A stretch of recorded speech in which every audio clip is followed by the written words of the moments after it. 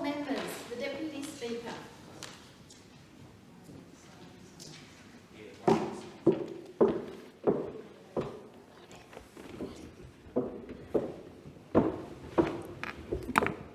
Good morning. Terrific to be back. Are there any constituency statements by honourable members? And I give the call to the member for Mackellar. Thank you, Deputy Speaker. Well, there must be something in the water in my electorate of Mackellar on the northern beaches of Sydney, because in this year's Triple J Hottest 100, we were vastly overrepresented by incredible homegrown talent. This year, Lime Cordiale had an amazing 4 songs voted in, including my favourite song, Colin. Ocean Alley had 3, the Ryans came in at 64 with their fabulous song, Anakin, and of course, Flume topped the list for the second time, in addition to having 2 other songs in the top 50. All these artists hail from the northern beaches. And let's add to that list the world-renowned musicians Angus and Julia Stone, who attended the local high school, Barrenjoey High, and whose father was the music teacher there for years. It is this same seaside high school that the members of the band The Ryans graduated from in 2021 after winning Triple J's Unearthed accolade. Is this a coincidence? Actually, I don't think so. Sydney's northern beaches has long been fertile ground for musicians, artists, authors and creative of all varieties. With authors, we have people like Thomas Keneally and Leanne Moriarty and Michael Robotham, who also hail from that area. This concentration of talent and success is what happens when creativity is encouraged, cultivated, supported and cherished. And so the launch of the government's National Cultural Policy is very welcome news indeed for my community of Mackellar. The title of the policy, Revive, is a fitting acknowledgement of the incredibly difficult time the arts industry has had, not only throughout the pandemic, but as a result of 10 years of neglect by the coalition government disinterested in fostering artistic talent. I welcome, first of all, the establishment of Creative Australia as the government's principal arts investment and advisory body. I welcome also the underlying principle that decisions about art do not belong with politicians, but with the arts community. And I welcome the centrality of First Nations arts and culture, with its placement as the first pillar of the entire policy. I was most excited to read about the establishment of the Music Australia body, which will grow the market for contemporary music in Australia, deliver songwriting and recording initiatives in schools, and improve access to live music venues for bands and solo artists, among so many other things. As humans, we all benefit from the creative endeavours of our artists and our musicians. Through art and music, we are enriched and we are enlightened. So it puts a smile on my face to think of an entire generation of young people starting their bands in their parents' garages up on the northern beaches, blissfully unaware of the release of a government initiative that hopefully one day will help be the making of them. Thank you. Member for Macon. Thank you, Deputy Speaker. As is well known, mental health conditions affect every sector of society, every age group and every community. As has also been frequently highlighted through numerous surveys and research, mental health well-being is a primary concern amongst young people, where depression, eating disorders, drug abuse, aggressive behaviours, psychosis and suicidal thoughts are all too prevalent. Despite the many intervention programs initiated by governments, schools, sports clubs, employers and others, 1 in 4 young adults reportedly deal with some form of mental health problem. In the northeastern suburbs of Adelaide, one community group that is making a positive difference in helping young people with mental health issues is Talk Out Loud, otherwise known as TOL. Established in 2016 by its founder Mary Galutzis and relying on sponsors, local fundraising and government and community grants, Talk Out Loud has now established a base in Tea Tree Gully and another in Salisbury.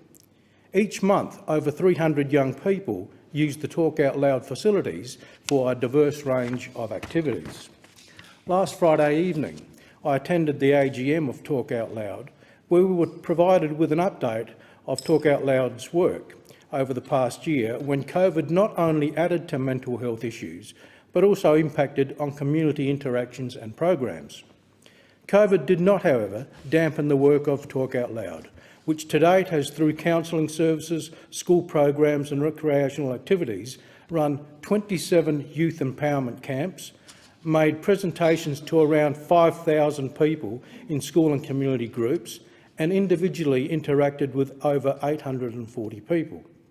All the programs are organised by dedicated volunteers, some of whom were recognised at last Friday's AGM. We also heard a very traumatic personal story of a young person who has benefited from her association with Talk Out Loud and is now a volunteer with the organisation. This was, of course, just one example of how Talk Out Loud is changing lives. I take this opportunity to commend and to thank the Talk Out Loud leadership group and their committee members, the many volunteers and the sponsors for their extraordinary work in helping young people and their families get through some of the very difficult issues in their lives from time to time. Talk Out Loud is a wonderful example of how a community-led initiative can do so much for so many. Thank you, Member for Mallee. Thank you, Madam Deputy Speaker. We welcome a new year, but some things have not changed. The fact that Labor continues to ignore at best or rip out the heart of regional areas at worst surprises no one who lives there. It's not only at a federal level but also a state level that Labor have proven to have no regard for anybody outside their city electorates. This past week I have been inundated with calls from the residents of Stawell, a town of 8,000 people in the south of my electorate. In 2 months, Stawell Medical Clinic has sadly lost 50% of their doctors. They're down from 6 to 3. 14 months ago, an amalgamation occurred under Ballarat Health Services with Eden Hope and District Memorial Hospital and Wimmera Healthcare Group to form Grampians Health. They are organised under the auspices of the Victorian Labor Government. At the time of the proposed amalgamation, there was an uproar from residents who did not want healthcare to be centralised in Ballarat, and yet it has come to pass. One outgoing doctor described the Stawell community as his second family, but told me that financially he couldn't go on practising in the town under new contract conditions he was offered by Grampians Health.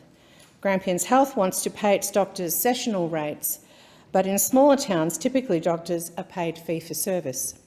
It is a reasonable incentive for a regional doctor who often has to travel from the city to commit services in a regional town. The doctor I spoke to had served the Stawell community for over 15 years. The Grampians Health Chair told me that their major stakeholder was the Victorian Labor Government and Ballarat Health. What about the regional patients they're supposed to serve? Clearly, cheap options are the best options, but not when you lose your doctors. The doctor is one of 3 who have left, but it is the town people who lose. This doctor's passion for the community moved me to tears. Now he has to say goodbye because he could not afford to work under, let's face it, the state government terms. For the past month, I have had a survey open for my constituents to tell me their experiences of healthcare in Mallee. I'm getting the same story repeated from residents in Stawell and indeed across the electorate. We're in crisis, they cry. Meanwhile, those opposite and their state Labor counterparts continue to ignore this unfolding tragedy. Labor does not have a plan to fix regional healthcare, and worse, they do not respect the doctors who have gone out of their way to serve smaller communities that would otherwise have no doctor. Instead of improving regional healthcare, they're making it worse. Madam Deputy Speaker, I hope this government and the Victorian Labor Government can prove me wrong. At the moment, it's looking like a new year for the same old Labor. I give the call to member for Fremantle. Last Thursday, I was honoured to give the opening address at the second day of the WA Wetland Conference on World Wetlands Day in the Beeliar wetlands on Whadjuk Noongar country. World Wetlands Day marks the date on which the Ramsar Convention was signed in the town of Ramsar in Iran in 1971. It's the world's longest-standing environmental convention. And Australia was one of its first contracting parties. We listed the world's first Ramsar site on the Coburg Peninsula in the Northern Territory. Now there are 67 listed Ramsar wetlands in Australia, including 12 in WA. Coburg, yes. The call to action of this year's conference was, "It's time for wetland restoration," and that is absolutely right. It's right because we've already lost too much and because existing wetlands are under pressure. It's right because wetlands are crucial when it comes to protecting biodiversity, and it's right because wetlands are especially vulnerable to the impact of climate change, while at the same time representing the best nature-based mitigation through carbon storage. The Beeliar wetlands is the perfect place to understand all those things. It's been changed through urban development, yet remains a crucial link in the east-west chain of swan coastal plain ecosystems that run to the sea. Not long after I was first elected, my community fought to protect those wetlands from a ridiculous, badly planned private toll road conceived by Liberals in Canberra as a first step to privatising Fremantle Port. Now, 6 years on, we're seeing the living evidence of environmental recovery through community engagement in the work of caring for country. That's the kind of work or stewardship that is consonant with our First Nations heritage, which the Coburn Wetlands Centre Elder in Residence Marie Taylor encourages us to share. And the scale of that stewardship will grow nationwide because the Albanese Labor government is doubling the number of Indigenous rangers and delivering $200 million of support for local wetland, waterway and estuarine restoration through our Urban Rivers and Catchments program. Deputy Speaker, half of all threatened animal species and a quarter of threatened plant species are present in urban areas, so building a sustainable, healthy urban environment requires conservation of the full suite of wetlands from urban creeks and lakes to our coastal estuarine ecosystems. I want to take this opportunity to thank Carl Haynes and all the staff and volunteers at the Coburn Wetlands Centre for their work. I acknowledge everyone who participated in this year's conference, from those who bring their scientific expertise, research work and landscape management skills, and from grassroots volunteers, activists and even poets who choose to give of themselves in the cause of environmental protection. Finally, Deputy Speaker, I give a shout out in honour of all those who fought the good and necessary fight in the summer of 2016-17, all those thousands who turned up and turned out day after day in the dust and the heat, who stood up and shouted and sang and locked arms and in the end prevailed to protect the Beeliar wetlands. Thank you. Member for Dawson. Thank you, Deputy Speaker. I rise today to speak about a tsunami that is smashing my electorate, and in fact all of Queensland, and that is youth crime. Right around our state, young juvenile delinquents are running rampant. They are stealing cars, they're breaking into homes, they're hurting our kids and killing innocent people. Deputy Speaker, I recently ran a petition in my electorate asking people who had been affected by this crime wave to have their say and stand with our state opposition leader, David Crisafulli, in the recall of Queensland Parliament. Hundreds of people in Dawson signed this because they do not want to have to wait for the Premier to come off holidays to feel safe. These calls have fallen on deaf ears. Reported in The Australian on December the 30th, the Premier was quoted on Christmas Day to be saying, "Can I say this and be frank? The courts need to do their job," Ms Palaszczuk said.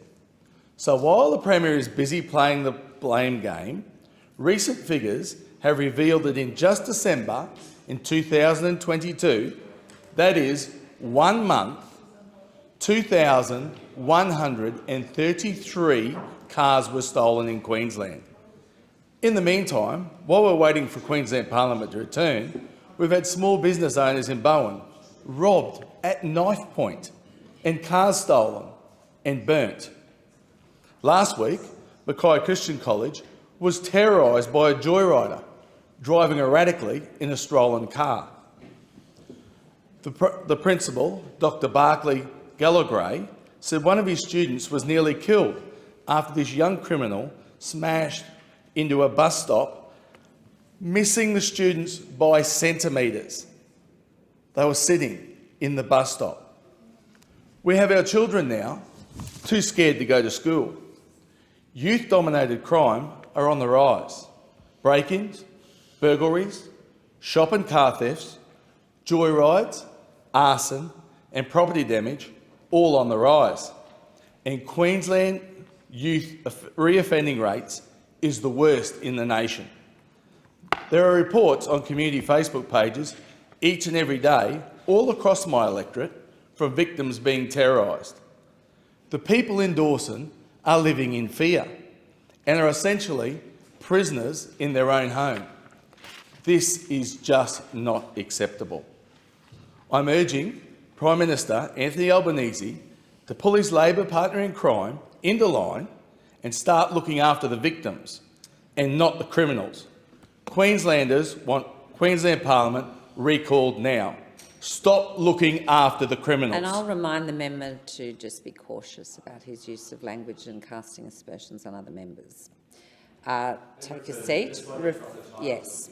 Anyway, I'm in the chair, but I will remind people of that. Member for Jellicoe. Thank you, Deputy Speaker. I rise today to express my anguish and the anguish of my community and the broader Melbourne cycling family at the tragic death of young cyclist Angus Collins. Angus was just 22 years of age and he was much loved by his family and friends, his local Williamstown community and by the Brunswick Cycling Club. Those who knew him have told me that he was a wonderful young man, full of energy and enthusiasm with a quick smile. I want to express my deep condolences to his friends and family about this tragic loss. Angus died after being struck by a truck at an intersection on Footscray Road, the main and, in relative terms, the safest cycling route between Melbourne's West and the CBD. A competitive road cyclist, the tragedy is compounded by the fact that Angus died doing something that he loved. Angus's death has struck a broader chord in our community, though, as he also died doing an everyday activity on a road that hundreds of residents of Melbourne's West use to commute by bike every day. I know it well and I ride it regularly myself. Indeed, I rode it every day during the lockdowns and, in fact, fractured my elbow 100 yards from that intersection. I don't want to prejudice any upcoming coronial processes by commenting on the circumstances of the accident in this place. And while the cycling route where Angus was killed will ultimately become a far safer elevated veloway upon the completion of the Westgate Tunnel project, the safety of this intersection during the construction phase clearly needs to be investigated as a matter of urgency. And after my discussions with the Victorian State Government, I'm confident that that will now occur. I've spoken to Melissa Horne, the Minister with responsibility for active transport and the member for Williamstown, about Angus's death, and I know that she shares my anguish. When speaking to Minister Horne, we discussed the upcoming diversion of cycling traffic from Footscray Road to Dynon Road as part of the ongoing construction project for the Westgate Tunnel. The segment of Dynon Road is currently the less safe alternative route available to cyclists commuting to the city from Melbourne's West. And I discussed with Minister Horne the potential for both short-term safety interventions for cyclists on Dynon Road during the diversion and more permanent, longer-term interventions to improve the safety of this road for cyclists. I should say, though, that there aren't obvious simple solutions here. Past planning decisions mean that apartments on this stretch of road have very little setback, leaving government with fewer opportunities than it otherwise might have had to improve the safety of the road. We've seen more focus on and more investment in cycling infrastructure in Melbourne's West in the last few years than we've seen in the decades before, and I congratulate the State Member for Footscray, Katie Hall, for her advocacy on this issue, as well as the Maribyrnong City Council. But Angus's tragic death this week has reminded us all that we still have a long way to go to ensure the safety of cyclists on our roads. Thank you. Member for Bass. Tasmanian Netball Association, 1,550 members across 13 clubs and growing. Launceston Basketball Association, more than 3,000 players from 500 teams, an increase in membership of over 30% in just the past year. Female participation in AFL, a growth of over 23% in the past few years. And Hockey Tasmania Northern roster, more than 1,500 players using the local facility every week during peak season. These are just some of the statistics attached to popular sports in the Northern Tasmanian region. And over the past few years, I've met with key stakeholders, players and volunteers across these and other sporting codes, all desperate for funding to ensure their facilities are fit for purpose and can meet growing demand. For the Launceston Basketball Association, the significant rise can largely be attributed to the launch of our state's very own national basketball team, the Tasmanian Jack Jumpers in 2021.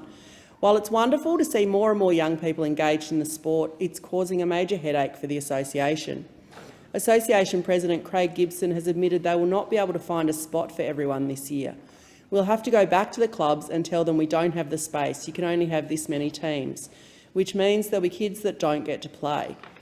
After meeting with members of the association late last year, I joined them as they launched their petition calling on all 3 levels of government to identify possibilities for an additional 6 courts while investing in the upgrade of the Elfin Sports Centre. It's a huge loss to young sporting enthusiasts, their families and the sport community if clubs cannot continue to grow due to a lack of suitable infrastructure. Just last year, after working closely with Hockey Tasmania, I was thrilled to announce an election commitment of $1.25 million for upgrades to the decades-old Northern Hockey Centre infrastructure at St Leonards, bringing the centre up to contemporary standards. Sadly, despite a pattern of me-tooing almost every election commitment I announced last year, the federal Labor government did not support this worthy proposal, much to the disappointment of the hockey community. Like the Hockey Centre, I was also acutely aware of the out-of-date and frankly dilapidated state of the community club rooms and advocated for the redevelopment of the Exeter Show and Recreation Centre, securing the funding through the March 2022 budget. Once again, this project has demonstrated its merit, particularly as it will address the needs for a growing number of female participants playing AFL, receiving additional funding from the state government a year prior. After dragging their feet and leaving the community organisation waiting almost 6 months for news, Labor finally announced in October last year they would uphold my funding commitment. However, we're now in February and the funding still hasn't been delivered, causing further costly delays. Supporting grassroots sport through improved infrastructure is a long-term investment in the future of our communities, leading to better physical and mental health outcomes. I'll continue to advocate for Labor to fund critical projects in our region to ensure the longevity of these growing sports. Thank you. Member for Caldwell. Thank you, Deputy Speaker. Last Friday, I joined the Minister for Immigration, Citizenship and Multicultural Affairs, the Honourable Andrew Giles, at the Brotherhood of St Lawrence's Broadmeadows office in my electorate. We were given the opportunity to hear firsthand from local refugees about the experiences which have shaped their migration and settlement journey in Australia and the challenges facing refugee youth in particular. Fit-for-purpose programs such as the Youth Transition Support Program have had a considerable impact on local youth from refugee backgrounds. The program offers targeted assistance for newly arrived young people of refugee backgrounds within education, training, vocational support, community participation and employment. The youth representatives present on that day told us and explained the key challenges to social and economic participation in some of the most formative and development years.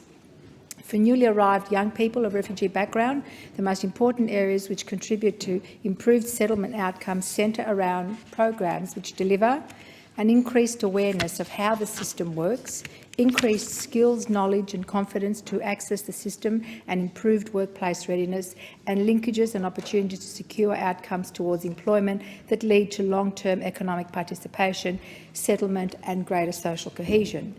These contributions to community and the economy by newly arrived migrants cannot be lost to a system mired in a complexity resulting in exclusion and long-term disadvantage. And as the Minister outlined, in assisting in the settlement and integration of new arrivals, we need to ensure that people have a sense of agency, that they are listened to and that they are able to operate in an environment which allows them to unlock the system. These are the foundations of an improved, just and equitable settlement journey. Areas of economic opportunity and workforce participation are grounded, Deputy Speaker, in a complex environment where social disadvantage in any one area often has a direct adverse impact on a whole series of outcomes. When coupled with the intersectional problems facing refugees and refugee youth in particular, the impact is outsized and often enduring. That's why we need relevant programs which break this cycle, programs which are needs-based and are more importantly outcome-based, outcomes which deliver education and training and long-term employment as pathways to full participation in society. I want to commend the work of the Brotherhood of St Lawrence and Foundation House, as well as local organisations, including Banksia Gardens and local employer champion Scalzo Foods. It was the stories of resilience that we heard and the experiences shared by our newly arrived local youth which remain the standout, and whose perspectives will, most importantly, outline to help inform and shape the policies of this government. And I want to commend the work of everyone involved. Thank you. And I give the call to the member for Menzies. Thank you, Deputy Speaker, and Happy New Year to you, all of the members, officers and staff who helped make this place tick. The census from 2021 told us many things about our nation and who we are. We are now a majority migrant nation, and by that we mean that each person either themselves or had one parent who was born overseas. In my seat, that figure is just about at 70%, with 27% of my electorate identifying as being of Chinese heritage, making it the third largest in the House of Representatives. So I rise to speak about Lunar New Year, this being the Year of the Rabbit. Lunar New Year is celebrated by billions of people throughout the world, including here in Australia and including in my electorate. For them, it is one of the most important social and economic holidays in the calendar year. These past few weeks, we have seen some wonderful festivals, many of which were on hold since 2019. If you come to Box Hill or Doncaster, you will see lanterns, dragon races, red pockets. But more than that, you will see families and friends celebrate their love for each other and their community and the new beginnings that come with the calendar year. Lunar New Year says so much about our migrant nation, migrants who sought to make this country home, who each bring traditions of ancestral lands and make us stronger for it. For example, last night I met with chambers of commerce representing variously the provinces of Hubei, Wuxi and Henan provinces. Our commercial and cultural connections are sincere and mutually beneficial. Can I thank Mr. Xi and all of the leaders and committee members who made that event happen. And just over 1 week ago, the Asian Business Association of Whitehorse organised and ran the Lunar New Year Festival, which was held in Box Hill. Over 100,000 people attended, including the Prime Minister, many members of Cabinet, and there was bipartisan commitment to that event. Can I thank Bihong Wang and her committee for hosting this formidable demonstration of all of the traditions of Lunar New Year Festival. It was also a chance for me to speak to my electorate, which includes Warrandyte, where some of the earliest contributions from Chinese Australians were made. The schools in Doncaster, where some of the top students are Chinese Australians. Small business owners and senior citizens groups headed by people like Selina Leung and her committee. I also want to thank the Chinese Community Society of Victoria, headed by Vincent Liu and his committee. And then finally, can I say that I'm really proud to have, we all rely on our staff, but one of my new staff members, Maggie, who speaks fluent Chinese, she is there to help anyone in the community in their home language, because often language can be a barrier for representation and communication. So can I thank everyone for putting on some wonderful festivals in the electorate, and happy Lunar New Year. Thank you. Member for Jagga Jagga.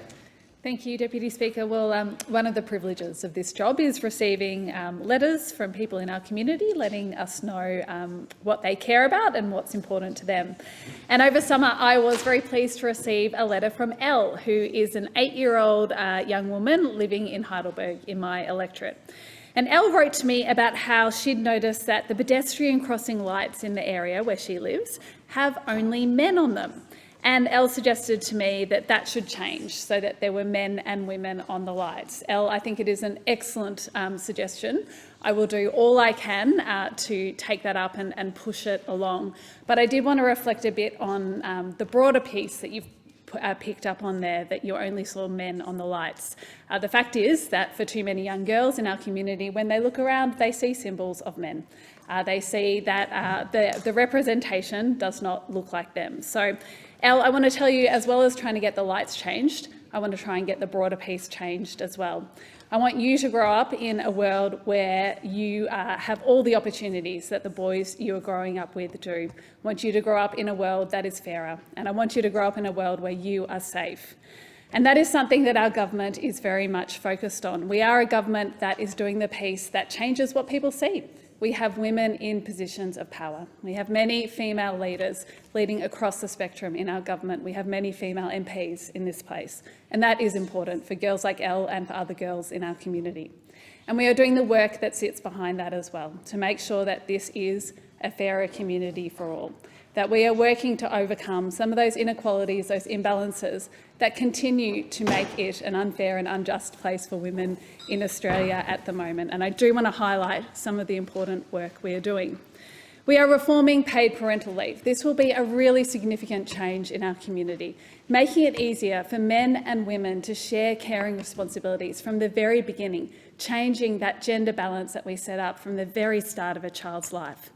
We are introducing cheaper childcare for 96% of Australian families, including 6,600 in my community of Jagga Jagga. I know this will be a big benefit for working families, but for working women in our community. We're working to close gender gaps, the gender pay gap and the fact that women disproportionately shoulder unpaid work and caring responsibilities. Our national plan to end violence against women and children has the ambitious goal of ending violence within one generation. It's ambitious, but it is so important because what we have at the moment is unacceptable. Too many women and children are still unsafe. We're providing significant funding for housing, including to support older women at risk of homelessness. And we are doing a lot to fix women's health and to end medical misogyny. It's a huge list. There is a lot to be done, but Elle, I want to let you know we are committed to it. Thank you for writing to me. I thank the member. In accordance with Standing Order 193, the time for members' constituency statements has concluded. I call the clerk for the next item of business. Private members' business, notice number 1, International Day of Women and Girls in Science. And I call the member for McPherson. Thank you, Chair. I move the motion relating to the International Day of Women and Girls in Science in the terms in which it appears in the notice paper. This Saturday, the International Day of Women and Girls in Science allows us to globally mark the need to promote the full and equal access and participation of females in science, technology, engineering and mathematics. It is the 8th year of such a commemoration, and I thank the many organisations across the nations that will mark that day. As the former Minister for Industry, Science and Technology, I know that Australian women make a significant contribution to leadership in science and particularly in STEM fields. And I'm sure that everyone here can all agree that female representation at the highest levels in Australian science is essential to improving outcomes. And Australian women certainly do lead by example. Dr. Cathy Foley has served as Australia's Chief Scientist since 2021 and as the Chief Scientist at Australia's National Science Agency, CSIRO, since 2018. Astrophysicist Lisa Harvey-Smith, as the Women in STEM Ambassador, works tirelessly to raise awareness of gender equity and implement the Decadal Plan for Women in STEM. And I acknowledge those opposite for reappointing Ms Harvey-Smith in that role last year. Now, I know firsthand that the Coalition in government was committed to promoting gender equity in STEM across this country, including those crucial senior appointments that I have just mentioned. The Coalition broke down barriers to the advancement of women and girls in STEM, investing more than $147 million to support gender equity in STEM across multiple programs and initiatives, including the Women in STEM and Entrepreneurship Grants Program, Academy of Sciences Women in STEM Decadal Plan, the first Women in STEM Ambassador, and we established the Boosting Female Founders Initiative in 2018 to assist female entrepreneurs who are underrepresented in our innovation and technology sectors, often because they face greater obstacles in getting early-stage finance. The 2022 STEM Equity Monitor revealed that from 2018 to 21, there was a 34% increase in the number of women in STEM-qualified occupations, compared to a 6% increase amongst men. Figures reveal that more women are also choosing to study STEM, And I was very pleased to visit a number of schools in my electorate and to hear anecdotally that what they are seeing is that more girls are choosing to study the maths and science subjects. So I am looking forward to even further increases in representation over the coming years, and of course for those students to continue on their studies post-secondary, whether that be at university or through a vocational education qualification. Between 2018 and 2020, the number of women enrolled in STEM courses at university increased from 77,000 to 87,000. And this was a 12% increase compared to a 5% increase for men. So whilst those numbers still remain relatively small, it is a significant improvement.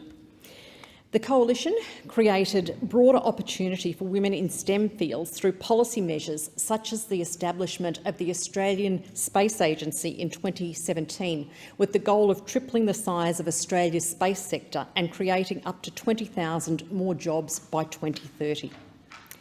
Through our dedicated science policy, we established the National Science and Technology Council as the peak advisory body to the Prime Minister and other ministers on science, and I am very, very proud of the more than $1 billion National Innovation and Science Agenda, including the CSIRO Innovation Fund, Cybersecurity Growth Centre, tax incentives for early-stage investors and crowdsourced equity funding legislation. And of course, we also established Industry, Innovation and Science Australia to make sure that those three fields were as connected as they possibly could be. So, Chair, the International Day of Women and Girls in Science is going to heighten the visibility of girls and women in STEM and the importance of the opportunities this field of study and career can provide. And I call on the members in this place, and I'm very, very pleased at the widespread support for this motion, but I call on all of the members in this place who share the view that it is in the national interest to drive greater gender equity in the crucial field of STEM to support this motion. Thank you. Is there a seconder for the motion? Madam Deputy Chair, Deputy Speaker, I am very pleased to rise to second this motion moved by my friend and colleague and, of course, Australia's former Minister for Industry and Science. Today, of course, marks the International Day of Women and Girls in Science. This affords us the opportunity to further recognise the role that women and girls play in science while promoting STEM careers to future generations of women. As we know, many scientific leaders over the centuries have been women, and they have advanced the frontiers of human knowledge. Women like Marie Curie, Rachel Carson, Ada Lovelace and Rosalind Franklin, who had an important role in the discovery of DNA. And of course, we have many distinguished scientists, women scientists in Australia. Of course, Chief Scientist Cathy Foley has already been named. She's a great champion of women and of diversity. I'm pleased to say she is a constituent of mine in Bradfield. Tanya Munro, an Australian physicist known for her work in photonics, who became the first ever female Chief Defence Scientist. I want to particularly acknowledge Patricia Selkirk, who was made a Companion of the Order of Australia in the Queen's Birthday Honours list halfway through last year, a resident of my electorate, and she's made a very distinguished contribution to Antarctic science over many decades. So the evidence is very, very clear, if any proof be required, of the distinguished contribution that women have made to science in Australia and globally. But of course, there is much more that we need to do. STEM, science, technology, engineering and maths, STEM careers are enormously important, and the sectors which draw on these careers are continuing to expand. And we know, as a general proposition, that diversity leads to better problem solving. People who bring different perspectives, the more different perspectives are brought to a problem, the more likely the problem is to be solved. And that is as true of gender diversity as it is of other kinds of diversity. Over the last few months, I've had the opportunity to meet a number of very impressive women leaders in my work as Shadow Minister for Science. To mention just a few, Michelle Simmons, who was Australian of the Year in 2018 and of course is a global leader in quantum computing from her very impressive lab at UNSW, which I've had the chance to meet. She leads a very dedicated and highly qualified team of people working at the very frontiers of knowledge. Professor Madhu Bhaskaran, who co-leads the Functional Materials and Microsystems Research Group at RMIT University, and she's also the co-founder of the Women's Researchers Network at RMIT University and a board member of Women in STEM Australia. Professor Ursula DeMarco at the Research Centre for Astronomy at Macquarie University.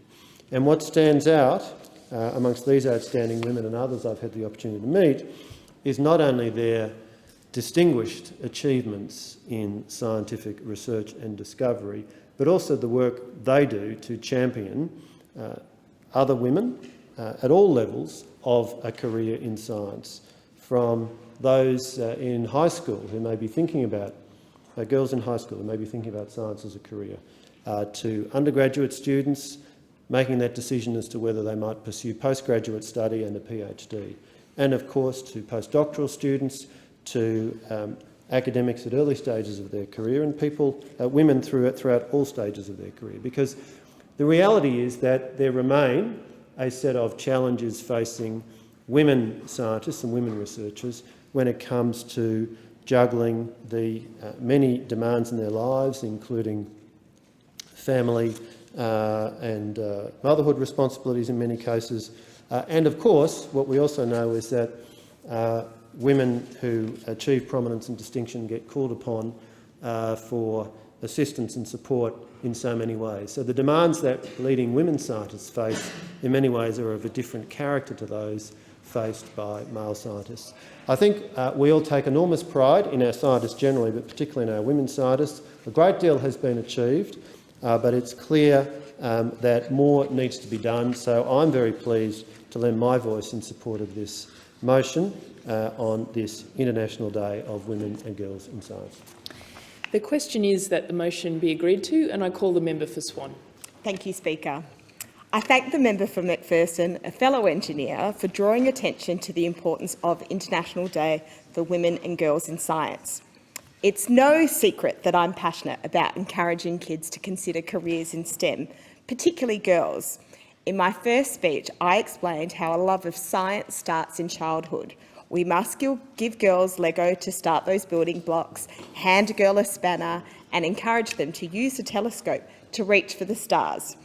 When I spoke about reaching for the stars in my first speech, I was specifically thinking about Dr. Gemma Anderson, whose dad shared his love of the stars and helped her gaze at our vast universe through a telescope.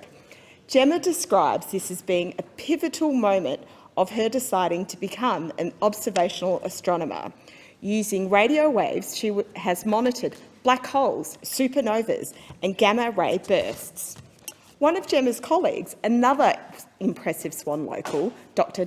Natasha Hurley-Walker, moved to WA to work on the Murchison Wide Field Array, a low-frequency precursor to radio telescope to the Square Kilometre Array. Last year, Dr. Hurley-Walker was awarded the Astronomical Anne Green Prize for her work in telescopic imaging of the Milky Way, and she also has a great TEDx Perth talk. There are more impressive Swan women. There's Dr. Lucy Commander, who's known for her outstanding research on seed germination in arid Western Australia and the Middle East. Her research has helped the mining industry improve ecological restoration. Effective mine rehabilitation is critical for the mining industry to obtain its social licence to operate. Dr. Shani Higginbottom is a researcher scientist for Alcoa and is the lead for the Bayer process research and development. Her work in creating efficiencies in creation of alumina from bauxite will be critical in Australia harnessing our bauxite reserves to their fullest potential. And finally, Dr. Irene Suarez Martinez. She's a material scientist with expertise on the chemistry and physics of carbon materials. She's recently studied the relationship between carbon particles and the greenhouse gas effect. She combines her love of science with fashion, making science outfits with a story.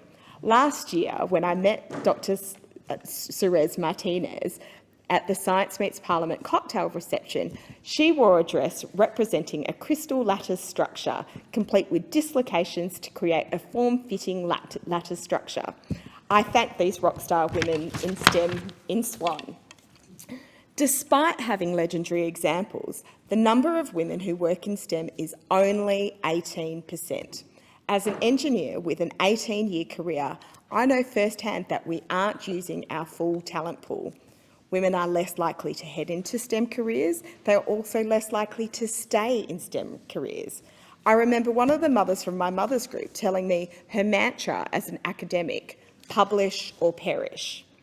Finally, to quote Danielle Wood from the Grattan Institute at the Jobs and Skills Summit, if untapped women's workforce participation was a massive iron ore deposit, we would have governments falling over themselves to give subsidies to get it out of the ground.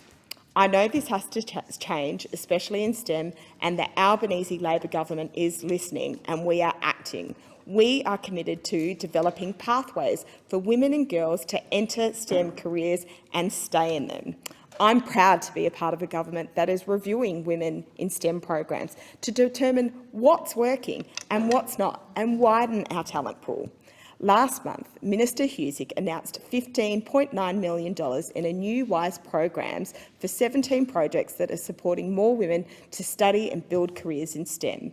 We are ensuring that girls are at the core of our clean energy transition by formalising the government's commitment to gender equality in the clean energy transition, by signing up to equal pay, equal leadership and equal opportunity objectives of the Global Equal by 30 campaign.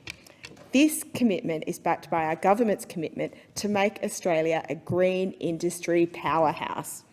On Friday, Minister Husic commenced consultation on our national battery strategy. Developing this strategy will be critical to our transition to decarbonise our economy, hit our targets and foster innovation and industry. This will mean more STEM jobs for women.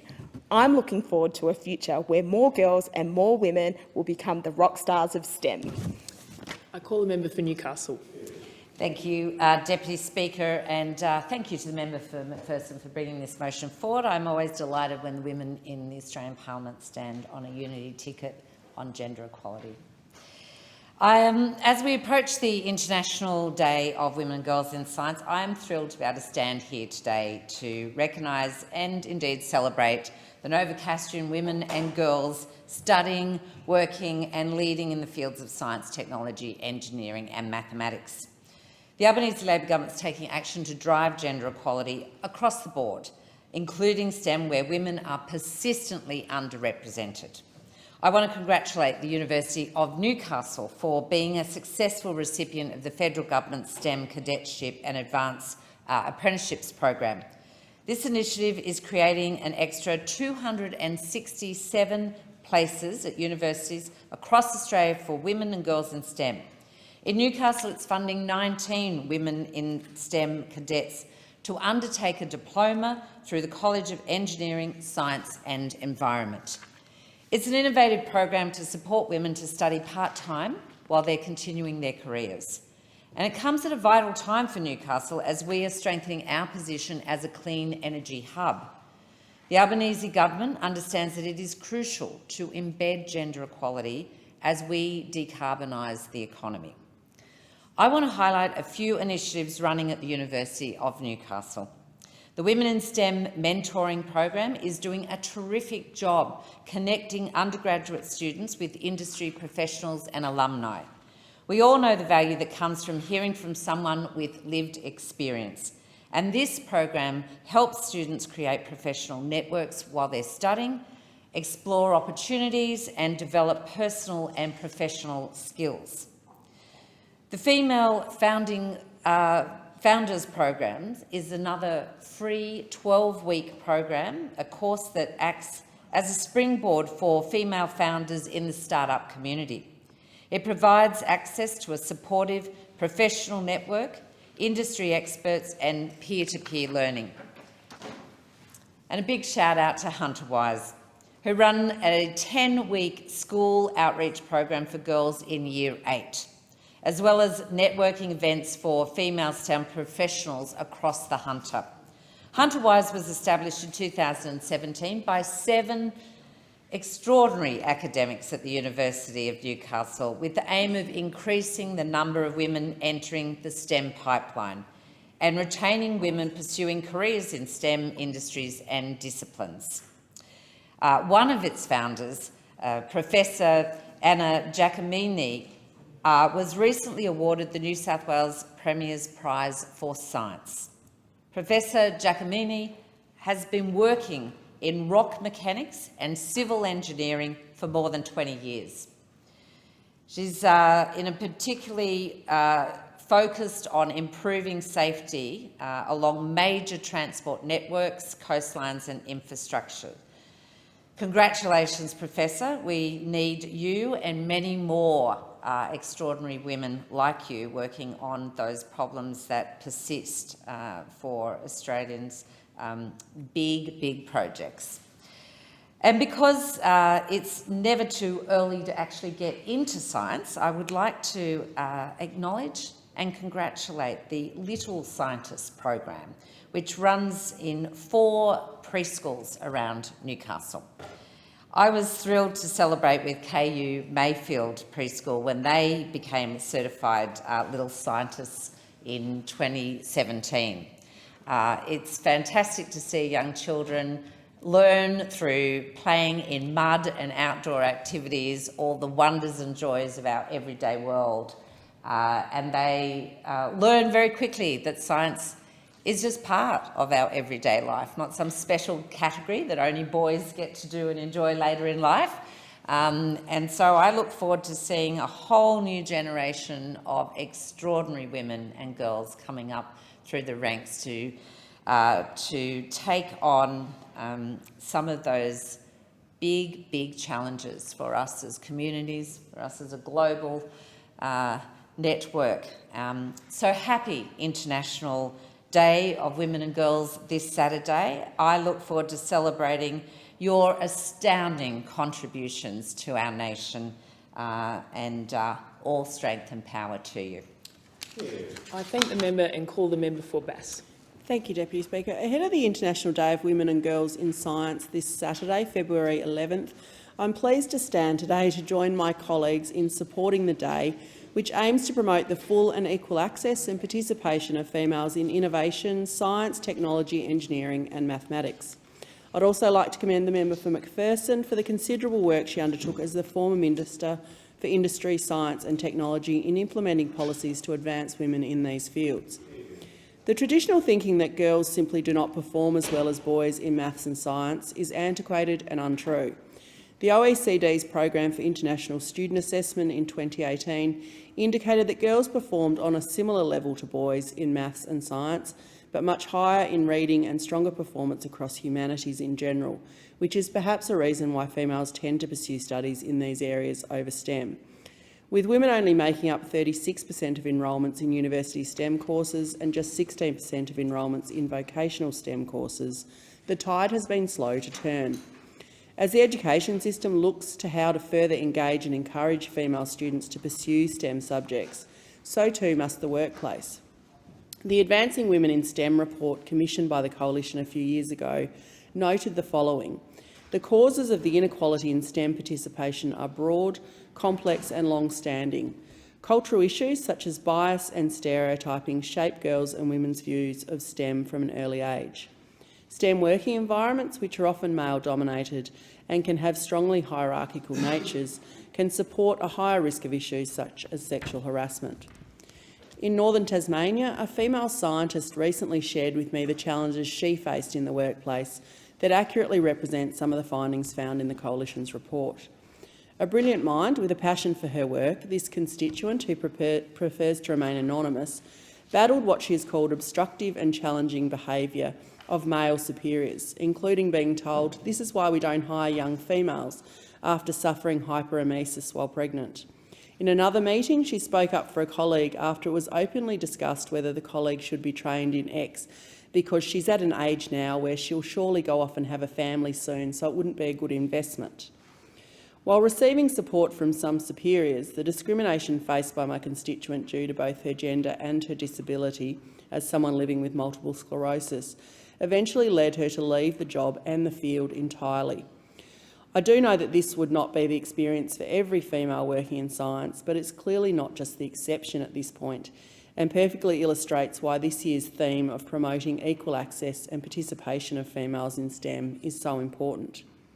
For local northern Tasmanians working in STEM or looking to pursue a career in the area, a fantastic group of women have created a group who call themselves the Launceston STEMinists.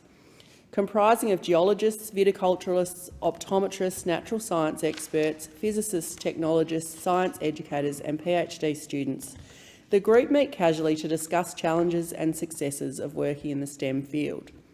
Unfortunately, the experience of many of these women also highlights the lack of progress science and engineering fields have made in supporting women who also choose to have a family, acknowledging that stepping away to take maternity leave in these competitive fields risks coming back to less than desirable career options. And while the support of other women is necessary, the STEMinists are spot on when they discuss the importance of men taking on more active roles.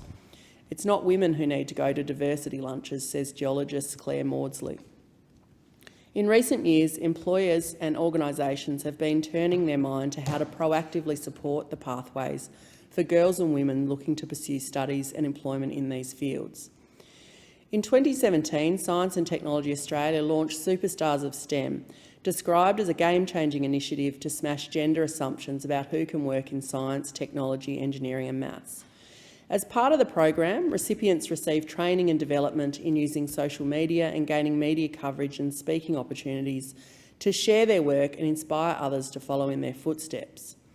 One of the first superstars chosen was my own region's Dr Fiona Kerslake, a viticultural researcher and a member of the Launceston STEMinists. As a mum of a daughter, Dr Kerslake admitted that she's hopeful that the program will not be necessary when it comes to her own daughter choosing a career. "I want her to go into any field and gender not to be an issue," Dr Kerslake said. Finally, you can't be what you can't see. To all the women in STEM of today, thank you for paving the path for the women and girls that will follow. Thank the member and call the member for Hunter. Thank you, Speaker.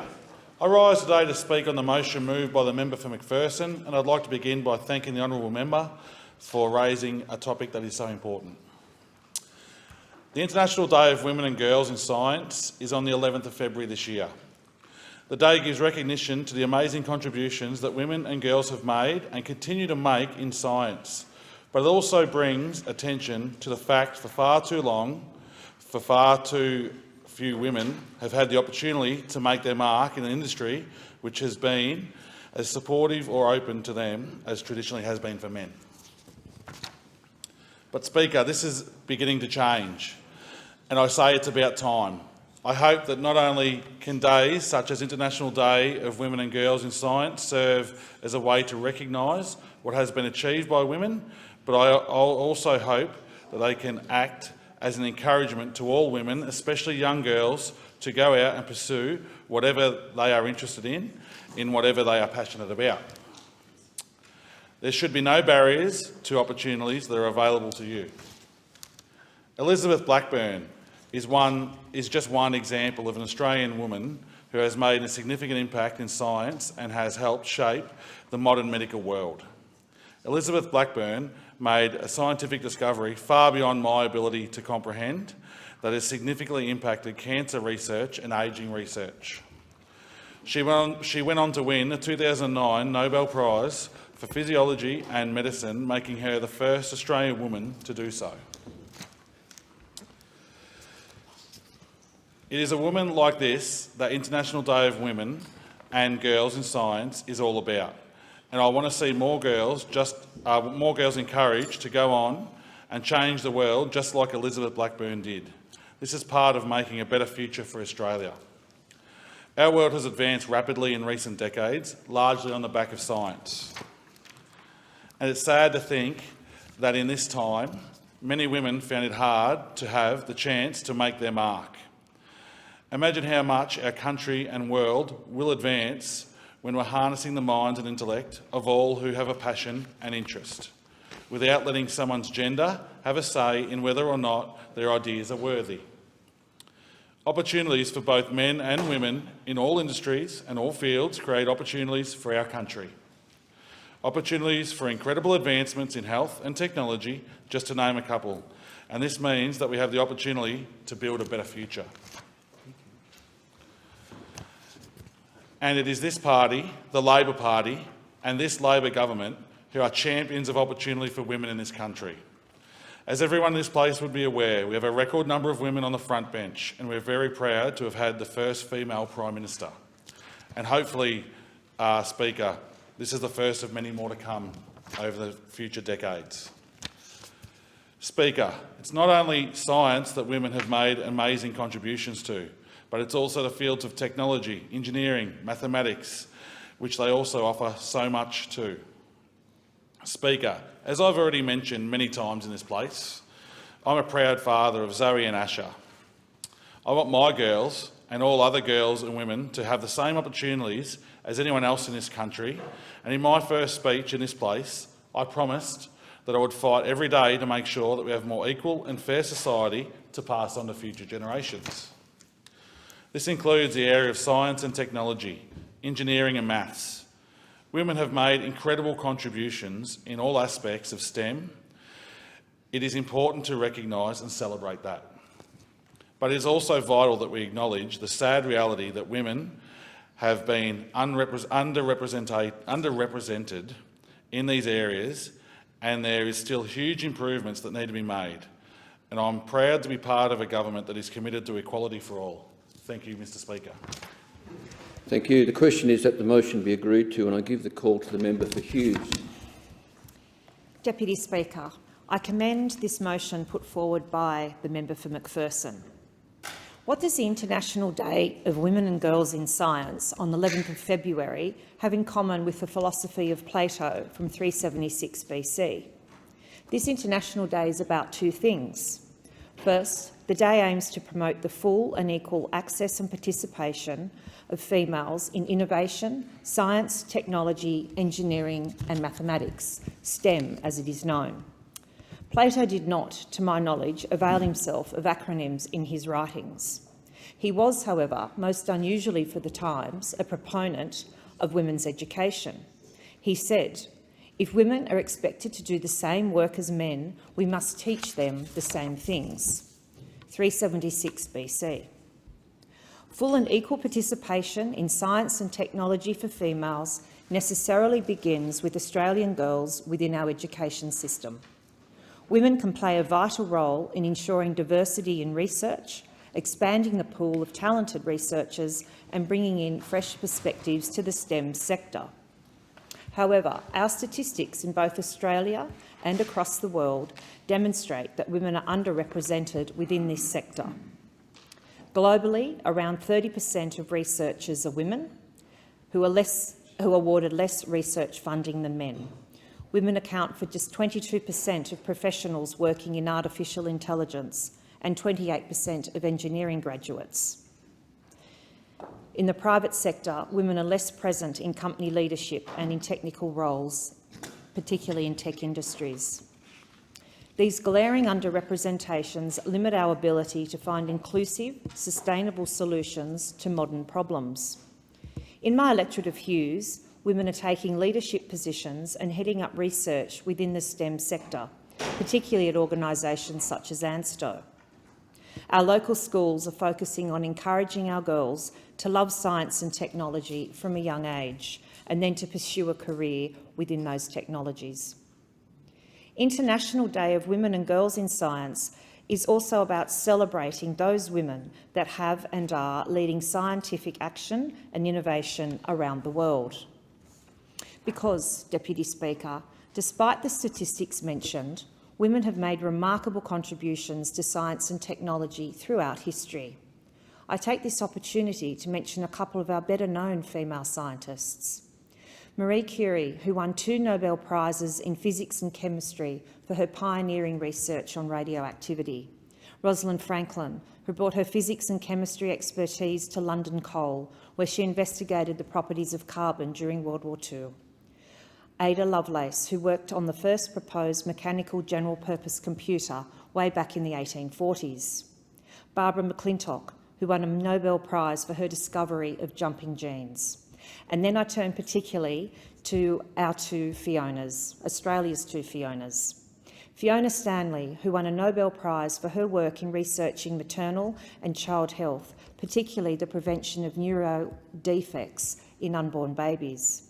And Fiona Wood, for her pioneering research and technology development in burns medicine, where she developed the spray-on skin, in which healthy cells are sprayed onto a burn wound.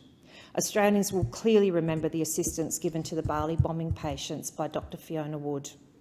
I also acknowledge Dr. Cathy Foley, who is currently Australia's Chief Scientist. Her best-known project is the development of a superconducting sensor that can detect and map deposits of silver, gold and nickel very deep underground. Having a female Chief Scientist is very important to lead the way for Australian girls and women in science and technology, because you cannot be what you cannot see. Deputy Speaker, women have played a critical role in the development and progress of science and technology. By working together, we can create a more inclusive and welcoming environment in all STEM fields. We can help unleash the full potential of women in these fields and drive the innovation and progress that will shape our world for generations to come. I give support and thanks to all of our Australian girls and women who are currently studying or working in the science and technology fields, and I commend the member for McPherson for this motion. Thank you, Deputy Speaker.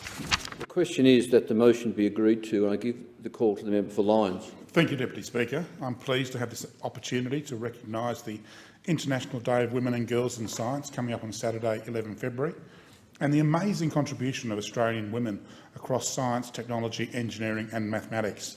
Of course, these play a major part in Tasmania and Lyons in particular, the salmon industry, UTAS and the observatory in my electorate, of course, all across agriculture and, of course, medicine.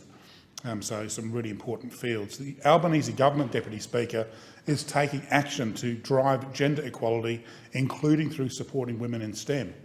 From the early days of our government at the Jobs and Skills Summit, we have made clear that gender equality is an economic imperative, and this means ensuring that women and girls are benefiting from the STEM jobs that continue to emerge across our transitioning economy.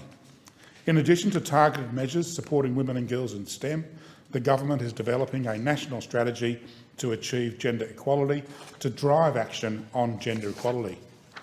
The strategy will provide the roadmap for whole-of-community action to achieve gender equality and will act as the framework for changes to policy and budgeting processes required to drive it in Australia. And of course, Deputy Speaker, the Albanese government is putting its money where its mouth is, investing $5.8 million in the October budget to support a more diverse STEM workforce. This includes funding to undertake a review of women in STEM programs to determine what's working and what's not, and widen our talent pipeline. Deputy Speaker, it's frankly a disgrace that women make up only 16% of people with STEM qualifications, and our government is determined to ensure that improves. Our review will help us find what works here and overseas, find out where the gaps are to deliver a more diverse and representative STEM workforce. By widening the talent pipeline, we will increase our share in the global economy and help us address the skills shortage. The review will assist with the government's goal to achieve 1.2 million tech-related workers by 2030. Our investment also includes $4.7 million to support oversubscribed programs for community and industry-led projects like the Women in STEM and Entrepreneurship program and research undertaken by the Women in STEM Ambassador. In January 2023, Minister Husic announced $15.9 million in new WISE program grants for 17 projects that are supporting more women to study and build careers in science, technology, engineering and mathematics. This builds on other important initiatives that seek to raise the profile of women in STEM, such as Science and Technology Australia's Superstars of STEM program and the Australian Academy of Technology and Engineering Elevate scholarships. Deputy Speaker, as we recognise the International Day of Women and Girls in Science on Saturday and the amazing contribution of Australian women in STEM field, I want to give a shout out to the STEM for Girls organisation that's based in St Helens on the east coast of my electorate. STEM for Girls is a volunteer-run organisation which aims to foster a robust STEM education that encourages girls and young women in the community to become critical thinkers, problem solvers and the innovators of the upcoming generation. STEM for Girls runs workshops across a variety of STEM activities, including coding and programming, engineering, science investigations, computer hardware, math problem solving and modelling, food science technology and Lego robotics, just to name a few. At the end of last year, STEM for Girls participated in the first Australian Lego League Challenge, a robotics competition held around the world that promotes science, technology, engineering and maths. Samantha, Talia, Dolly and Jackson undertook research, problem-solving, coding and engineering tasks, building and programming a Lego robot and did a stellar job, with the team receiving the Rising All-Star Award, a fantastic achievement. Deputy Speaker, we know women are terribly underrepresented across STEM fields, and speakers today have enunciated why some of the reasons why and the impacts that has on women. Organisations like STEM for Girls play such an important role in our communities, providing opportunities for young women and girls to engage with STEM, show them the possibilities and give them confidence to potentially pursue further study and career in fields they may not have otherwise, and which are so important for both our culture and our economy in the years ahead. Thank you, Deputy Speaker. And I thank the member for Lyons for his contribution. The time allotted for this debate has expired. The debate is adjourned and the resumption of the debate will be made in order of the day for the next sitting. And I call the clerk. Private members' business. Notice number 2, childcare. And I give the call to the member for Bean. Deputy Speaker, I move the motion relating to childcare in the terms in which it appears on the notice paper. Deputy Speaker, on May 22nd last year, the people of Australia voted for a plan for cheaper childhood education. By the 23rd of November last year, the Parliament approved this plan and the Family Assistance Legislation Amendment Cheaper Childcare Bill became law. The Albanese government is getting on with the job of delivering cost of living relief for Australian families across the country. From the 1st of July this year, more than 1 million families will be able to access more affordable early childhood education. Deputy Speaker, over the last 8 years, we have seen early childhood education costs increase by 41%, putting pressure on already struggling families and risking the future of our kids' early education. But at the centre of the first Albanese government budget was a $4.5 billion investment in early childhood care. This is not just an education reform. This has material economic benefits for our economy and social benefits for our people. Deputy Speaker, last year 73,000 people who wanted to work didn't look for work.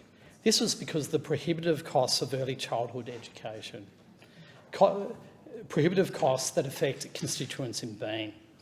Parents, especially mums, will now be able to take on more paid work hours. This will have wider benefits for the economy, particularly in terms of its recovery following the disruptions caused by COVID-19. Treasury modelling shows that this will deliver the equivalent of up to 37,000 workers to the economy in its first year alone. Deputy Speaker, from the 1st of July this year, the childhood education subsidy for families earning $80,000 or less will increase to 90%. These changes will provide household budget relief for families struggling with the rising cost of living. Further, the measures will contribute to the government's gender equality agenda and support children's school readiness and long-term outcomes by reducing cost barriers to accessing early childhood education and care. Deputy Speaker, there are 47 early childhood education centres in my electorate of Bean, ranging from Coombs Early Learning Centre to Jenny Wrennan in Mawson to the wonderful Wonder Schools in Phillip and Conda. It's good to know that mums and dads in my electorate will now be able to send their children to these centres for more hours when they are needed. And let's not forget the children. These reforms will also promote the rights of children and the best interests of children by increasing access to high-quality early childhood education and care. This government will work with state and territory education and early childhood education ministers through National Cabinet to develop a long-term vision and collaborate on opportunities to support better outcomes across the system, with a particular focus on the early childhood education and care workforce. Evidence shows that early childhood education and care, when delivered in a quality setting, is a key protective factor and positively relates to children's developmental outcomes. Access to quality early childhood education is known to reduce vulnerability and improve early childhood development. There is also a plan, Deputy Speaker, to ensure that early childhood education will have a steady supply of educators to support its growth. Over 1,400 additional university places for early education teachers, along with additional fee-free TAFE courses, will complement this legislation. Additionally, those applying for working visas in the early education space will be prioritised. This will secure a supply of early educators. Deputy Speaker, there will also be an increase in hours of subsidised care available for Aboriginal or Torres Strait Islander children. All First Nations children will be able to gain access to 36 hours of subsidised early childhood education. Nationally, this will benefit more than 6,000 First Nations families and represents a positive step in our efforts to close the gap. These reforms also invest $10.2 million to establish the Early Childhood Care and Development Policy Partnership between the Commonwealth and state and territory governments and First Nations representatives.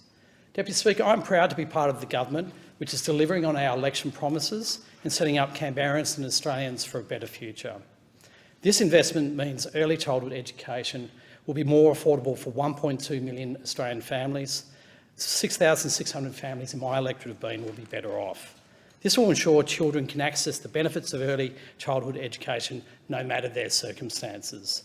This is a big reform that is good for children, good for families, good for our economy and good for early childhood educators who've delivered so much for families across Australia. Is the motion seconded? Yes. I thank the member for Chisholm.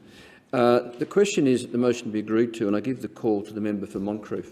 Thank you, Deputy Speaker. Well, the member for Bean talks a big game, which of course is a prerequisite of being a Labor Party member these days, because Labor just loves to talk about how great they are and how great their policies are and how everything will be better under Labor. It's a rosy picture, Deputy Speaker, and Labor loves to sell the Australian people a fantasy, usually too good to be true, and we know that things that are too good to be true usually are, Deputy Speaker.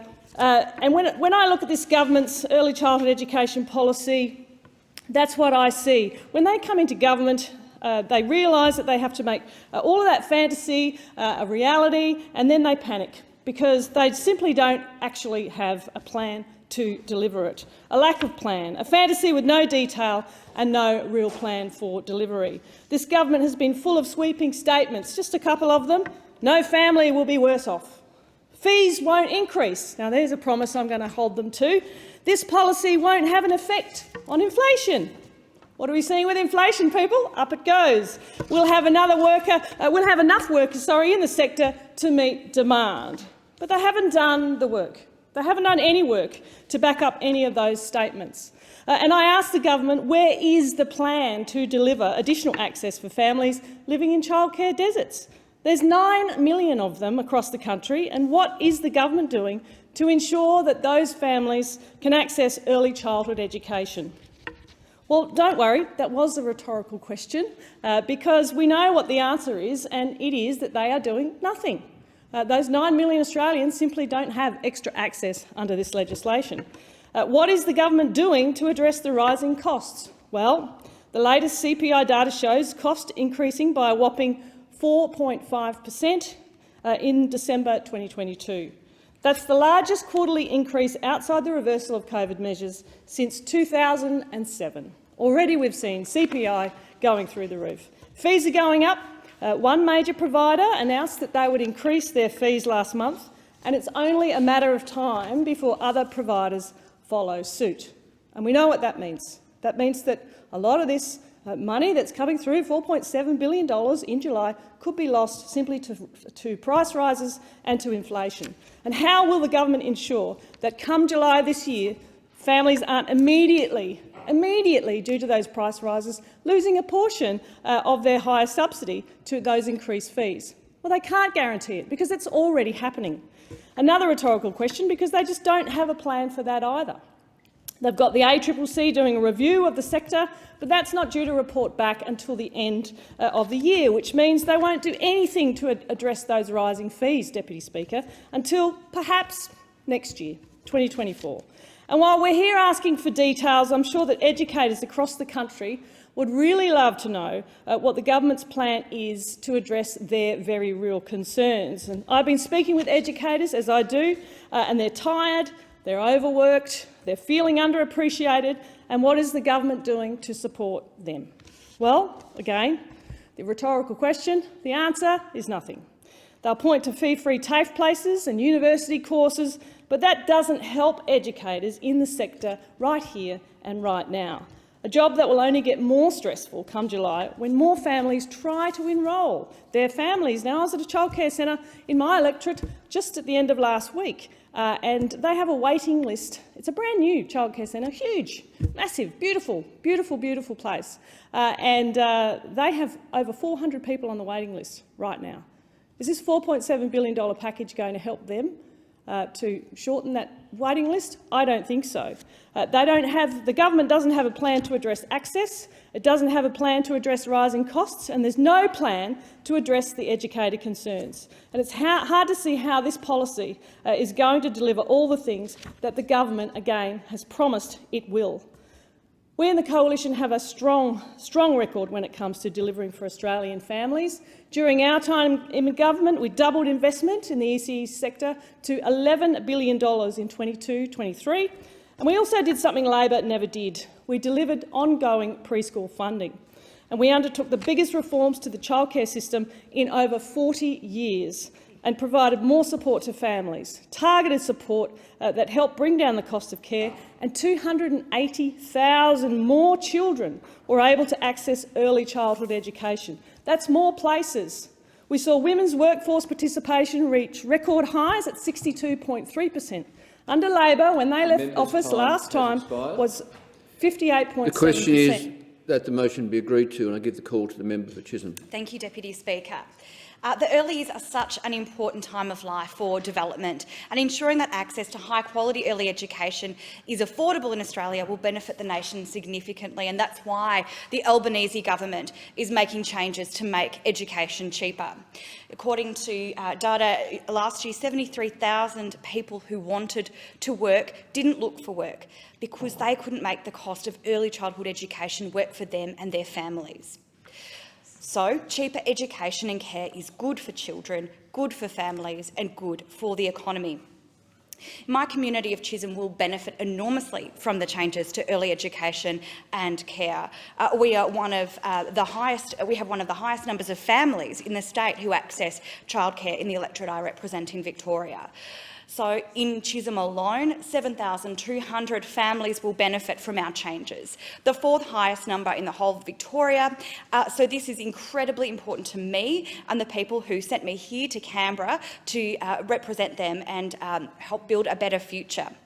Around 96% of families across Australia who use early childhood education and care will be better off, because from July this year, only a few months away, the government will lift the maximum childcare subsidy rate to 90% for families with a combined income of under $80,000 and increase subsidy rates for families earning less than $530,000.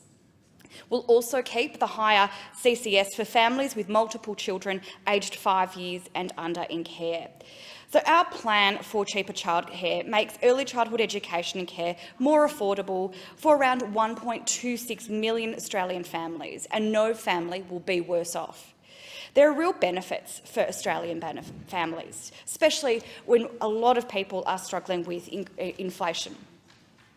A family on a combined income of $120,000 with one child in care will save around $1,780 in the first year of this plan. Childcare costs, unfortunately, under the previous government increased by 41%.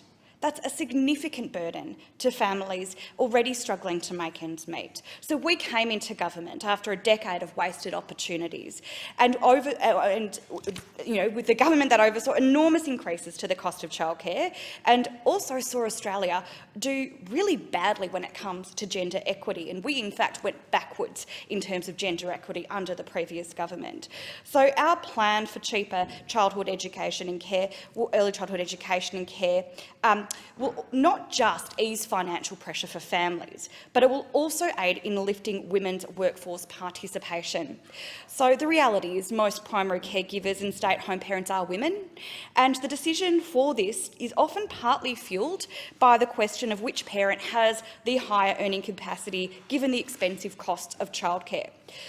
So we have a gender pay gap in Australia of 14.1%, and it is often women who are in feminised industries who are the ones that do worse, both working in the early childhood education sector as well as being consumers of it.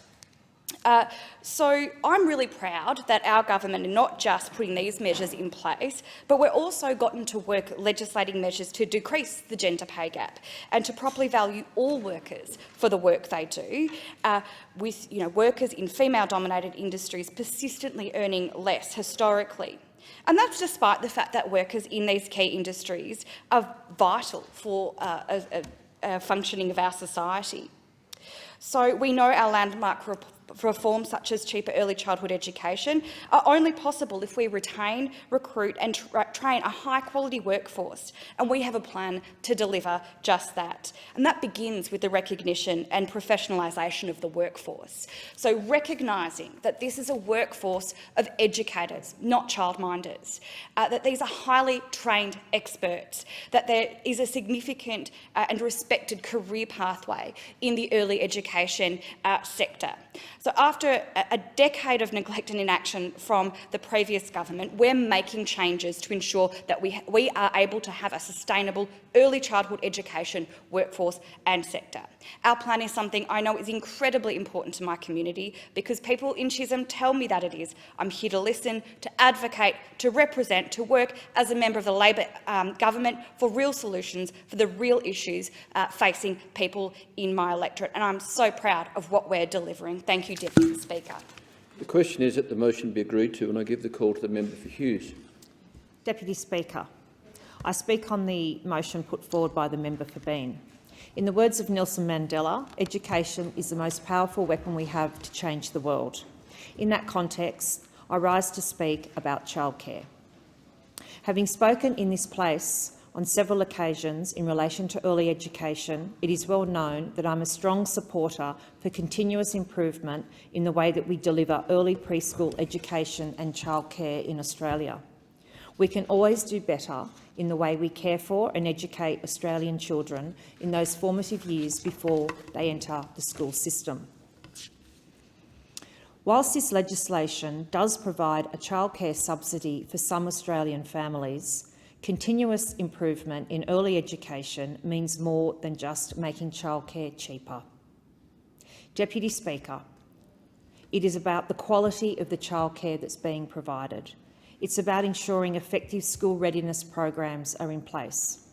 It's about ensuring that there is access for parents in rural and remote communities. It's about ensuring that there are sufficient places and of a variety to enable parents to have choice in the form of childcare. Most importantly, it is about empowering a sustainable, high-quality workforce of teachers, providing early education that is highly valued and respected by the broader Australian community. It is well known that access to quality childcare places significantly increases the participation rates of women in the workforce. When Australian women do well, their families do well, and our nation does well. It is therefore vitally important that we do childcare well. Childcare is a major cost outlay for families, including those in my electorate of Hughes, where we have 7,810 childcare spaces. To that end, I support incentives that assist parents, both in my electorate and throughout Australia, in paying for high-quality childcare. However, the Albanese government has missed an important opportunity with this legislation to reform childcare throughout Australia, to foster a sustainable and high-quality workforce of early childhood educators. An opportunity missed by the Albanese government to implement the National Children's Education and Care Workforce Strategy. The development of this national strategy was endorsed as a joint partnership by all governments and the children's education and care sector in 2019. It was released in August last year. It has considerable support in this place. For example, I note that the member for Fowler is also calling for its implementation. Contemporary best practice childcare policy is more than providing subsidies to parents, as important as that may be. Childcare policy is not just about childminding. Childcare policy is not just about children's entertainment. It is about recognising that children's education and care is an essential public service. It is about recognising and empowering those that work in the sector, supporting children's early learning, development and well-being. It enables parents and carers to work, including during natural disasters and national emergencies. The National Children's Education and Care Workforce Strategy focuses on delivery of a highly skilled, well-supported and professionally recognised workforce. It focuses on leadership and building capacity, empowering those that work within the childcare sector. It addresses how to retain and attract staff within the sector.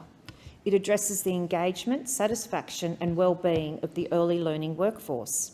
It establishes clear career pathways for these workers. It is a strategy that needs to be implemented. Deputy Speaker, the National Strategy, Children's Education and Care Workforce Strategy opens with a simple, powerful statement. Education has the power to transform lives. Let us begin that transformation in this place. I call upon the Albanese government to implement the National Children's Education and Care Workforce Strategy. Thank you, Deputy Speaker. Thank you. The question is that the motion be agreed to, and I give the call to the member for Bennelong.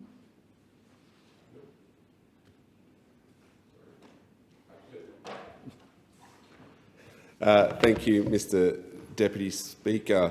I'd like to thank the member for bringing this motion to the chamber. If there's one thing that's been the hallmark of this government in the first 6 months, it's been our determination and drive to deliver on the promise to reduce the cost of childcare and early education, one of a suite of policies we took to the election to reduce the cost of living. More than 1.2 million Australian families, approximately 9,400 of them in my electorate of Bennelong, will be able to access more affordable early childhood education because the Albanese Labor government has gotten on with the job. We said we'd decrease the cost of childcare, and we will. This is one of many commitments that will reduce the cost of living and provide tangible results for Australian families. The Cheaper Childcare Bill will remove the barriers to early childhood care that Australian families have faced for years. It will help ease the cost of living in the face of staggering increases in childcare costs under the previous government. It will ensure that all children can benefit from receiving quality early childhood education, and it will mean that all First Nations children will be able to gain access to 36 hours of subsidised childcare a fortnight. And this is another massive step towards universal and free access to early childhood education, something that I'm proud to say is a long-term goal of the party I represent. Deputy Speaker, Bennelong is full of young families raising their children in our local community. And these families, like many across the nation, are really struggling with the cost of living. The median age in Bennelong is 37, 40% of people rent, and we have nearly 10,000 families who will benefit from this policy. That's the second highest number of families across the nation that will benefit per electorate. This is a policy that helps families in Bennelong, and it's one that they voted for, because cost of living is one of the biggest issues that's raised with me when I'm out and about in the electorate. For many families in Bennelong, the cost of early childhood education forms a huge part of the family budget. When I speak to parents about the cost of childcare, many say that they've become too prohibitive for them to reconcile. Under the former government, costs of childcare went up by 41% in 8 years. Parents like Fabio's in Ryde, who reached out to me recently, he was concerned that the cost of childcare was eating into his family budget too much. For a family like his, we'll increase rebates to a maximum of 90% for the lowest income bracket and increase rebate percentages across the board for all income brackets. Childcare will be cheaper for Fabio. Then there's Sanjana from Gladesville, who contacted me because she and her husband were recently knocked out of the subsidy limit because of a hard-earned increase in their household income. They now earn more than the current system allows, a huge flaw in the system. I don't think families should be penalised for earning more, not on the cost of childcare. Will we fix that problem? We'll increase the income limit to $530,000 for families, up from $356,000, meaning that more families will be eligible to receive the rebate, and it'll mean more families will be able to earn more without penalty. Millions of families will benefit from these changes, and none will be worse off. Families like these, and many more in Bennelong and throughout Australia, will benefit from this government's hard work, and our economy will benefit from having more men and women back in the workforce. We know that we need more people in the workforce. We've got a huge skills shortage, and we also know that there's been some evidence which suggests that this policy will help get more people into work. The Grattan Institute estimates that this package will result in 8% more hours being worked by second earners with young children. This works out to be about 220,000 extra days worked in Australia every week, and our own Treasury estimates that these measures will increase the hours worked by women with young children by up to 1.4 million hours per week in 23-24. That's the equivalent of up to an extra 37,000 full-time workers, which not only makes a real difference to families, meaning they can earn more, meaning they earn more wages and more super, but it makes a huge difference to our economy. This childcare package is one that's good for the nation and good for Bennelong. I thank you for the opportunity. The question is that the motion be agreed to, and I give the call to the member for Sturt. Thank you, Acting Deputy Speaker, and I rise to speak on the motion and start by noting, of course, that the childcare measures that are outlined in this were supported by the Coalition through the Parliament recently. But I commend the contribution by the member for Moncrieff, who's also, of course, the Shadow Minister in this area, for some of the issues that she canvassed earlier, which are really concerning in childcare. And what worries me about this motion is some suggestion that everything in childcare is now all fine because of the measures that passed in that bill, and that's not the case whatsoever. Like any local member, of course, I'm regularly meeting with childcare providers in my electorate, and like any electorate, we've got different operators who have different models. Luckily, in metropolitan Adelaide, I don't have any childcare deserts, as is the term that is used in my electorate, though access is difficult for families in my electorate, and we have issues around waiting lists and the like. But the first point that is really important is that I know there are a lot of regional areas in particular that have major issues with the provision of childcare whatsoever. So what the rebate is not relevant to someone that can't access childcare at all. And that's a serious equity issue that I hope the government is taking seriously and looking at addressing, because it certainly isn't addressed in the measures that went through the Parliament recently. But in my electorate, and I know this is a problem nationally, all the providers say exactly the same thing when it comes to workforce challenges. They have enormous issues in attracting and retaining staff. Now, if the forecasts of the success of this package are to be realised, and all these extra hours of work are going to be possible because all these extra people are going into childcare, then I'm very worried about where the workforce is going to come from to support those extra places. And this is a really serious issue. It's a serious issue across the care sector more broadly, as we all know, whether it's in the childcare sector, aged care, etc., disability. And the other thing that's really a dramatic challenge in those workforce areas is inflation running as hot as it is right now. Commitments around pay increases are being completely eroded by the hot uninflation that we are experiencing at the moment. And 7.8% inflation year on year is way more than 15% in 2 years. So even if you got over 2 years a 15% pay rise, which is not necessarily the proposition across all the sectors, you're going backwards in real terms if inflation is sitting at 7.8%. So we've got a workforce challenge at a time when government's own policies would see the real wages of people in these sectors go backwards. So that's not going to encourage or help to address or alleviate those pressures. And we think we need a very urgent plan, workforce plan, for this sector, which frankly needs to stitch together a whole range of other sectors that have the same challenges. Because if we don't have the workforce for the childcare centres and other care requirements in our economy, then all these other policies won't be able to achieve the outcomes they promise if the workforce isn't in place to support that.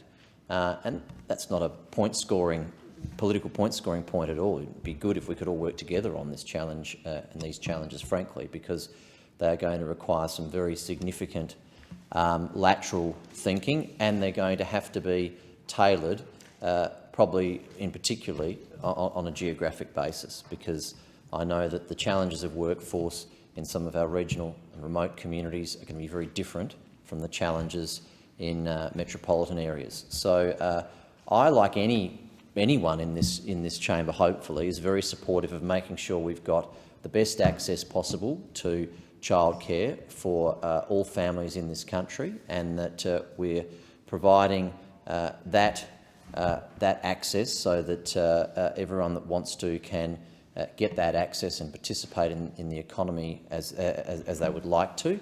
But of course, it's not as easy as the government makes out, and we've got to make sure that some of those very significant issues around equity of access and workforce are addressed. And rather than just congratulating themselves on what they've done, it would be good for the government to tell us what they're going to do to address those problems into the future. The question is that the motion be agreed to, and I give the call to the member for Tangney. Thank you, Deputy Speaker. I'm so proud of this government. I'm filled with the sense of hope, and I make passionate for all the things to come from this government.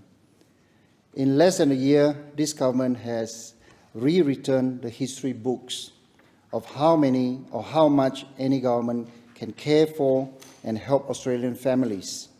This government chooses to work hard, work tirelessly for the sake of improving the lives of Australians and their children. This government delivers to its citizens cost of living relief that you can see and feel. You can see it is more wages in the bank. You can see it is more women working. You can see it is more full-time employment.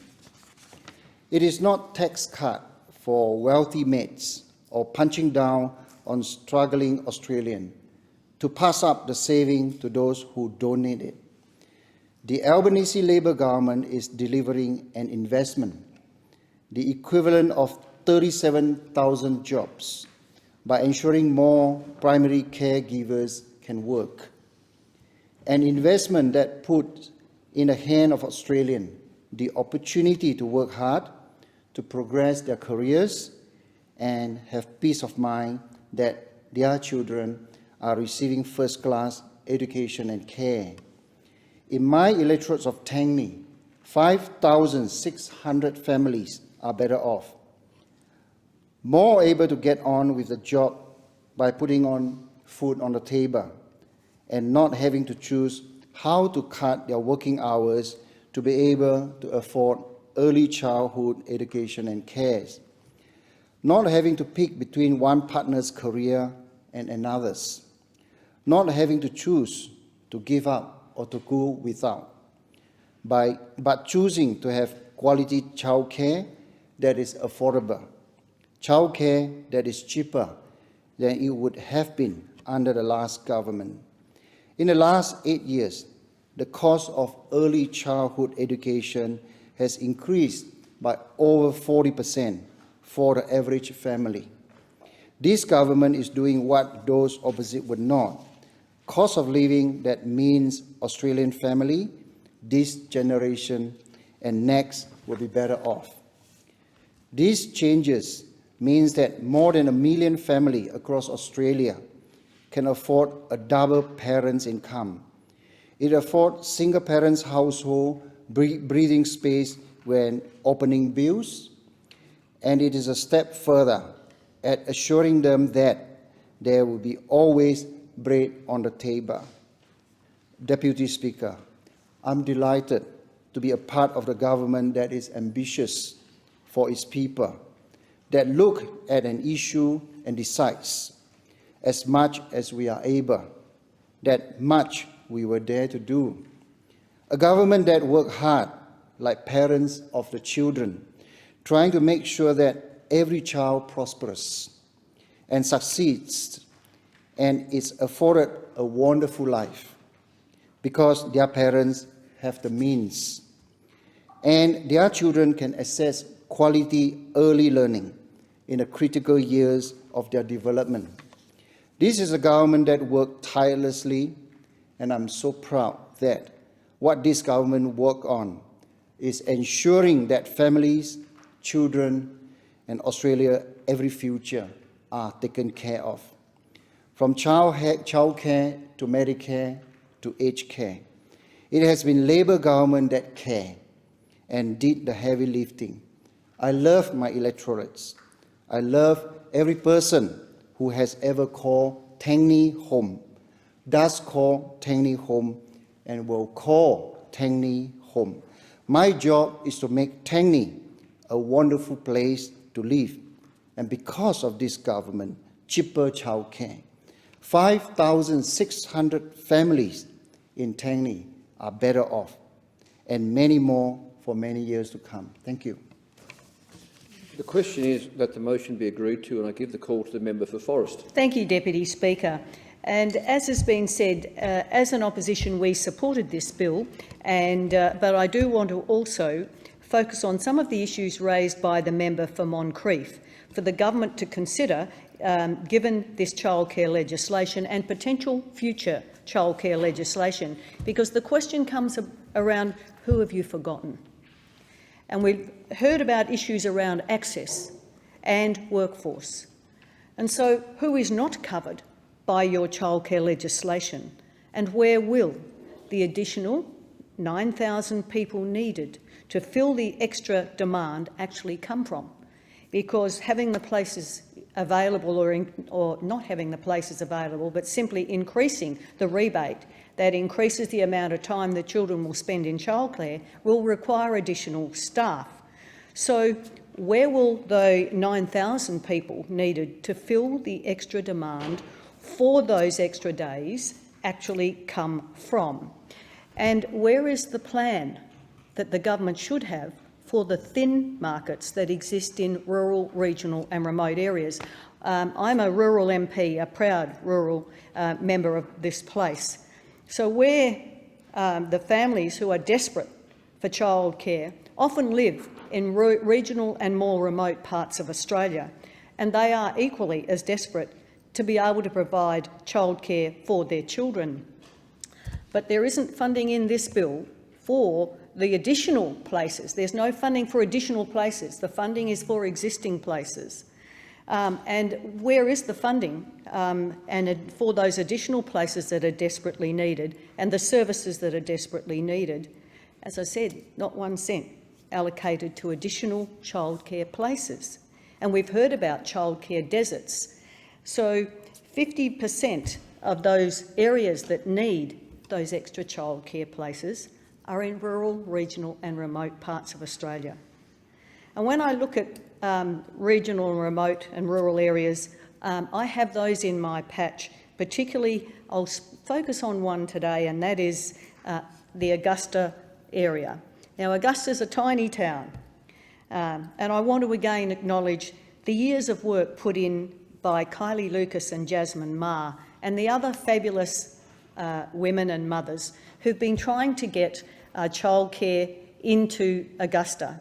And primarily their first goal was to actually have a facility to be able to offer childcare in.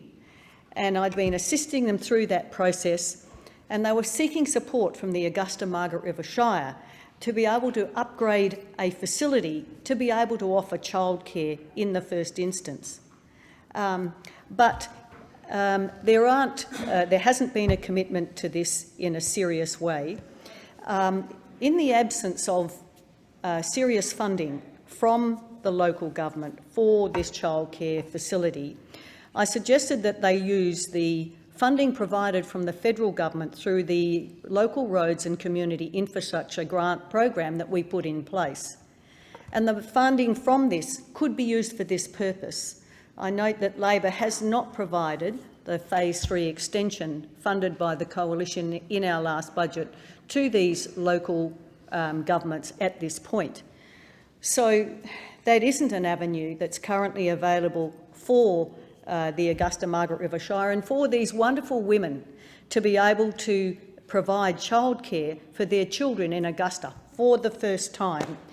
So for those opposite, for the government, where will these families, once they get their facility, when will they be able to access the childcare subsidy when those premises are available? It's not available under this legislation. There is childcare, however, in this actual legislation. There's fee support for families earning up to $530,000 a year. Now, how do I explain that, and how does the government explain that to the families who can't access childcare at all?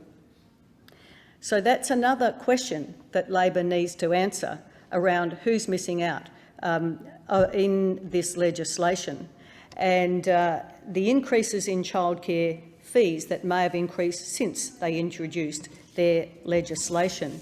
So I'll keep working with those mothers and the families in Augusta, and I would say to the government... the member's time has expired. Thank you, sir. And indeed, the time allotted for this debate has expired. The debate is adjourned and the resumption of the debate will be made in order of the day for the next sitting, and I call the clerk. Private members' business, notice number 3, motion on the digital economy. And I give the call to the member for Casey. I move the motion relating to the digital economy in the terms in which it appears on the notice paper. While the COVID-19 pandemic impacted so many parts of our economy, the digital economy vaulted forward. The rapid rise in technology has dramatically transformed the way we live, work and do business. The former Australian Liberal federal government made significant contributions to the growth and development of the digital economy. These initiatives have paved the way for a bright future and have positioned Australia as a leader in the digital world. Now, Deputy Speaker, this may be a first for federal parliament, but that last paragraph came directly from artificial intelligence chatbot ChatGPT. And that's the reality of the world we now live in. We have access to next-level technology, such as AI chatbots, that allow us to ask questions and get instant answers that are scarily human-like. The digital economy has taken the world we knew and transformed it entirely, and a lot of this was done under the previous coalition government. After all, it was the previous coalition government who introduced the very first minister for the digital economy. And despite the string of cyber attacks in late 2020 and the untold opportunities that the digital economy presents, the Albanese Labor government still doesn't have a minister dedicated to improving the digital economy. This is despite Australia's peak body for innovation technology, the Australian Information Industry Association, calling for a digital economy minister to be appointed within the Labor cabinet. It was our party that recognised the challenges and opportunities that new technologies present our nation across every sector and every facet of our lives. We knew that change was not just happening on our shores, but globally. And we knew that for Australia to remain ahead, we had to prioritise the growth of the digital economy.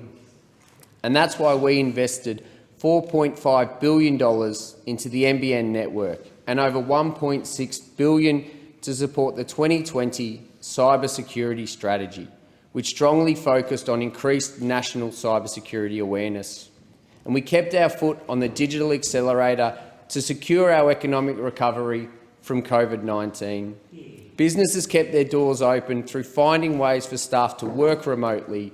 Some moved online and others took advantage of new technology to boost their own productivity.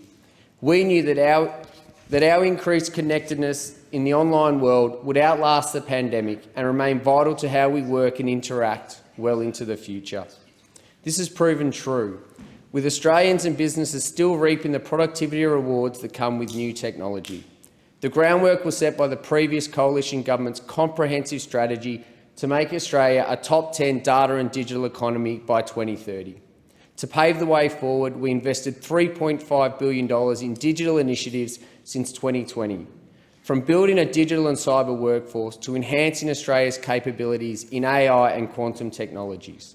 The coalition government made record investments in telecommunications in regional Australia, including in Casey. But despite this record investment, more work needs to be done to continue to improve communications in regional Australia.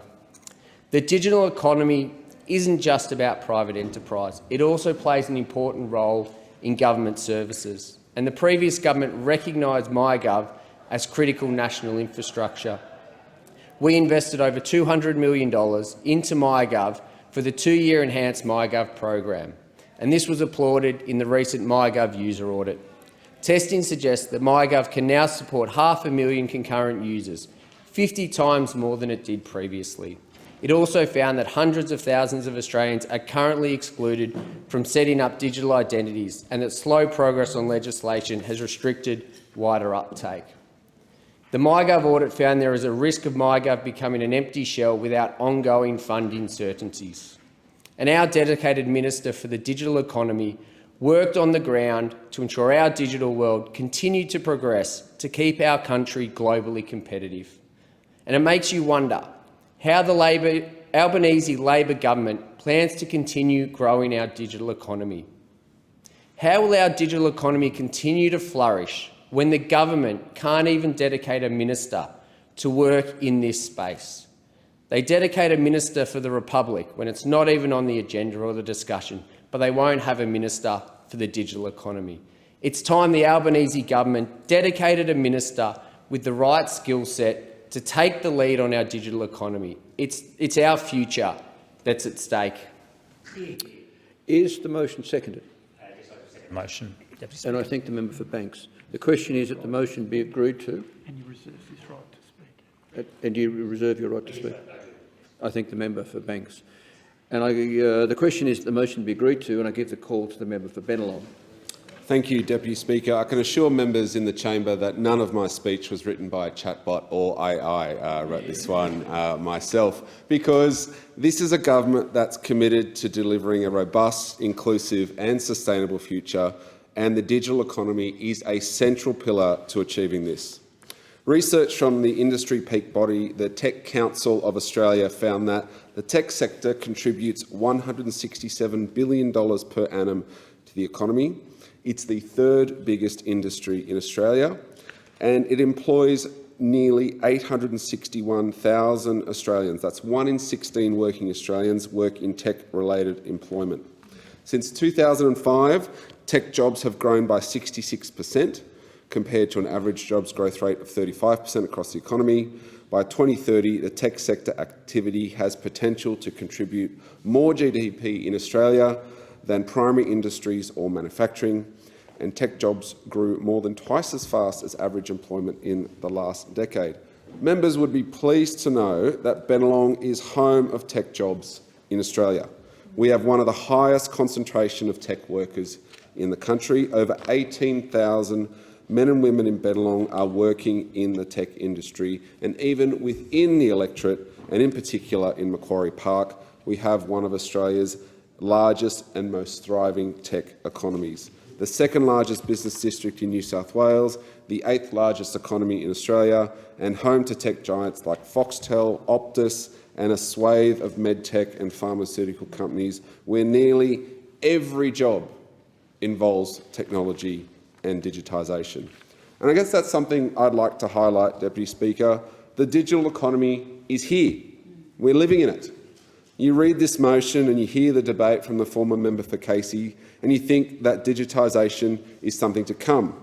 The member is speaking of the digital economy like he's literally just discovered it, that he's just untapped its potential right here in the chamber and unlocked its benefits. Thankfully, this government understands the potential of tech jobs and recognises its value in our economy today and also into the future. We know that tech jobs are well-paid jobs. We know that tech jobs are flexible jobs, and we know that we need to attract more and more tech workers to the industry, and that we need to train them, and we need to ensure that female and First Nations participation in tech jobs are part of a vibrant tech community. Having worked in a family-owned business for a long time, I can assure you that the digital economy is the economy. It's not something that's coming. It's not a future prospect. It's something that's here now. We are living in it. It's part of our everyday lives, and the thriving small businesses in my electorate of Bennelong know this too. They understand that every aspect of our economy and world is driven by digital technology, and that they've been adapting to it for years, as we saw during the COVID pandemic. The government understands the importance of a strong digital economy, and it's hard at work building the strong foundations it needs to thrive. We're investing in the digital economy and tech-enabling infrastructure, and there's just a couple that I'd like to point out, particularly for small businesses right across Australia. We will work with them to deliver these goals. We've got the Technology Investment Boost. Businesses with an aggregated turnover of less than $50 million will be able to deduct an additional 20% of the cost incurred on business expenses by depreciating assets that support digital adoption, such as portable payment devices, cybersecurity systems or subscriptions to cloud-based services. This is a huge investment by the federal government in the digital economy and helping small businesses across the nation further invest in technology for their small business and digitising their small business as well. We identified a skill shortage in the sector, so we'll also address this with a small business skills and training boost. Those same businesses with an annual turnover of less than $50 million will be able to deduct an additional 20% of expenditure incurred on eligible training courses in this space. We know that tech jobs are good for families, the flexibility to work from home. We know that tech jobs are well paid and attract people from all over the world. We know the job we need to do to ensure that Australia remains a place for tech companies to set up and to grow. And to claim otherwise is just simply ridiculous. The Albanese government's getting on with the job. The question is that the motion be agreed to, and I call the member for Banks. Well, thank you, Deputy Speaker. I'm really pleased to speak on this motion. I do want to thank the member for Casey for highlighting the importance of technology, because oddly, whilst in the broader community, in the business community, we talk about technology all the time, we actually don't talk about it a great deal here in Canberra. And in some respects that makes sense, because government is not, and nor should it be, the main driving force when it comes to technological adoption, because government will never be at the centre of innovation in the same way that the private sector is. So what the government should do in this area is focus on where can it add value, where is the role for government and what should it be doing, as opposed to trying to do everything, because that's clearly not the case. And we actually, by coincidence, happen to be at a very interesting point in technological development, Deputy Speaker, because we have seen in the last couple of months a pretty extraordinary development in artificial intelligence, which I think is going to be hugely significant over the coming years and decades. And I'm about to show my age, Deputy Speaker, but I remember in 1994 I was sitting in the law library at UNSW and someone showed me this thing called Netscape, which was the first big mainstream web browser, and thinking, wow, this is going to be a very big deal because the capacity to access information was just something far beyond anything we'd ever seen before. And I spent most of my career prior to coming to this place in technology, Deputy Speaker. I was head of digital for Nine Entertainment Co and chairman of 9MSN and did a number of other things in technology. And I think that we've seen extraordinary developments over the last 30 years since the development of the internet, and probably the growth of mobile in the last 10 or 15 is the second most significant thing after the creation of the internet itself. But I think the growth of artificial intelligence is about to be extraordinarily significant. When ChatGPT came out a couple of months ago, a few days later, I used them, was quite struck. It was quite an extraordinary product, and I was moved to tweet, Deputy Speaker, which I don't do all that often, that just, wow, this is an incredible development. And we are going to see extraordinary changes because we've now got to a point where, you know, artificial intelligence can explain the theory of relativity better than most academics. It can write an essay about Hamlet far better than most students. And it can write the script for a play or a short story based on some quite limited prompts, which is far better than most human beings could do. And that's a big deal, and that's something that people have talked about in science fiction for decades, but the moment has arrived, and it's inevitable that artificial intelligence will be widely adopted because the economics will mean that businesses will make use of artificial intelligence to do tasks more efficiently and at lower cost, and therefore provide better products to consumers. And so that proliferation of artificial intelligence is inevitable. And we're going to see sometime shortly this year the next iteration from OpenAI of the ChatGPT product, and there'll be others from Google and others. And we're about to enter a very interesting and different world. So the question is, what's the role for government? Frankly, that's going to happen regardless of what the Australian government does. But the question for the Australian government is, what should we do? And I think if I was in a ministerial role, which I am not, Deputy Speaker, us having, of course, lost government, I would be asking the public service, set a difficult task. And the task is, what's the impact of artificial intelligence on Australia and the Australian economy? What's good, what's bad, and what should we do? Where is the place for government? Because if we can position Australia to benefit from these changes, that has immense potential. Equally, it's always better to develop and own intellectual property than to merely use it. And so if our government can take steps to encourage an environment in which the development and ownership of intellectual property and artificial intelligence occurs, that will be a job well done. And that's a difficult task for the bureaucracy, but difficult tasks should be set. That's the whole point, Deputy Speaker. This is a massive issue which, frankly, will be far more significant than many, if not most, of the things that we debate in this place.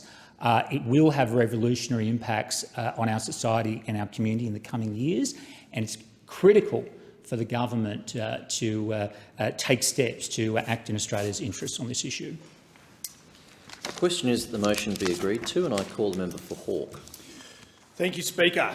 Speaker, the digital economy is central to all of our lives. Every part of the world that we live in is driven by digital technology, commerce, data.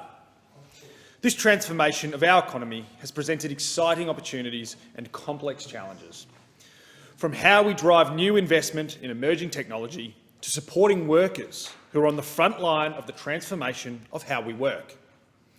From investments in critical technologies to incentives that support businesses, or rather support business adoption, and making sure Australian businesses and families have quality high-speed internet.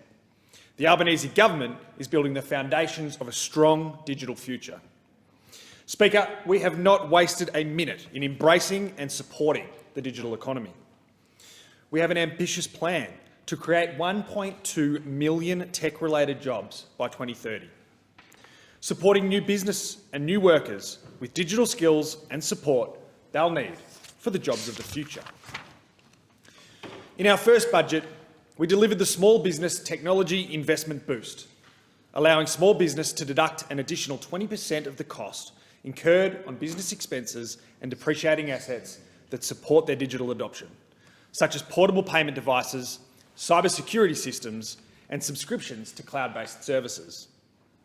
And we've allocated $1 billion for enabling technologies in our National Reconstruction Fund, a record investment in manufacturing. Investing in new and emerging industries, partnering research and capital to make it easier to commercialise Australian smarts and technology.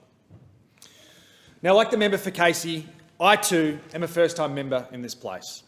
However, unlike the member for Casey, I have not conveniently forgotten the Abbott, Turnbull and Morrison government's woeful record on the digital economy.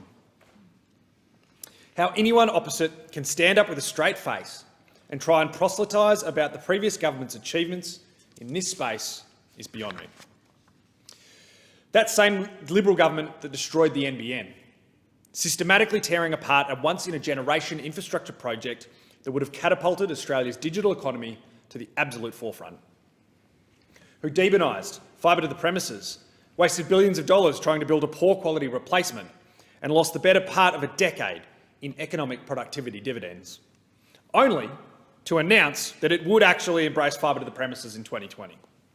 Now, perhaps that lost decade explains how, according to the Australian Digital Inclusion Index in October 2021, that same Liberal government left 11% of Australians highly excluded from the digital economy. That same Liberal government that threw $1 billion at the tech industry, but barely moved the needle when it came to job creation. Wasted tax dollars, lost economic productivity and stalled job creation in emerging industries. What a record. Another fine example of the rot and drift that defined the previous government. However, Speaker, there was a greater sin committed by those opposite in respect to the digital economy. One that led to the insidious exploitation of workers, the undercutting of wages and the obliteration of hard-fought and won conditions in the workplace. The proliferation of gig economy workers and the previous government's willful ignorance to the challenges they faced is a disgrace. They turned a blind eye to the mistreatment of these workers, often some of our newest Australians, either by dereliction or design. They did nothing to protect minimum standards, did nothing to enforce minimum wages, and did nothing to keep workplace laws in line with new forms of work. I am proudly a member of the Transport Workers Union, Speaker. I have heard firsthand the stories of rideshare workers, rideshare drivers rather, and food delivery drivers who copped the brunt of this unregulated and dangerous work. I am proud of these workers and for their union for standing up against these platforms, some of the biggest companies in the world, to fight for minimum standards and conditions. Because of their struggle, there has been success, with world-leading deals struck between the TWU, the workers they represent, and platforms such as Uber and Deliveroo. But there is so much more to do. That's why the Albanese Labor government and my friend, the Minister for Employment and Workplace Relations, will legislate to close the loopholes left open by those opposite in the workplace relations system. We'll require same job, same pay in labour hire, regulate the gig economy by setting conditions for employee-like work, define casual employment, and importantly, we'll make wage theft a crime, no matter the industry. The question is that the motion be agreed to, and I call the member for Wentworth. Thank you to the member for Casey for proposing this motion. I understand he has a background in a tech startup, Ritual, and that is one of the few parliamentarians who have some experience of tech, of running a business, and especially the risks faced by businesses and startups. And we need more of that experience in this place. Much of Australia's tech sector is based in my electorate of Wentworth, and a constant message I hear from the industry is that they need to feel better heard and understood by our parliamentarians and our bureaucrats, lest the opportunities that their businesses present leave us past. Too often, with decisions which affect them are being made without their input or full understanding of the implications for the industry. And this is a problem for an industry which is an increasingly important part of our economy. The technology sector contributes around $100 billion to GDP and makes up about 5% of the Australian economy, a share that is growing quickly and will continue to grow quickly into the future. And will continue to grow quickly because there's enormous promise and potential in Australian technology. That potential will become obvious as more local startups follow in the footsteps of others who are succeeding on the world stage. But the real potential is longer term. We have the creativity, the talent and resources for technology to contribute so much more to our economy and actually our society. The sector's future is bright. But harnessing this potential is going to take work from industry certainly, but also work from government and educators. Because when the interaction between the sector and the government is far from perfect, and while many of the frictions are small, they add up and they hold us back. That's why the technology community, represented by the Tech Council, are calling for change. They're calling for a talent pipeline to bring gifted people from around the world to contribute to Australia's tech future. And I have to say, this is a message that I've heard firsthand from some of Australia's leading technology entrepreneurs. They need the chance to bring the best of technology talent into this country so that we can really be at the forefront of this economic opportunity. They're calling for better, clearer regulation and regulatory frameworks that protect data and privacy while enabling innovation and growth. And again, so many in the tech sector see that Australia is behind the curve in terms of its regulatory environment and technology. Too much the business is actually leading while the government and bureaucrats are left behind. We have to change this so that government is properly informed on what is the appropriate regulatory framework for Australian businesses, both to harness the opportunity but also to protect Australian consumers and businesses. And they're calling for better targeted incentives which address the gaps in commercialising Australian innovations.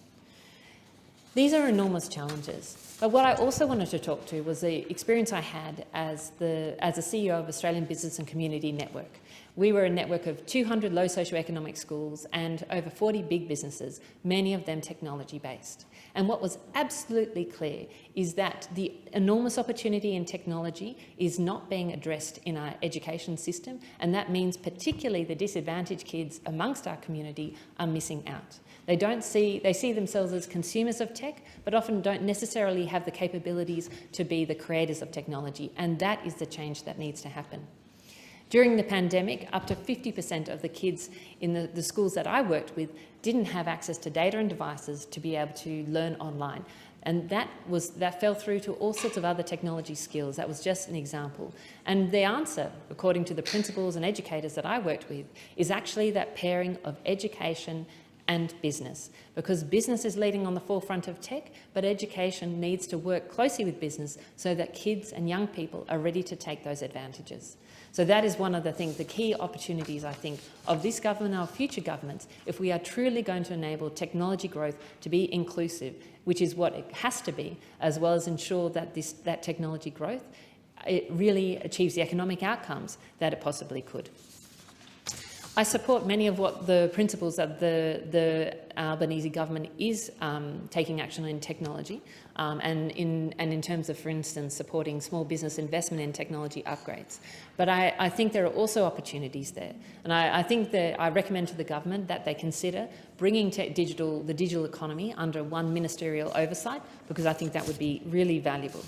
I think the government needs to listen to the industry, not just consult it. It needs to truly listen to the industry for us to get the economic benefits of technology. I think we need to be at the forefront of what is good regulation in technology, not the absorbers of it from overseas. And we need to ensure that business and education work together to allow young people to thrive in a digital economy, because AI plus human interaction is the greatest opportunity. The question is that the motion be agreed to, and I call the member for Pearce. Speaker, I rise to respond to the member for Casey's motion. Let me begin by stating that the Albanese Labour government unequivocally values and understands the critical importance of nurturing, growing and supporting the digital economy. Our government is strategically investing in this sector because digital technology drives everything we do. These skills and innovations are inextricably woven into our lives, and we remain forward-thinking and innovative to scale and grow Australian-made discoveries, whilst planning soundly to ensure we squeeze every opportunity out of the burgeoning digital economy to grow emerging technologies and stimulate jobs. As a nation, there is still so much to do. More possibility, and to reach our full potential, we need to invest, and the Albanese Labor government is certainly investing. We have a goal of reaching 1.2 million tech-related jobs in Australia by 2030. The Minister for Industry and Science, Ed Husic, has stated that in order to boost our manufacturing output, we must do three things: invest in our human capital, strategically invest in Australian ideas, and invest in our future technological potential. We have delivered on our pre-election policy commitments, and we have funded the following important policy areas: $1 billion investment in critical technologies as part of the $15 billion National Reconstruction Fund, the NRF. That is one of the biggest government investments in manufacturing. That $1 billion investment has been welcomed and applauded by prominent technical industry stakeholders, who described it as a very significant investment compared with the funding available under the coalition. The Albanese Labor government has said the NRF will additionally provide funding for enabling technologies, many of which are digital technologies, areas including artificial intelligence, data science, software development.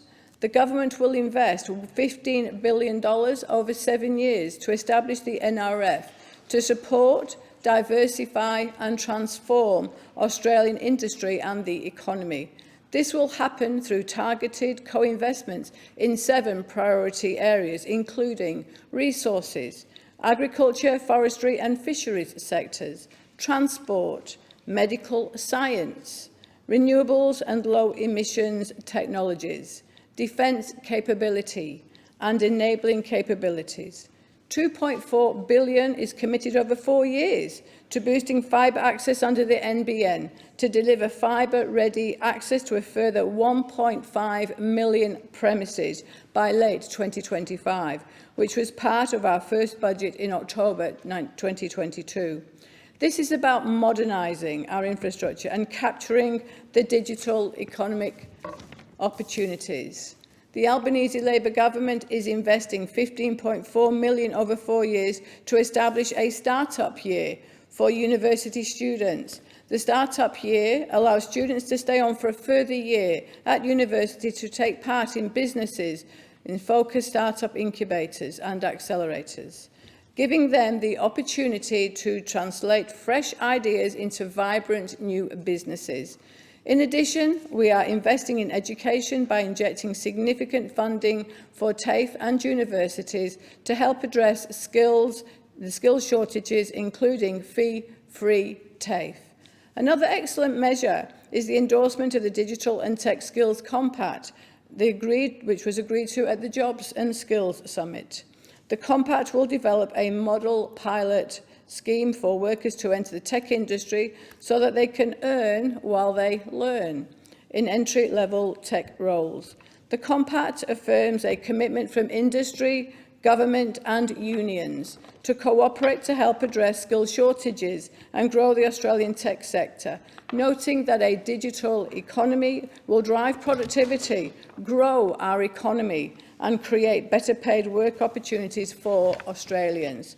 The CEO of the Tech Council, Kate Pounder, has stated, and quote, "Historic Compact will create and keep more tech jobs for Australians and top global talent. Providing more reskilling and training opportunities is crucial to reaching our shared goal of 1.2 million tech jobs by 2030. End of quote. This clearly reflects the Albanese Labor government is surging ahead with strategic actions in the digital economy. Thank you. There being no further speakers, the debate is adjourned and the resumption of the debate will be made in order of the day for the next sitting. I call the clerk. Private members' business, notice number 4, motion on Aboriginal and Torres Strait Islander Australians. I call the member for Jagga Jagga. Thank you, Deputy Speaker. I move the motion relating to Aboriginal and Torres Strait Islander Australians in the terms in which it appears on the notice paper. Deputy Speaker, 2023 will be a big year for our country. It is the first time in 24 years that we will hold a referendum, and I am confident that it will be the first time in 46 years that we have a successful referendum in this country. Because what we have before us is an opportunity for our country to move forward, to take the history that we have with us and to turn the page on a brighter future. Constitutional recognition through a voice to Parliament is about improving the lives of Aboriginal and Torres Strait Islander Australians. It is a simple proposition. It is about giving people a say in the matters that affect them. And it is an opportunity for our community, for our country, to be part of an important change that will make this country stronger together, that will make this a country that fully embraces our past and can move together forward for a brighter future. It is time to do things differently. In this country, there is a decade life expectancy gap between Indigenous and non-Indigenous Australians. We know that years and years of government policy has not worked as it should. In many cases, that has been well-intentioned government policy, but it has failed to get the outcomes that it should have. And often it has failed because people and communities have not been listened to. Their voices have not been heard. And we do need people and communities to be listened to on the policies that affect them. It is quite a simple proposition. What we get from that is better outcomes, and the voice is part of the efforts that we will all take to move towards that. At its heart, the voice is a simple proposition. It will be an advisory body made up of Aboriginal and Torres Strait Islander Australians who represent their communities. They will give advice to government on issues that affect them and their communities. The voice will not have a veto power. It will be an advisory group. It will deliver practical change on the ground in areas like health, education and housing, allowing government to shape those policies, but it will not be responsible for delivering those sorts of programs. The voice is the best chance we have had in this country to address the injustices of the past and to create a change that will deliver a better future. Deputy Speaker, this comes in a context where we know there is a lot of work to be done to close the gap between Indigenous and non-Indigenous Australians. There are areas where we have encouraging progress, areas like babies being born now with a healthier birth weight and the number of children enrolled in preschool. And those are big achievements, but there's not enough. We have a disappointing lack of progress in other areas, including in out-of-home care and in adults in prison. So it is clear that something needs to change. We can't expect things to change if we just keep doing them the same old way. We do know that local communities know the solutions to local problems, and that is one of the reasons the voice to Parliament is so important. And it is one of the reasons why it is important that we hear the voice of local communities in the work that is underway to close the gap. And here I do want to acknowledge the work of Pat Turner AM and the Coalition of Peaks for all that they are already doing to elevate the voices of 80 Aboriginal and Torres Strait Islander community-controlled peak and member organisations across Australia. That is such important input that they are providing to that work.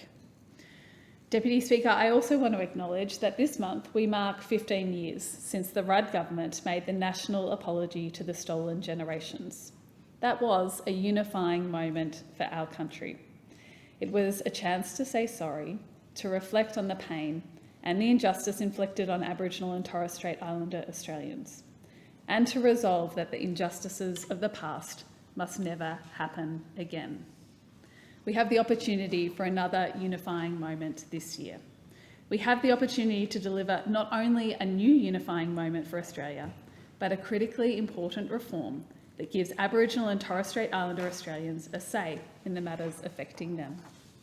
A voice that will help to ensure that better policies are made in this place. I want to thank all those people in my community who have asked me about the voice, who have told me they are supportive of the voice, who have told me they want to help work to achieve a voice in this country. It is really heartening to be able to have those conversations in the community. And I know there are many more of them to come, and I know there are many people who want to work with us to make sure that this year we have a successful referendum and we establish a voice to Parliament. Hear, hear. Is the motion seconded? I second the motion and reserve my right.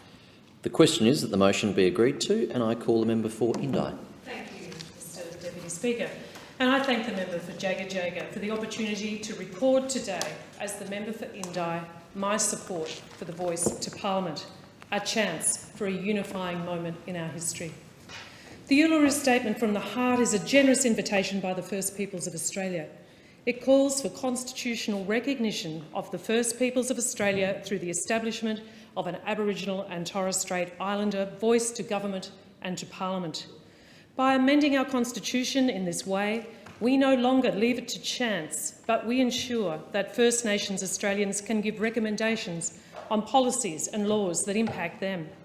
It's an invitation I accept, and I commit to walk with our Aboriginal and Torres Strait Islander people and to encourage people all over our nation to vote yes at the forthcoming referendum. When I speak to people in my electorate about this, they're often surprised by how modest the request for a voice is. It is a simple, but it is a meaningful, and make no mistake, it is a substantial change that will enshrine a way forward on the structural barriers that Aboriginal and Torres Strait Islanders face every day. Barriers in most fundamental areas of housing, education, employment, justice, health. A voice to Parliament is a crucial step towards addressing these challenges, led by the people who know best how to do so, Aboriginal and Torres Strait Islander people. Aboriginal women like Judy Ahmed from my community of Indi, who has supported me, taught me and led me since I put up my hand to run for Indi in 2019. Judy says that the national apology, a day I remember so well as I stopped a class I was teaching to listen to Prime Minister Rudd. A day that really was a turning point for non-Indigenous people across this nation, and this one is another turning point for us. A voice to Parliament enshrined in the Constitution is backed by cultural authority. Politicians didn't come up with the voice. Over 250 Aboriginal and Torres Strait Islander representatives issued the Statement from the Heart calling for a voice to Parliament. Years of work and consultation by Aboriginal and Torres Strait Islander people led to the Uluru Statement, and continued consultation has followed from it. The voice is the next step on our road to reconciliation. And the Uluru Statement calls too for treaty as a process of agreement-making and truth-telling, and I support that too, and a voice will enable that process to follow. I commend the Victorian Government for their leadership on treaty, and I've met with our Victorian Treaty Commissioners who've helped me in understanding that process too. I've been speaking to First Nation leaders across Indi and will continue to, seeking their views on the upcoming referendum. Importantly, in my conversations, I hear support for the voice. I also hear, though, that it's not up to First Nations Australians to secure a yes vote. It's up to us. It's up to non-Indigenous Australians to listen carefully and to bring this to life. Ben from TVN on country construction in Wodonga told me this, and he is right. This is not a question for politicians, it's a question for the people. It's up to our communities to get behind this. And that's exactly what's happening. Last week, 30 community members from many walks of life joined me in my office to share ideas about how they can host respectful, fact-based kitchen table conversations to bring forward a strong yes vote. And on Saturday, by the banks of the Seven Creeks in Euroa on Tonarong country, a yes picnic was held. And I was proud to stand beside Auntie Jill Gallagher AO and the Honourable Dr Barry Jones AC to address the 200-strong crowd who came to listen and came to learn. And the people of neighbouring Little Violet Town know that the ask is a crucial but simple one. They're not complicating it. They've set up a humble card table and a couple of chairs in the main street with a simple message: let's talk about the voice. They know that this is an historic event, a once-in-a-generation opportunity, and they want to be part of it. So I call on all Australians to think deeply about what we're being asked to consider.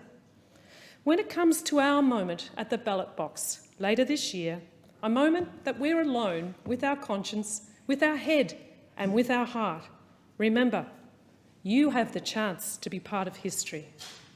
I am confident, I am very confident that come the referendum, we will think about the question with our heart and our head, and we will proudly vote yes. The question is that the motion be agreed to, and I call the member for Canberra. Thank you, Deputy Speaker. And I want to thank the member for Jagga Jagga for bringing forward this vitally important motion that I'm proud to second. I also want to begin by again paying my respects to the traditional custodians of the land on which our parliament meets, the Ngunnawal and Ngambri people. And we open this parliament each day by acknowledging their traditional ownership of these lands. And I acknowledge that this land was never ceded.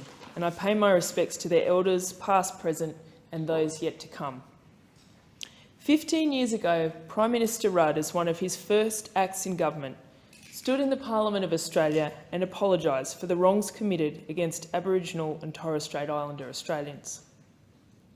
Prime Minister Rudd apologised for the laws and policies of successive parliaments and governments that have inflicted profound grief, suffering and loss on these, our fellow Australians. At that time, the Rudd government also took real concrete steps to ensuring that those injustices didn't happen again, and pledged that we all, Indigenous and non-Indigenous, would work to close the gap of life expectancy, of educational achievement and of economic opportunity that stubbornly exists between us. Closing the gap is a core focus of our government. We want every Australian to have the same opportunities in life. And while we have seen promising progress in areas such as babies born with a healthy birth weight, children enrolled in preschool, and in other areas, we have not seen progress. We need to do better on out-of-home care, rates of imprisonment, and the almost decade of life expectancy gap between Indigenous and non-Indigenous Australians. To say we need to do better is a gross understatement. It is not enough, and clearly we need a change of approach. We know that better policies are made when the people who are affected by them have their voices heard. And that's why the referendum this year is so important. When Australians go to the polls this year, it will be a unique experience for many. For anyone born after 1981, it will be the first time they've ever voted in a referendum. When Australians go to the polls, they will be asked to change the Constitution to establish an Aboriginal and Torres Strait Islander voice to Parliament. The voice is about two things: recognition and consultation. Recognition of Australia's first peoples in the nation's birth certificate, our Constitution, something promised by successive governments over decades. And consultation, giving First Nations Australians a say in the policies that impact them. These are simple things, but a huge step for our nation, and one that we really have such a great opportunity to take together this year at this referendum. If this referendum is successful, it will improve the lives of Indigenous Australians. It will deliver practical change on the ground in areas like health, housing and education. It will be an important step on the journey of reconciliation, because the Voice referendum could be a unifying moment for Australia. It's about taking this country forward for everyone. I've heard from a number of my constituents who are already worried by the tone of this debate, and I urge everyone to conduct this debate respectfully, maturely and truthfully. This should be an issue above the daily political point scoring, and I remind all members of this House where the idea of the Voice comes from. This isn't Labor's plan or any politician's plan. It is the request of First Nations Australians themselves. The Uluru Statement from the Heart was a generous invitation from First Nations Australians formed after a long and involved deliberative process of consultation. It calls for three things: voice, treaty and truth. Our Labor government is committed to all three of these elements, and I call on all members of this House and all Australians to join together on this path of reconciliation. In the coming months, I encourage all of you to talk to your friends, family and colleagues about how The Voice will help us recognise Australia's First Peoples and make a practical difference to the lives and communities of Aboriginal and Torres Strait Islander Australians. A Voice for Aboriginal and Torres Strait Islander Australians is an opportunity to address the injustices of the past and create change that will deliver a better future. Australians can answer this generous invitation by voting yes for The Voice. And I look forward as the representative of Canberra to facilitating opportunities for that discussion in my electorate. Thank you. The question is that the motion be agreed to, and I call the member for Wentworth. Thank you. Deputy Speaker, I rise in support of this motion, and in doing so would like to start by acknowledging the traditional owners of the land on which we stand and pay my respect to elders past, present and emerging. Next Monday, the 13th of February, marks the 15th anniversary of the National Apology. This was a sombre, moving and historic day for our country. It acknowledged the profound grief, suffering and loss that the laws and policies of successive Australian parliaments and governments had inflicted on their fellow Australians, particularly the removal of First Nations children from their families. The apology was perhaps the starkest of reminders that for many years laws have been made that affect Indigenous Australians, but which were not in their best interests and would not have had their support. The simple truth is that our Aboriginal and Torres Strait Islander people's voices have been ignored too long. If they had been listened to, we would not have denied them the vote for so long. We would not have excluded them from the census, and we would not have had the stolen generations. This year, we have a historic opportunity to change things by enshrining the Aboriginal and Torres Strait Islander voice to Parliament in the Constitution, and the case for The Voice is strong. It was put forward by Indigenous Australians after a process of regional dialogues held across the country, which led to the Uluru National Dialogue in 2017. It has the overwhelming support of Indigenous Australians, and there is no doubt in my mind that the laws and policies will be improved by listening to a representative body of Aboriginal and Torres Strait Islander people, because you need to listen first if you're going to make effective policy. People in community know what will make a real difference. And at the same time is an opportunity to recognise that Aboriginal and Torres Strait Islander people were the first custodians of the land of Australia, and that is equally important to me. In the Uluru Statement of the Heart is one of the most beautiful pieces of Australian language, and so I'd like to read a statement from it, the last paragraph, which says, "In 1967 we were counted, in 2017 we seek to be heard. We leave base camp and start our trek across this vast country. We invite you to walk with us in a moment of the Australian people for a better future."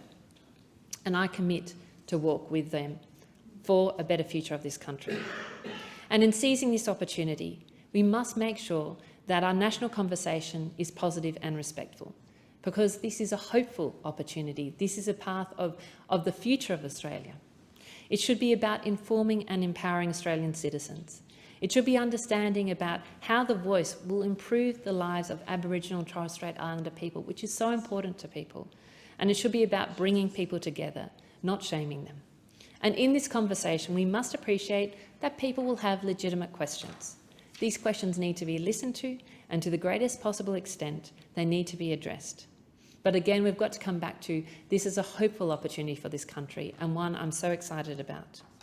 It is not about political point scoring, and frankly, it's not about politicians at all. The push for a voice did not come from politicians, it came from Aboriginal and Torres Strait Islander people.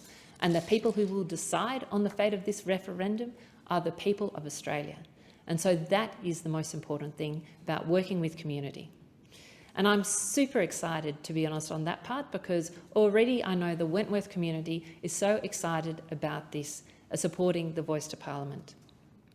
A couple of weeks ago, I had the pleasure of chairing the first meeting of Wentworth for The Voice, a volunteer effort that will work with our community, councils, businesses and other stakeholder groups to make the positive case for a yes vote in my electorate, and at the same time make sure that the electorate is really informed about legitimate questions on the referendum. We've met with local members of our First Nations community, as well as those Aboriginal and Torres Strait Islander people working nationally on The Voice. And our project management team is up and running, and we're already planning a wide range of community events. Wentworth for the Voice will aim to speak with every one of our people in our community to engage them and inform them about the Voice to Parliament and this enormous historic opportunity for this country.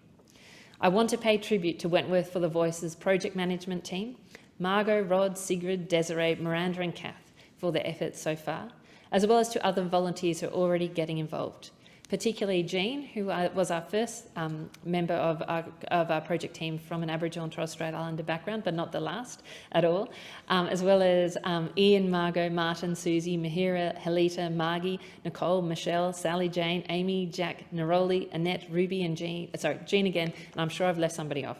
This list will grow over time and we can't get started.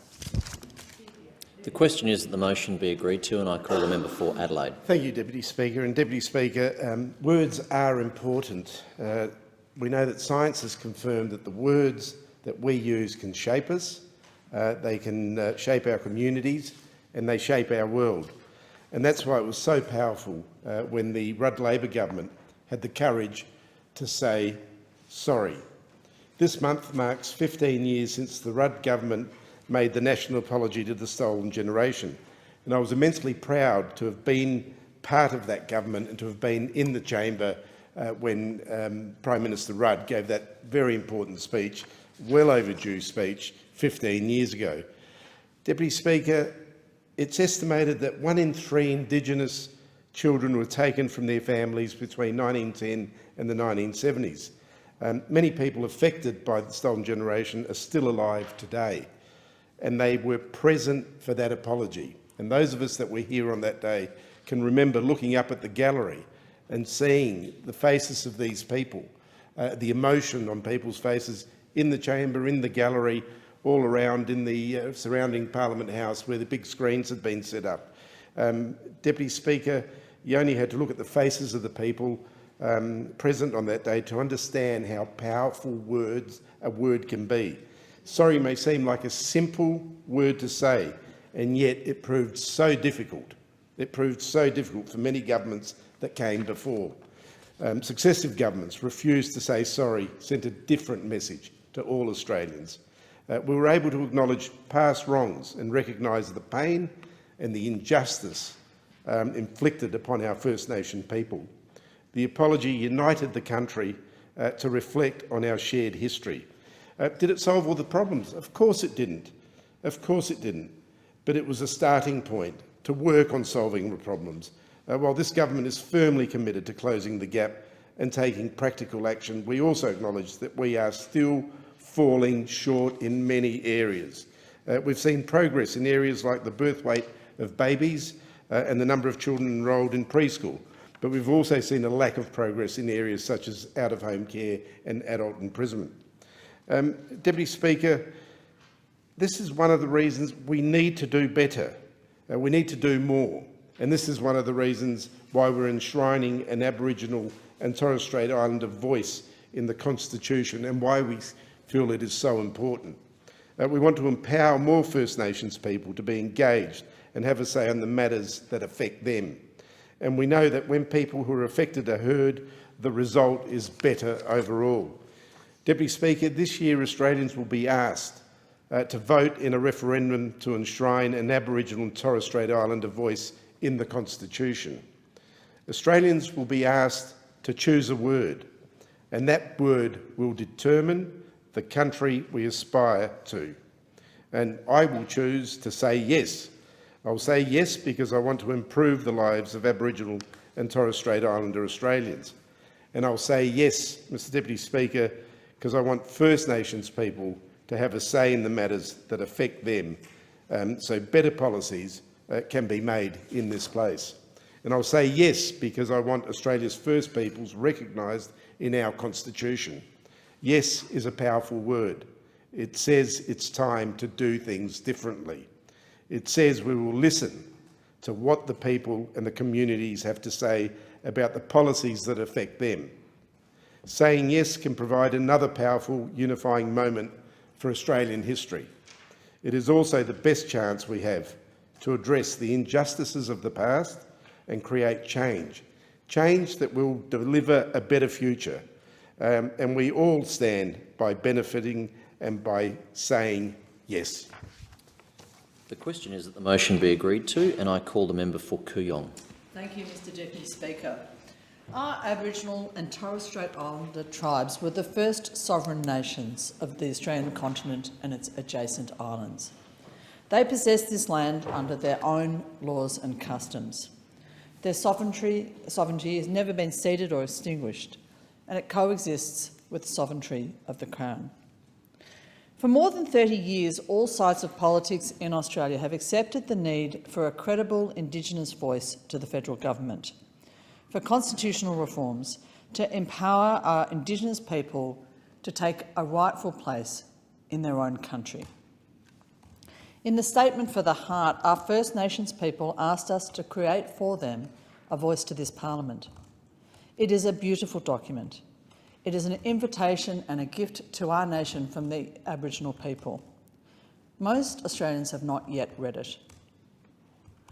The concept of a voice to Parliament is simple but powerful. It will be a body of Indigenous people with the rights and means to be formally consulted on policy and legislation which affects their communities. Essentially, representative Indigenous Australians who know their communities will be able to speak directly to parliamentarians in Canberra.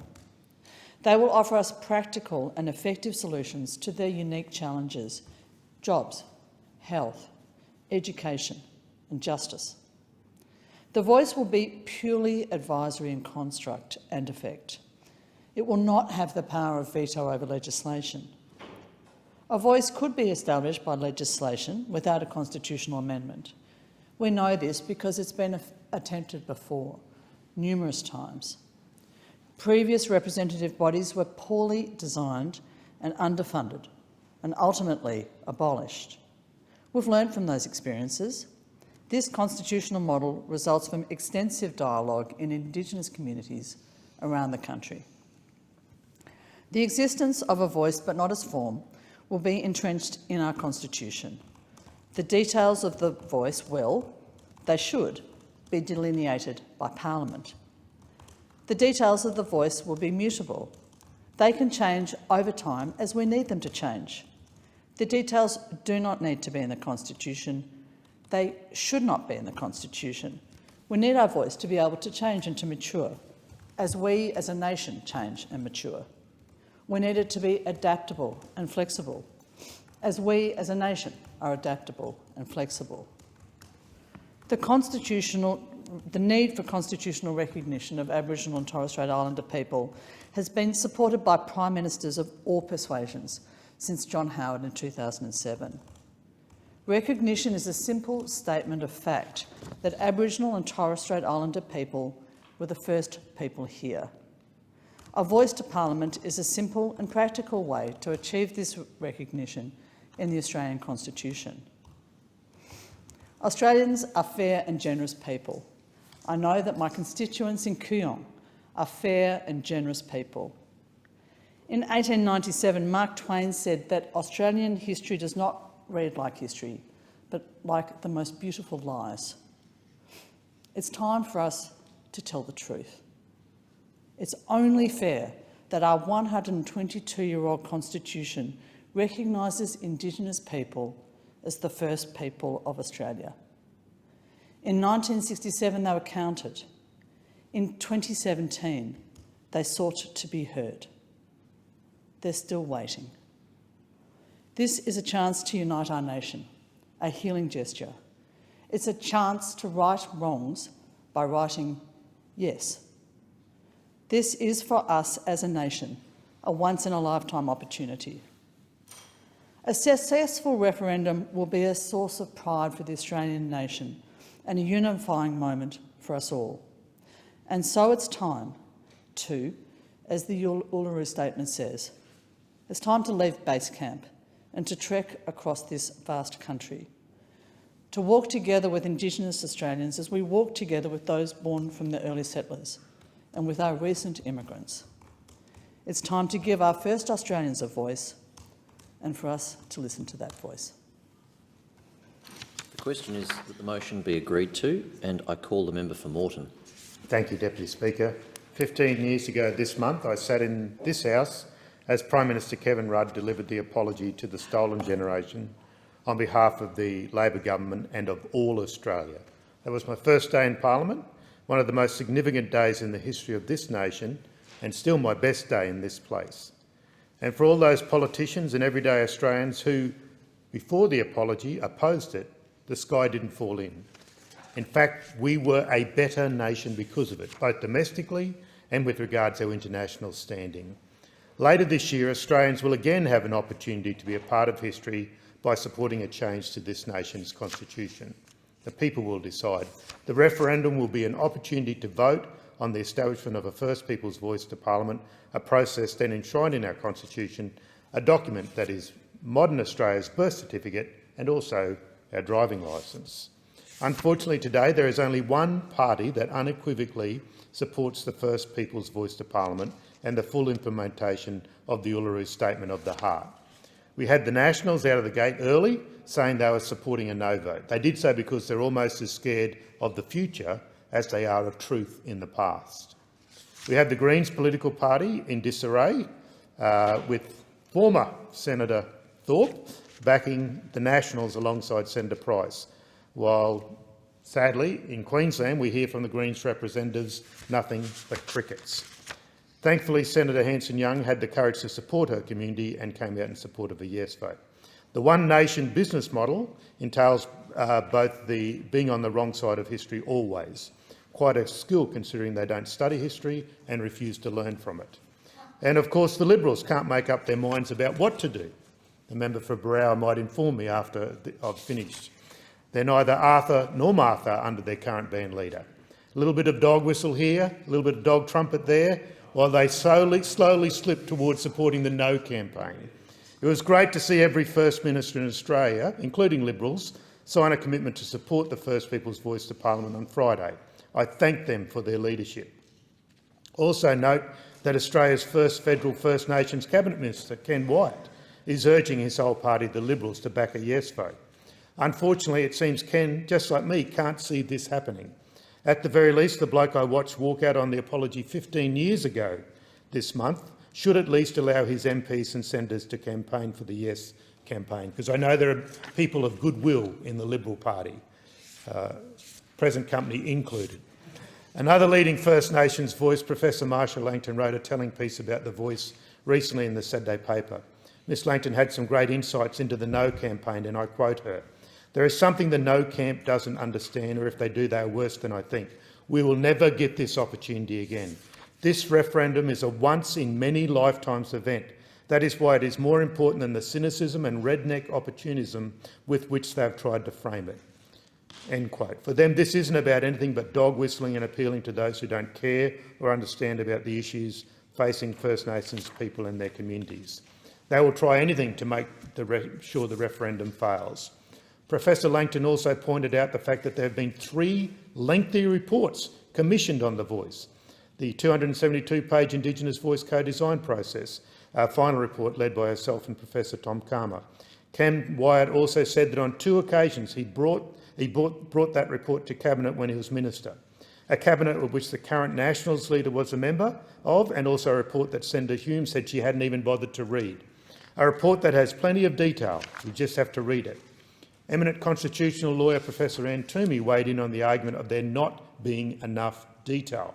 Professor Toomey said all that was important at the referendum is to know the scope of the power being enshrined, thus leaving the function in the hands of the Parliament, the democratically elected people, with the oversight of our tried and true democratic process.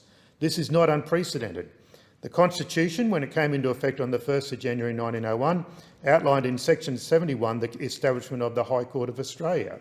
However, it wasn't until after the passage of the Judiciary Act in 1903 that the final bench could sit.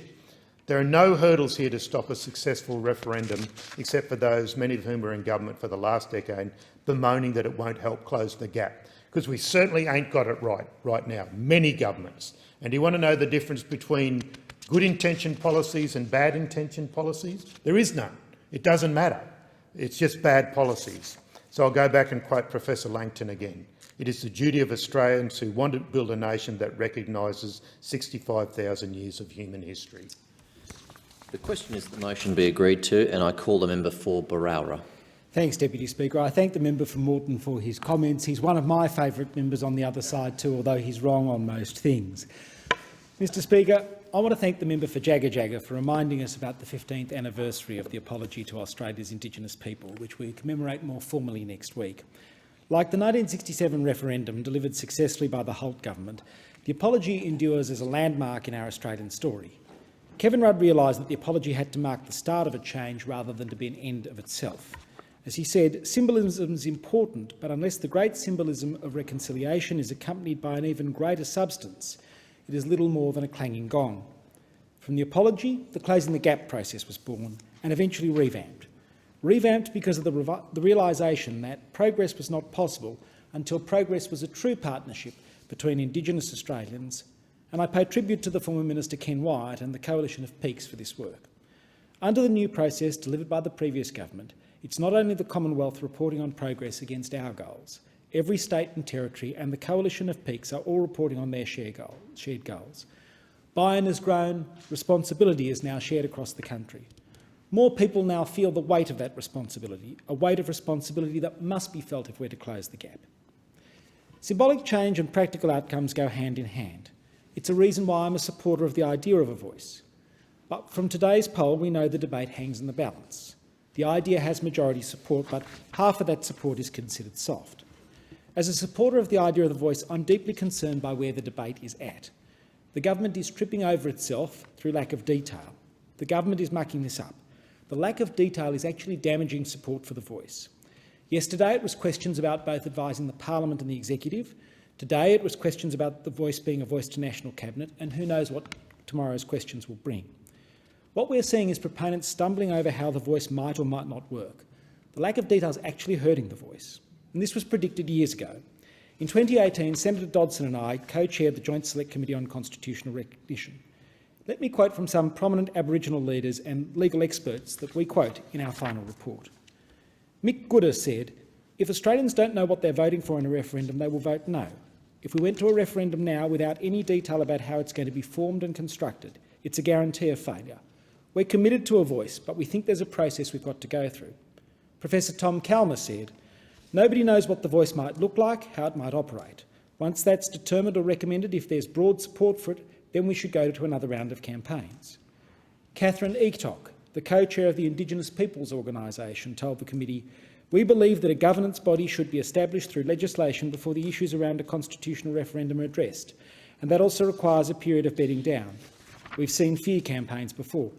She went on to say it's actually the government's responsibility to educate the Australian population and bring them with us, so it's a joint journey of healing for the Australian community. And indeed, the New South Wales Aboriginal Land Council, in arguing for a constitutionally enshrined voice, said, "A voice to Parliament established through legislation may provide a practical interim first step." As the report noted, and I quote, Mr Mick Gooder, Professor Tom Calma AO and Ms June Oscar AO argued that a constitutional change would only be successful if it was accompanied by a clearly articulated legislation defining and road testing the implementation of the voice after a co-design process. And Professor George Williams also warned us of the necessary preconditions for successful referenda, namely bipartisan support, popular ownership of the proposal by voters, education and a modern referendum process. And there's that word again, process. That is the thing that's lacking now under this government and why this is so important. As Dr Jackie Huggins, the then co-chair of Congress, put it in 2018, a failed referendum would be another blow to Indigenous Australians. A referendum requires a serious act of persuasion. We owe it to the First Nations peoples of this country and to our shared national story to give this referendum every chance of success. The government strategy must be details first, referendum second. That's how to make the idea of a voice a reality. Detail creates confidence. Detail creates the scope for debate. Detail will stop the daily sloppy interviews we're seeing from this government in the debate from the Prime Minister down. Noel Pearson anticipated this a year ago when he said in an address, "Let us complete the legislative design of the voice and produce an exposure draft of the bill so that all parliamentarians and all the members of the Australian public can see exactly what the voice entails." Deputy Speaker, I'm drawing the House's attention to these statements because they demonstrate when we call for more detail before a referendum, we are not alone. In fact, prominent Indigenous leaders, lawyers and people who are now advising the government have previously made the same argument. So my plea to those opposite My plea is to adjust course. Please, please, please, please adjust course. There being no further speakers, the debate is adjourned and the resumption of the debate will be made an order of the day for the next sitting. The Federation Chamber will now suspend. Proceedings are expected to resume at 4 p.m. this afternoon.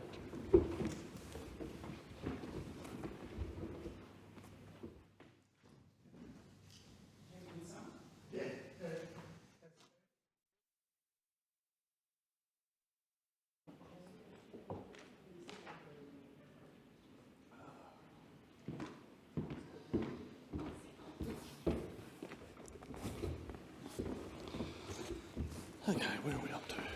This one? Are there any statements by honourable members? And I call the member for Berowra. Thank you, Deputy Speaker. The Rotary Club of Beecroft recently celebrated its 50th anniversary and its 51st year is proving to be its best yet. The club's annual events for Australia Day and Anzac Day are a centrepiece of our community. The Young at Heart Festival and Treasures Awards have strengthened ties between the generations. The train ride to end polio has spurred hundreds of thousands of dollars in donations to the Global Polio Eradication Initiative. Another recent success has been the new Beecroft Pre-Loved Bookshop. Beecroft Rotary established the bookshop following the closure of the Beecroft Children's Bookshop in 2019 and 2 years of cancelled fairs due to COVID. Staffed by local volunteers, in just 6 months, it sold approximately 8,000 books, raising almost $40,000 for Rotary service projects. I thank Russell Zimmerman and Jathan Hiscock for their leadership. Another innovative project is the club's partnership with gin distiller Craft Foundry to create Beecroft Spirit Gin, a small batch gin featuring botanicals that reflect the flora of Beecroft. The community rallied around this unique project, which quickly sold out and raised $2,600.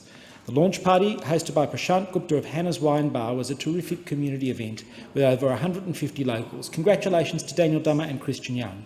I want to acknowledge the club's leadership, led by fourth-generation Rotarian Madeline Sherwood, David Rands, Kathy Sherwood, Russell Zimmerman, Greg Kieran, Nirajan Dedhart, Sophie Lloyd, Christian Kirkendale, Dave Anderson and Daniel Dummer. I look forward to the next 50 years of the wonderful Beecroft Rotary. I thank the member and I call the member for Bing. Deputy Speaker, I rise today to pay tribute to the contribution of a resident of Bing.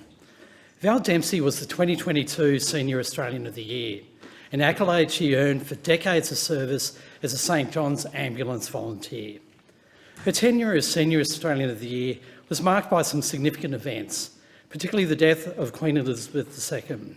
Val accompanied our Prime Minister to the funeral service of Her Majesty and ably represented all of us there. Val has taken her time as Senior Australian of the Year very seriously, has worked hard to achieve a legacy of improvement. In particular, Val has been campaigning to get more young people trained in first aid skills. The criticality of the application of first aid during accidents is clear. An injured person is much more likely to recover and survive if first aid is applied while medical assistance is en route. Given the number of our young people who are sadly caught up in motor vehicle accidents, it's essential that more of them have the skills to help save a life. Val's vision is that first aid courses would be mandatory for all learner drivers in the course of obtaining their permit. Data from other jurisdictions suggests that this could be life-saving.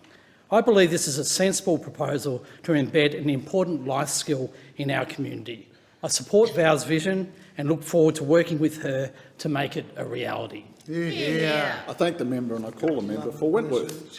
Deputy Speaker, on Friday, my community was deeply concerned to hear that the door had been reopened on the PEP 11 offshore oil and gas projects.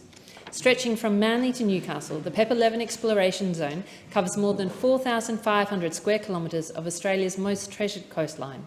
It is an area that is home to stunning marine environment, to iconic whale migrations and to a thriving coastal tourism industry.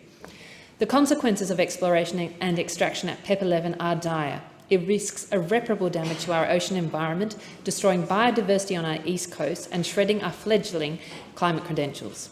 The Prime Minister said in opposition that Labor would stop PEP 11 going ahead, full stop, exclamation mark, no questions, no equivocal, no ifs, no buts. He must live up to this commitment.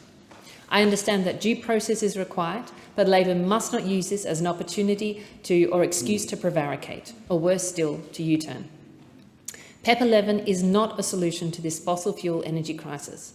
It would do irreparable damage to our beautiful coastline, and it will be vigorously opposed by the Wentworth community. From groups like the Surfrider Foundation, who were so important in the campaign to stop it last time, and to all those who love and care for our oceans. The government must make sure that PEP 11 is dead in the water. I thank the member and I call the member for Corangamite. Thank you.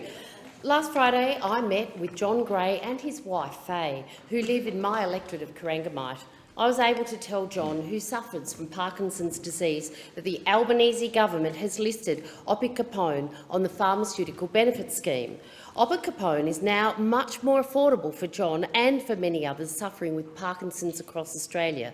Faye told me the listing was amazing. Affordable access to opicapone will give John such a quality of life.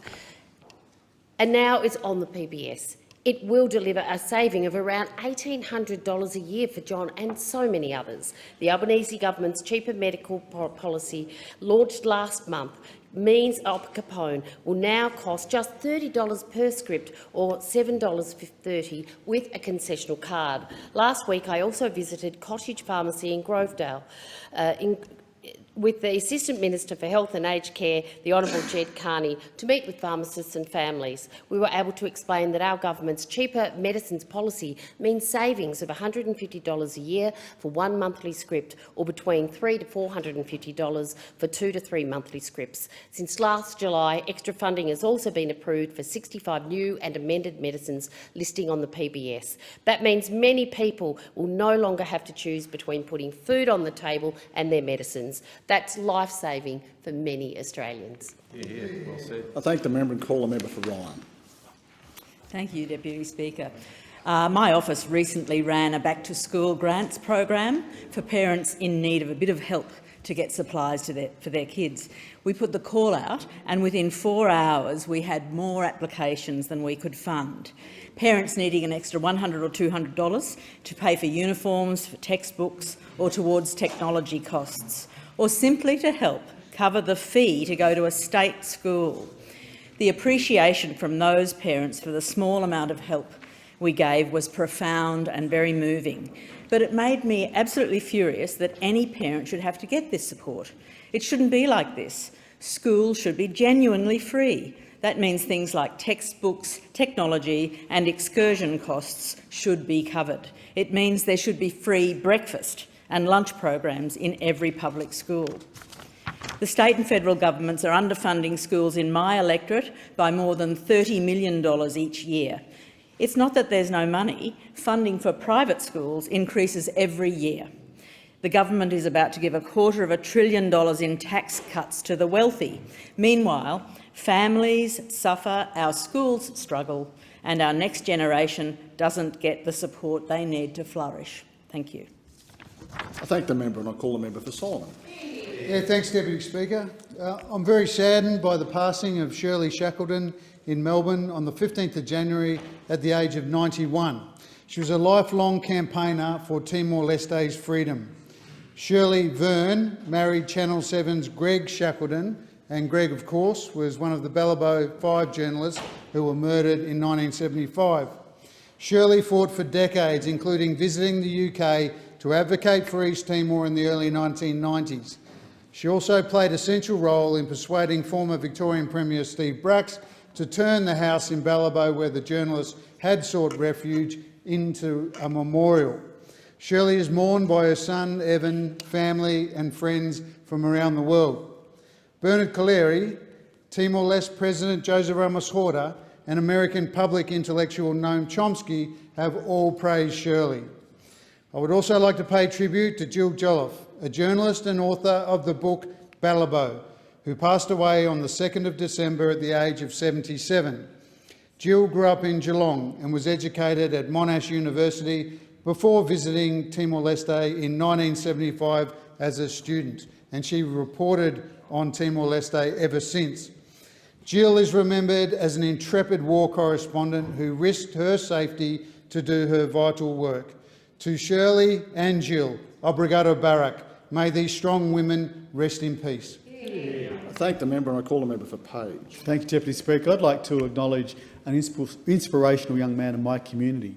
12-year-old Aidan Reilly raises funds and donates the money as petrol vouchers to the Grafton-based Hospital Oncology Unit. In 2021, Aidan sadly lost his dad to bowel cancer, and ever since he and his mum Veronica have donated petrol vouchers to ensure families had the resources to drive and see their loved ones in care at the Grafton-based hospital. Aidan witnessed the difficulty families faced in the cost of travelling, in some cases long distance, to see family and friends in hospital. This motivated him to raising $5,000 in early 2022. The accomplishment inspired Aidan to do it again, and he aimed for another $5,000 for Christmas. Grafton got behind Aidan's fundraising efforts with local businesses setting up donation stations in their premises. Examples such as cafes selling special Team Aidan coffee cups, then donating the money raised to Aidan's charity. The total reached a staggering $22,000, which was distributed as vouchers and gift cards amongst patients. Aidan isn't stopping here. He has a new goal for 2023, which is to raise $50,000. When asked why he does this, he said, "Making a difference is the only reward I need." Aidan, after going through the loss of his father, has found the strength and determination in helping others going through the same journey. And a special thank you and mention to his mum Veronica for her guidance and willingness in assisting Aidan reach his goal. Thank the member and call the member for Fremantle.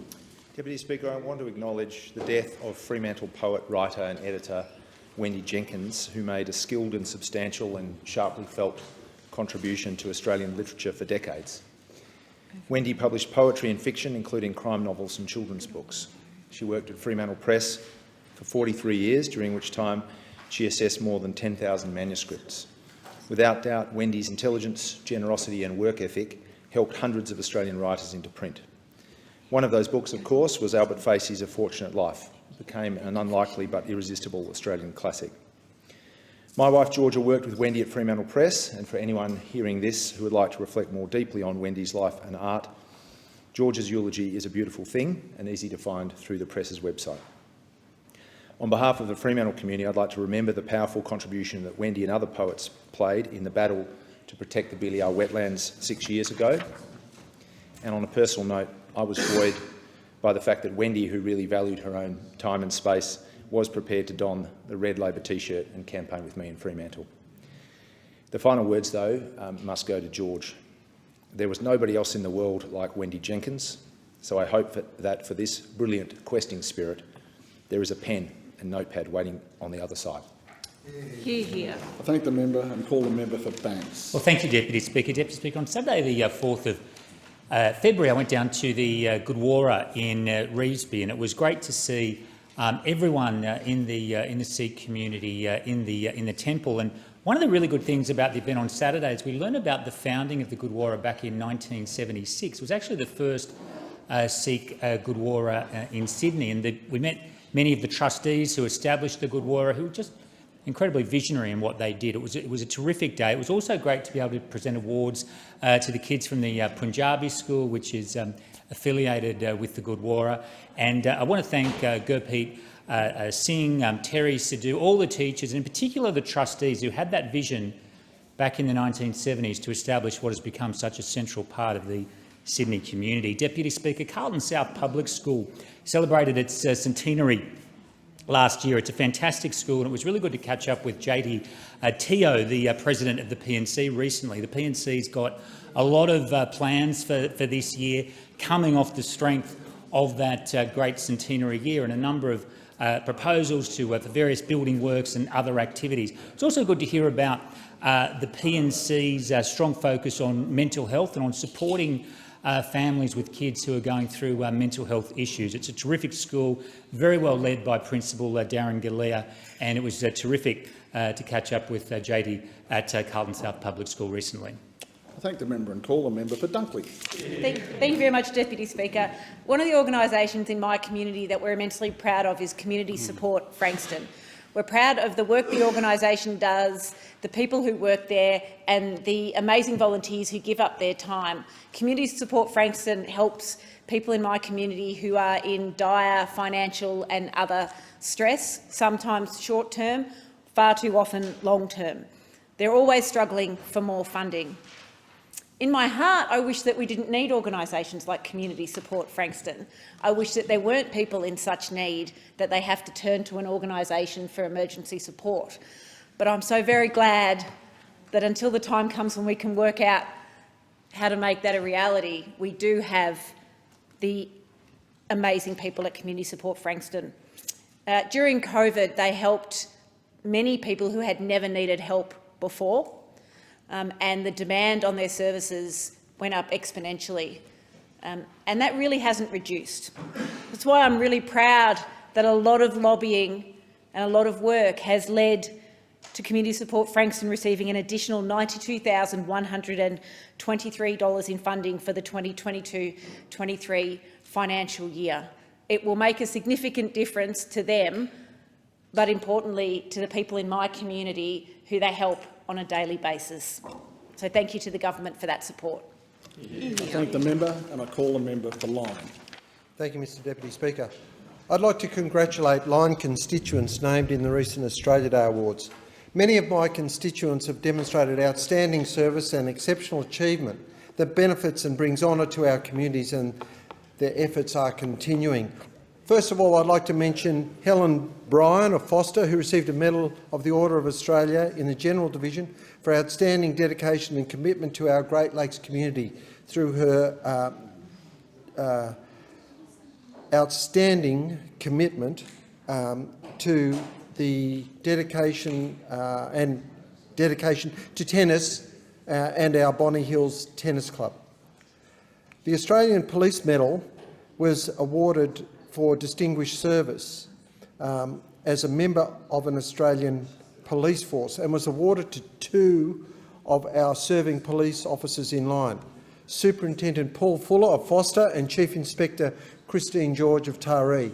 Consistent with the intent of the meritorious award regulations, their work on the front line with prolonged exposure to risk in the service of our communities and using frontline experience to support other officers on the front line, Superintendent Fuller and Chief Inspector George have provided outstanding service to our communities, particularly in times of recent emergencies and disasters, and the work that they do is inherently more hazardous than most occupations. Order. Congratulations again, your efforts have been recognised.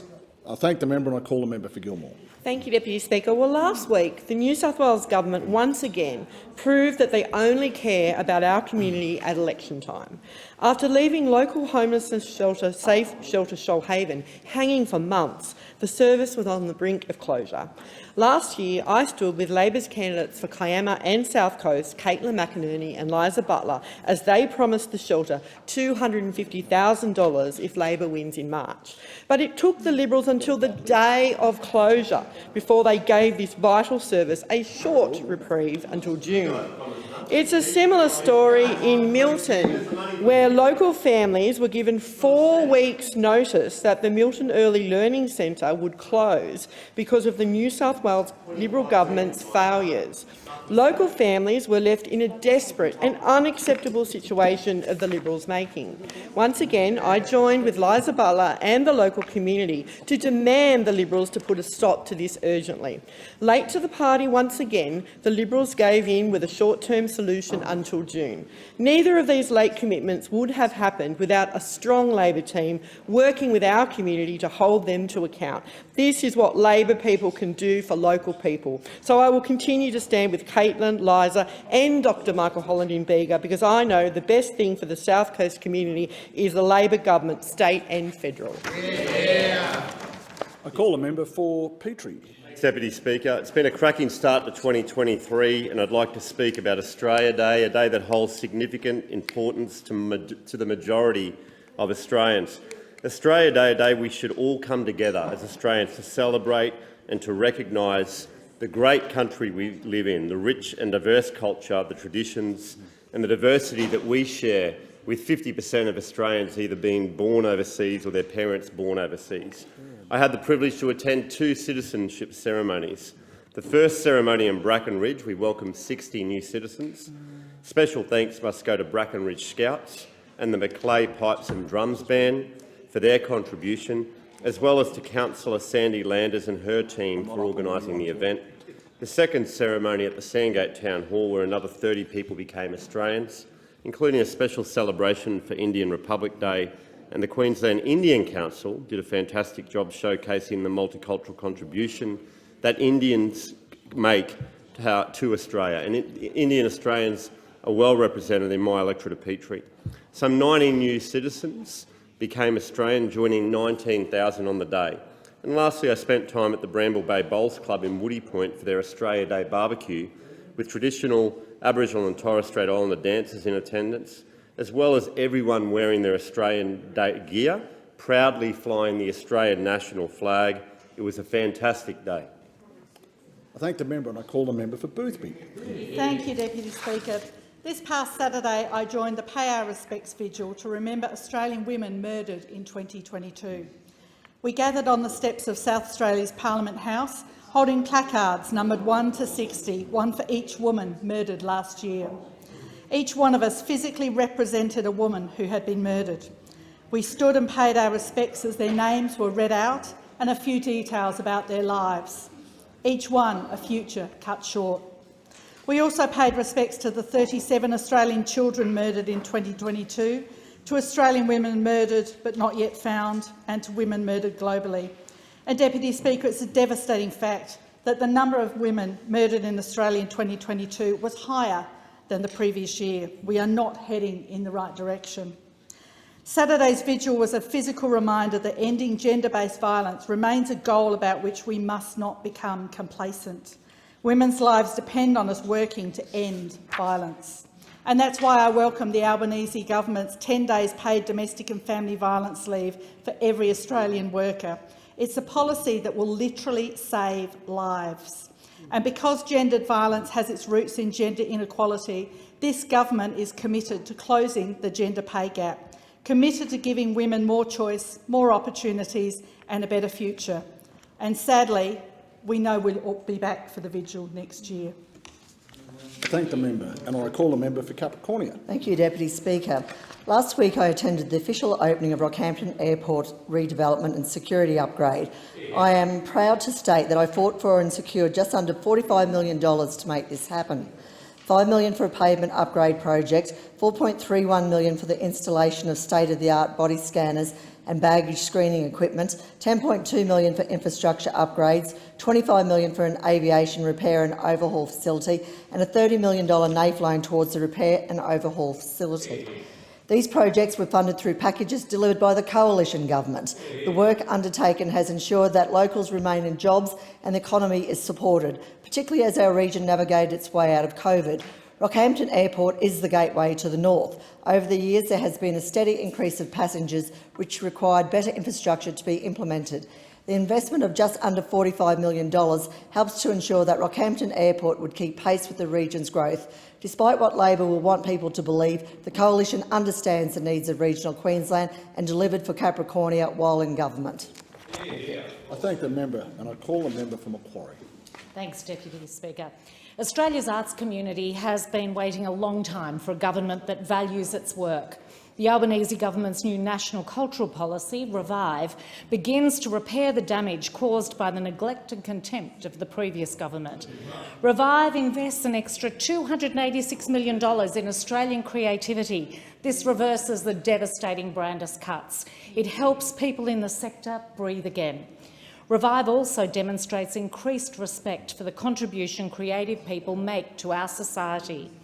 The Australia Council will be strengthened and extended, as Creative Australia will have a First Nations body giving Aboriginal and Torres Strait Islanders autonomy over decisions and investments.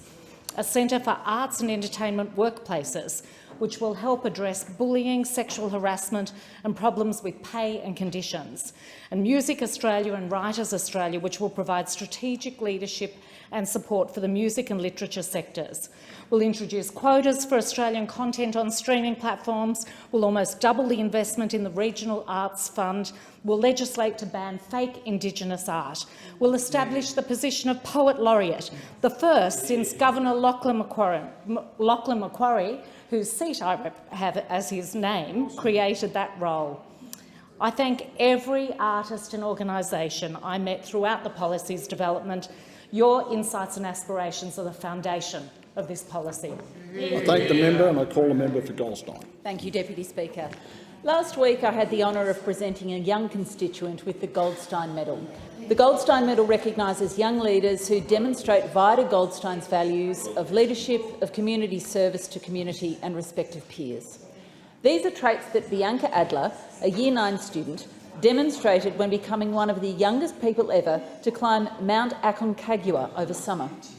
At a height of 6,961 metres, it's the highest mountain in the Andes and the highest mountain outside of the Himalayas. To achieve this, Bianca trained for over a year, including climbing the almost 6,000-metre Pocodol Peak in Nepal in September and Mont Blanc in July. For reference, Australia's highest peak, Mount Kosciuszko, is 2,228 metres. To prepare for the summit, Bianca spent 3 weeks in a small tent to gradually climb the mountain and acclimatise. The summit involved 13 hours of climbing in minus 35-degree temperatures, facing the real threat of frostbite. Bianca made it to the summit and back down safely, much to the relief of her parents. When I met Bianca to discuss her remarkable achievement, we talked about how pushing boundaries can inspire others, especially other girls and other women. Thank you, Bianca, for inspiring me to continue to push my own limits. Thank you, Deputy Speaker. I thank the member. I call the member for Hunter. Thank you, Speaker. Deputy Captain Ian Stevenson from the Branxton Fire and Rescue Station 237 joined the New South Wales Fire Brigade on the 1st of June 1984. It has served as a volunteer and then a retained firefighter until he was promoted to the rank of Deputy Captain in 2013. Not only has Ian helped protect our local community, he has protected New South Wales and Australia for the past 38 years from major fires, floods, traumatic structure fires and motor vehicle accidents, whilst also being a vital team member and volunteer community first responder on behalf of the New South Wales Ambulance Service. Ian was awarded the Merit Certificate from the New South Wales Police Force for his efforts and duties performed in a horrific accident in 1993, accommodation for his meritorious service in the storms of 2007 and a commendation for his meritorious service from a tragic house fire in Singleton in 2019.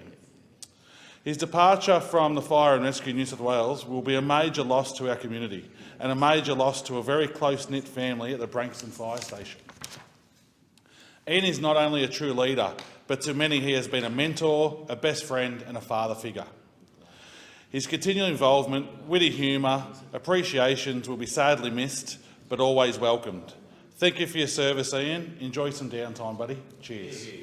I thank the member and call the member for Forrest. Thank you, Deputy Speaker. I want to thank once again our volunteer and professional emergency fire and emergency response services who've been battling fires recently in my electorate of Forrest. 2 days of severe lightning strikes saw several serious fires, both in the shires of Donnybrook, Balingup and Dardanup. The Department of Fire and Emergency Services issued 7 warnings to Donnybrook and Mumbalup residents, with 2 at emergency level. 2 of the intense fires raised over 6,000 hectares of national parks and farmland, and more than 100 firefighters and aerial support members fought to get the fires under control in really challenging conditions.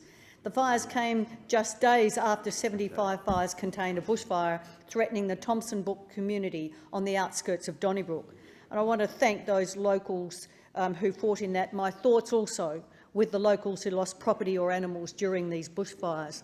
The summer months are particularly challenging for our volunteer bushfire brigades, our SES crews and professional firefighters, so I wanted to thank them once again for protecting our regional communities and for the work they've done recently. I also want to thank the farmers, who often are the first people onto the fire ground when it's a neighbour or someone similar with their own home fire units. They get out there and get this job done, often running the front of the fire before anybody else get there, and I want to thank those that did that in the neighbouring property to us recently. I thank the member and call the member for Macnamara. Thank you, Acting Speaker.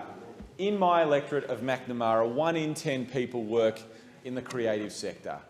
It is without doubt that Macnamara is the arts capital of Australia, and And I accept there's a few interjections, but I stand by my comments. And inside the arts capital of Australia lies the Espy and the Gershwin Room at the back, which is one of the nation's best live music venues. And packing out the Gershwin Room were people from right across the creative sector in this country, from our local local and independent theatre companies right to our major institutions. And they were all there, joined by the Prime Minister and the Minister for the Arts, as well as Missy Higgins, the amazing Deborah Cheetham, who was cruelly on before me, made me look, it was a hard act to follow, and then so many other talented people performing. And the key part of that morning was announcing Revive, our national cultural policy, which is going to do a few really key things. One is restore the cuts that were previously taken out of the Australia Council. Decisions about who funds the arts will be taken away from government and done independently. We're going to create Music Australia under the umbrella of Creative Australia as well as Writers Australia. It's all about making sure that we support Australian stories and Australian jobs in our creative sector. It was a great morning and I'm really proud of our artists. I thank the member. I call the member for Riverina. Osborne is a football and netball club 122 years young. It is a club without a town. And for most of the years that Osborne has been in existence, it's had Gary O'Connell doing something for the club, playing, captain coaching or in administration as the president. Indeed, during Gary's accumulated 25-year reign as president of the Osborne Football Club, he successfully recruited many coaches and footballers, and this resulted in 17 premierships. For Gary, it was all about family, because he always put his family first, faith and football. And for those last two, it just depended on what day of the week it was, which order they came in. And certainly at his funeral last Friday, at which his great lifelong friend, Father Terence Marty, officiated, there was much about his faith in St Mary's Catholic Church, which was espoused. We loved Gary in the Riverina. We respected him. He loved his wife, the late Miriam, and certainly their 8 children, Martin, Christine, Anne, Elizabeth, Garnet, Michael, Robert and Catherine. His 4 boys all played footy. His girls played netball. Indeed, it was a family occasion, and we miss him greatly. It was good to catch up with Merv Wegner. He was Gary's vice president at the Hume League for 17 years, and they made sure that football was put first, and indeed we wish that he rests in peace. Vale, Gary O'Connell. I thank the member. I call the member for Bendigo. Thank you, Deputy Speaker. Well, many of us have risen in this place to speak about the housing crisis that we are currently experiencing across Australia, and it is acute. There is hardly a sector of our community that hasn't been impacted. Whether it is that first home buyer trying to buy their first home, housing prices are high. There's multiple reasons why, but we still have to acknowledge that they are high, and it is a barrier to many entering the market. Even an electorate, my electorate Bendigo, which used to promote itself as being affordable, is quickly becoming unaffordable. Houses on streets like Sternberg Street, nice part of Bendigo, not the fanciest part of Bendigo, are now being advertised for over $1 million in Bendigo. Yes, it might be 4 minutes from the hospital, but lots of Bendigo is 4 minutes from the hospital. It's one of those challenges that regional electorates, my electorate, are now experiencing. There's also extreme pressure in the rental market. A number of rental properties, real estate agents have told me, have been sold. Baby boomers cashing in on the high prices or moving into aged care, downsizing their portfolios. For whatever reason, we are losing rental prices. Rental properties, which is causing a spike in rental prices. We must do more as a government and as a parliament to help address this issue. It is a local, state and federal government responsibility, and I'm keen to see what we can do in this term of parliament to fix the issue. The member's time has expired. Can I call the member for Lindsay? Thank you, Mr Deputy Speaker. During the 2019 federal election, and then the 22 election, the Labor Party made promises. And in particular, they made a big promise for an urgent care clinic in my community of Lindsay. And they've even, I think they made those promises all across the country. And they even wrote to my community. They had a senator really talk up this in that they would have it in the October budget and they would provide funding. However, the constituents of Lindsay, my community, are still to hear from the Minister for Health about this commitment from the Albanese government. In fact, we were just talking then about right across the country, in fact, there were 50 urgent care clinics that have been promised and declared operational by May, but May has gone and it seems the government is walking away from this promise and claiming now it will be the end of the year. The minister stood aside the Prime Minister in Perth last week and open expressions of interest for some clinics in Western Australia, yet Western Sydney is yet to hear a peep from this government on their promise to provide better access to urgent health care for the community I proudly represent. The government is cutting Medicare subsidised psychology sessions, they have cut telehealth sessions, and now they're pushing back core commitments in the health space yet again, just like they're pushing back reform on Medicare. It's time this government took the health portfolio seriously and begin to deliver on its promises for an urgent care clinic in my community of Lindsay. I thank the member. I call the member for Fraser. Deputy Speaker, can I pay tribute to Katie Barfield, awarded an Order of Australia recently for services to business and the environment, specifically for years tackling food waste. Katie's eureka moment came when she and her partner were running a bar in Melbourne. As she watched the chef turf out the contents of the fridge at closing time, she imagined this happening in restaurants right around the country. Katie spent 7 years as the CEO of food rescue organisation Second Bite and realised that technology could tackle the scale of waste far more efficiently than building more warehouses. And so the social enterprise Yumi was born. Manufacturers use the Yumi platform to sell surplus food. Any unsold food is given to charities chosen by the manufacturers. Yumi is a triple bottom line winner, a financial win for the manufacturers, a win for the environment, and importantly, an obvious win for the community, with many, many thousands of meals delivered to the most vulnerable in our community. Last year alone, Yumi diverted nearly 5 million tonnes of food from going to waste, but that's just the tip of the iceberg. As Katie says, she's looking forward to the phrase, "Let's Yumi that," becoming part of the business conversation. I thank the member and I call the member for Flinders. I rise to reflect on the great community celebration across the Mornington Peninsula on Australia Day this year. There were activities all across the peninsula, mounted through the tireless work of our community groups like Rotary, Lions, our Returned Services Leagues, the Men's Shed, the local Scouts, emergency services, especially the mighty folk from the local CFA. These activities were supported by our wonderful community sponsors, including Bendigo Bank, Hillview Quarries, Ritchie's, IGA and, of course, the Mornington Peninsula Shire. A soggy morning did nothing to deter a rousing rendition of the national anthem and We Are Australia by the Mornington Peninsula Welsh Ladies Choir in Mount Martha, and the sun was out by the time a troop of Tyab flyers adorned the skies above a flourishing Dramana Day fair. There was face painting, woodworking, a local dance school strutting its stuff, sales of local wares and explorations of the fire trucks, and a new addition for 2023, electric vehicles. But the absolute joy of the day was the citizenship ceremony held at the Rosebud Memorial Hall, where 65 people from around the planet chose to make Australia their new home. And it was a moment of great pride and celebration, and in the case of young girls, most wonderful, endless party frocks for the families who have chosen to make the Mornington Peninsula their home. I thank them profoundly for choosing Australia. I thank the member. I call the member for Robertson. Thank you, Mr Deputy Speaker. And, well, St John the Baptist Catholic Primary School in Woy Woy last year turned not 98 years old, not 99 years old, but 100 years old.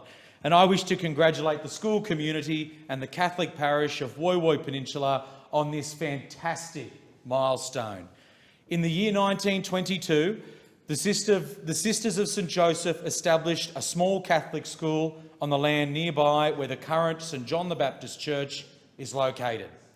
This school was to ensure Catholic families in the region did not have to send their children further away to places like Cronulla or places like Manly.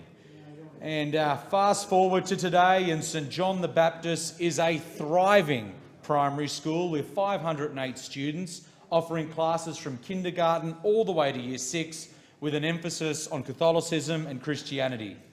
Although not on the original site, it has now moved to a much larger location in Woy Woy. In South Woy Woy, in fact, boasting modern classrooms with flexible learning arrangements and the latest technology to give young minds, those children, young minds on the Central Coast and on the peninsula where I grew up, the best start in life for their education. And I wish to commend the Diocese of Broken Bay, Principal Nicole Davies, teachers, students and the wider Catholic community on the Central Coast for this celebratory occasion. Best wishes to the school for many more years ahead. Thank you, Deputy Speaker. I thank the member and I call the member for Wide Bat. Thank you, Deputy Speaker. The closure of GP medical practices in Imbil and Pomona by a Brisbane-based company leaves these communities without access to a local doctor. One of the reasons cited for the closures is the Albanese government's changes to distribution priority areas, which now make it easier to recruit doctors in metropolitan areas, but much harder to bring them to regional communities. Another reason is the indexation of Medicare rebates, which haven't kept pace with rising cost pressures and don't adequately compensate GPs. Imbil's Medical Centre has served the Mary Valley for 20 years. It's a growing community, but its closure has triggered Imbil's pathology to close, and we risk losing other health services in the town. With no other GP practice nor any public transport to get to one, Imbil's elderly, infirmed and ill are unable to travel the 30 kilometres to Gympie to get to a GP. Pomona's medical clinic closure leaves its 3,000 patients with no doctor, and they have to travel to Karoi for further GP access. Every election, Labor promises to save Medicare, but they're letting bulk billing rates drop and vital GP clinics close. We need immediate action to ensure people can access a local doctor when they need it. The government must fix this crisis so people can access a local doctor when they need it. I thank the member and I call the member for Reid. Iranian women have spent decades fighting for their rights. It is a feminist movement that stretches back to the early 1900s. When the modern constitution in Iran was enacted in 1906, it promised equal rights before the law, but Iranian women were denied the right to vote and treated as second-class citizens. But they did not go quietly into the night. Iranian women and men protested. They took to the streets and marched, and eventually women were given the right to vote 6 decades later. Those hard-won freedoms and rights were snatched away after 1979. But again, they did not go silently into the night. Iranian women today carry the fighting spirit of generations of Iranian women before them, continuing to fight for their human rights, continuing to demand their right to live freely as equal citizens. It was the death of Mahsa Amini in September last year that has brought on this new civil rights movement, led by women and supported by men. Iranian women have had to live in a world where freedoms are granted inch by inch after decades of fighting, but then brutally and quickly snatched away. And yet, throughout it all, their spirit remains unbroken. They continue to fight just as they always have, and we stand willing to support them. I thank the member and call the member for Casey. The last week of Parliament last year was Youth Voice in Parliament Week. The theme was what should Australia's new Parliament accomplish? And the successful applicant for Casey is Katie Richards, aged 19. Hello everyone, and thank you so much for the opportunity to let me talk about what Australia's Parliament should accomplish, looking through the eyes of a young person, navigating our way in today's fast-paced and challenging environment. As a young person, I've been surrounded by many peers, leaders and other young people who I have the pleasure of being an ambassador to. What I hear most from my generation is that we feel like we haven't been heard or supported enough. What I mean is, when it comes to our mental health, our schooling and our community, we often get spoken over or spoken to, rather than letting us into the conversation. We would like people to ask us what we want. I believe that we need more community organisations like Tribe Monbulk Youth, with better funding, easier access and more services to help with young people experiencing issues with mental health. We want to be involved, and together we can really change the way young people seek support and services, from health to social services to financial and to wellbeing services. When a government listens and asks us what we want to see regarding issues that affect us, we feel heard and supported, and there are better outcomes for young people. We would like open and honest conversations. We would like the new parliament to consider young voices when forming legislation around issues that affect youth in 20... I call a member for Macon. Deputy Speaker, next Monday, the 13th of February, commencing at 6 p.m, the South Australian Assistant Minister for Autism, the Honourable Emily Burke MLC, the member for King Rhiannon Pearce and the member for Newland Olivia Savas will host an autism forum at the Modbury Bowling Club in the Macon electorate in preparation for the state's first autism strategy. It's estimated that 1 in 70 Australians are on the autism spectrum and the numbers appear to be increasing. Autism impacts people differently and can make life very difficult for young people, teachers and school communities. That is why I applaud the South Australian Malinauskas Labor government for delivering on its $28 million election commitment to provide access to autism inclusion, to provide access to an autism inclusion teacher in every public primary school, including reception to Year 12 schools. As part of the program, more than 400 autism inclusion teachers will begin their new roles from this week. Regrettably, I will be here in Canberra and unable to attend the forum, but I expect a strong turnout. I thank the state MPs for hosting it, and I encourage people to attend and share their views on how we can better support those people diagnosed with autism and their families. I thank the member. In accordance with Standing Order 43, the time for members' statements has concluded, and I call the clerk. Private members' business. Notice number 5, motion relating to Australian Defence Force recruitment. Call the member for Canning. Thank you, Deputy Speaker. I move the motion relating to defence recruitment in the terms in which it appears on the notice paper. Deputy Speaker, it is now the consensus view that our strategic environment is the most challenging and complex it has been since the Second World War, something we've been talking about on this side of the House for some time. And the Deputy Prime Minister and the Prime Minister have both acknowledged this very recently. If you look back over the last year, there are plenty of indicators. Russia's illegal invasion of Ukraine, the no-limits partnership struck between President Xi and President Putin, and of course the Chinese surveillance balloons over the continental US just over these past few days. Things are dangerous, dynamic, and the risk of miscalculation is much larger than it was 5 years ago. The opposition will be watching the outcomes of the Defence Strategic Review closely, and we welcome the Prime Minister's comments in the Weekend Australian last November that the government will spend, and I quote, "whatever is necessary to produce the defence force that could defend Australia." This is particularly appreciated following the October budget, and the message it sent did not inspire confidence. The government of the day has a moral obligation to the Australian people to build and maintain a strong deterrent to any aggressor. And given the stakes, the coalition will always work constructively with the government to build a strong and capable Australian Defence Force over the next 2 decades. The Albanese government has committed to the former coalition government's objective of growing the ADF by 18,500 people by 2040. That's net growth of 1,000 people per year, noting that in recent years recruitment has only managed net growth of 300 people. And this is a huge task, Deputy Speaker. We must focus on how we find, recruit and retain young men and women for our future Defence Force. There are a few things I want to make clear today. First, we need a message that appeals to young hearts and minds, emphasising the ethos of service, duty, honour and country. They're Anzac values and they are timeless. But if you watch a recruitment ad today or over the last few years, you might think joining the ADF was simply a vehicle for self-actualisation. Yes, there are benefits to service, but we need something more than self-interest if we're going to grow the Defence Force by 1,000 people per year in a tight labour market. Even an article by the Australian Army Research Centre recently recognised the need for a new narrative around military service. The next generation are waiting to be inspired and challenged by traditional values of service to country and to their fellow Australians. Second, we must make onboarding faster. It currently takes 292 days from first contact to recruit training, and this is not good enough.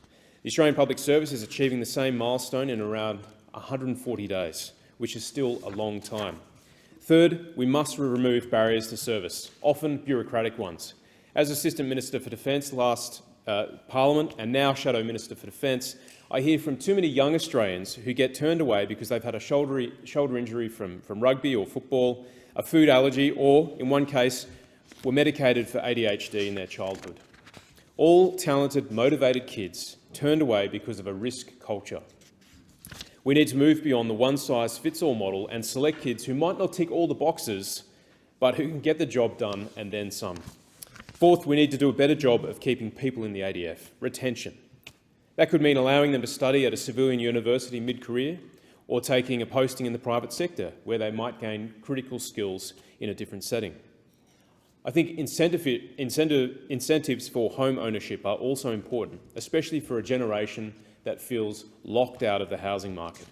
We need more pathways to return to uniform, not just pathways out. And finally, we need to think about how we look after our serving families. Operations, career courses and exercises take time away from the family. COVID demonstrated that we can achieve a lot through online learning, which may well save on travel and time away, particularly for ADF career courses. And I remember about 10 years ago speaking to an Army psychologist who was talking about the tempo and the impact it was having on families. A lot of us were doing 6 months away, coming back for a brief time and then moving on to a career course on the East Coast or elsewhere. And he said it's the equivalent of running a marathon and then at the end of the race, someone handing you a kettlebell and saying, here, swing this for 30 minutes. We've got to learn how to rest people so that they're fit to fight and train and do their job in the Defence Force. So we must balance the benefits of bringing people together with managing the risks of keeping families apart. Now, it's going to be a busy decade ahead, and I hope this can be part of an ongoing conversation, Deputy Speaker. The opposition stands ready to support the government in growing the ADF. It is simply responsible national security, and it is what Australians expect. Thank you. Is there a seconder for the motion? I second the motion and reserve my right to speak. The question is that the motion be agreed to, and I call the member for Bruce. Thank you, Deputy Speaker, and I want to thank the Shadow Minister for bringing the motion for debate and acknowledge his service and genuine and abiding interest in defence and defence personnel issues. And I trust, although I hasn't served, we know each other, he'd acknowledge my genuine and long-standing interest since I was elected in defence personnel issues and now as Chair of the Defence Subcommittee. The motion is correct. The former government did indeed announce plans to grow the Defence Forces by 18,500, or Defence by 18,500 people from 2024 to 2040. And I want to be very clear, I do support such significant growth in the ADF. It is necessary given our deteriorating strategic circumstances, and it's essential if we're going to operate new stuff. There's not much point investing multi-billion-dollar, hundreds of billions of dollars in new capability and kit and all the money that goes in sustainment if you don't have the skilled people to operate it. And you can't just recruit them. It takes years, or in some cases decades, to get senior technicians and senior officers baked and skilled and ready. But it's important also to understand the context. In a decade, the previous government grew the ADF by 2,000 people in 10 years. The previous government's announcement of the increase was just that. It was an announcement. None of it was funded. The billions of dollars you need to go and recruit 18,500 people over that time span were not in the budget. Indeed, there was no plan for delivery. It wasn't only a lack of funding. There was no actual plan for delivery. And the motion is right. There's been an average net gain, instead of the 1,000 we need in recent years, of about 300. It's a serious issue and a big problem, but sadly, another example of the former Prime Minister's penchant for announcements with lots of flags behind him in this case, but not actually delivering and taking it seriously. It wasn't just the vaccines. He was making announcements with no delivery plan in the critical realm of national security and defence, the dying days of a dying government. Now, the government didn't create the problem, but we will take responsibility to address it, and all ideas are welcome, and I appreciate many of the thoughts and contributions of the Shadow Minister.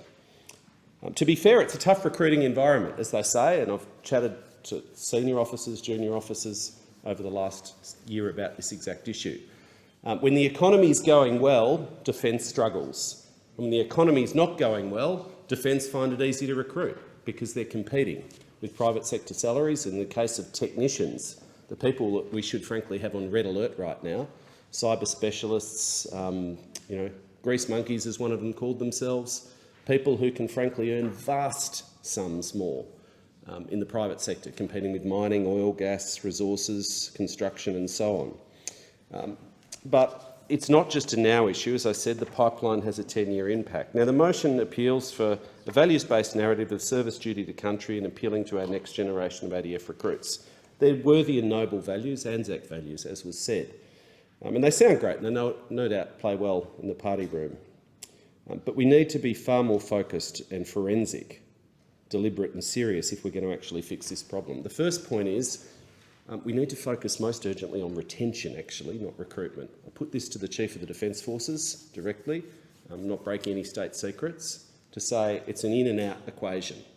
The quickest, most urgent thing we can do is to slow the rate of people moving and stabilise the situation and focus our efforts on that, while we then do that work and wait for the economy to change, frankly.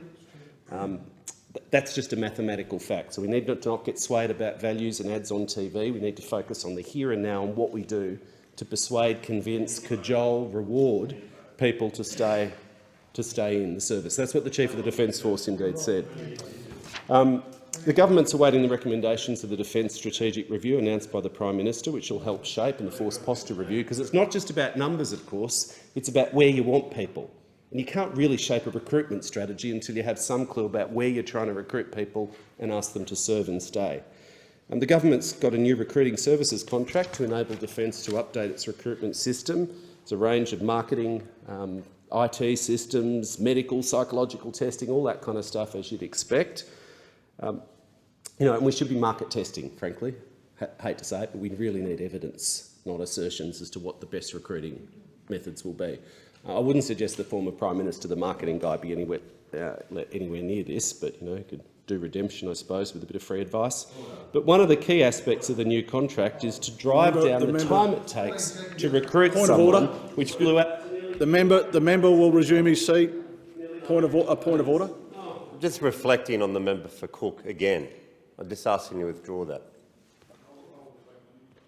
Yeah, you reflect on it. So I withdraw the fact that the former Prime Minister was a marketing guy. The time has expired. I thank the member. The question is that the motion be agreed to, and I call the member for Herbert. Thank you, Deputy Speaker. 2025, that's the year identified by US Air Force General. He said, "My gut tells me we will fight in 2025. That's not something any of us want. It is something all of us want to do everything we can to avoid. Whether or not this general is correct, only time will tell. But one thing is for sure, we are definitely well within the 10-year window of warning. All of us here will agree and have said before, we are facing the most geopolitically uncertain times since World War II. And that, of course, means we must be doing absolutely everything we can to be battle ready. We don't seek war, but we must be prepared for it. We don't want to fight, but we must have the ability to do so. Talking about recruitment and retention, I think needs to be flipped on its head. Why do our brave young men and women want to join the Australian Defence Force? Why did they enlist? And what will keep them employed? I think it's good that our Defence Force has helped out through natural disasters, through fires, through floods, through cyclones, through COVID assist. But it's not the primary role of our ADF. The primary role of our ADF is to fight and win our wars, protect this country. And we've seen all governments use our ADF as the first responders. We're too small, too busy to have the Australian Defence Force as any government's first responder. And it's not why they signed up. It's not why they joined their profession. So to keep people and to recruit people, you need to allow our soldiers, our sailors and our aviators to do their job. Whether it's on deployment, whether it's in a training team, whether it's on a overseas in a training capacity, in non-kinetic, non-warlike kind of place, whether it's in the States, it's in the UK. We have a lot of US soldiers and Marines come to Australia and up into the top end, into Darwin, but we don't have a lot of our soldiers going over there. I don't think it's needed to highlight we need to get more officers into more degrees. I think we need to get soldiers doing their jobs, which is, if there's a long peacetime, they're not deploying to Afghanistan, they're not deploying on combat operations, then let's get our people overseas into the UK. You take a section or a platoon over to the UK, to Japan, to the States, those soldiers will stay forever and they will teach and train younger soldiers. We have a recruitment and retention issue with the enlisted soldier. We know what appeals to people to get them, well, my generation to enlist, and it was to protect and serve our nation. And it was to, at some stage, which happened, was to go and deploy and fight. But we don't do that at the moment. That's not happening. So we need to have other tools that will help our soldiers want to enlist and then to keep them. There's some things like that we can do, but there's also things that we shouldn't do. And we can't just focus on the recruitment, we must also focus on the retention. You must be able to have the kit to fight in. You must be able to have the stuff that you can train in, that you can deploy in, and you must be upfront with the soldiers, aviators and sailors. In Townsville, the announcement to remove the MRH-90 helicopter out of our region, without talking, without telling, without bringing the community along, will cost jobs, will have families leave where they want to grow up, want to grow their family, and we'll see people leaving the beautiful place of Townsville. Now, that's not what you do. What you do is, if you want to refocus an asset, you talk with the community about why.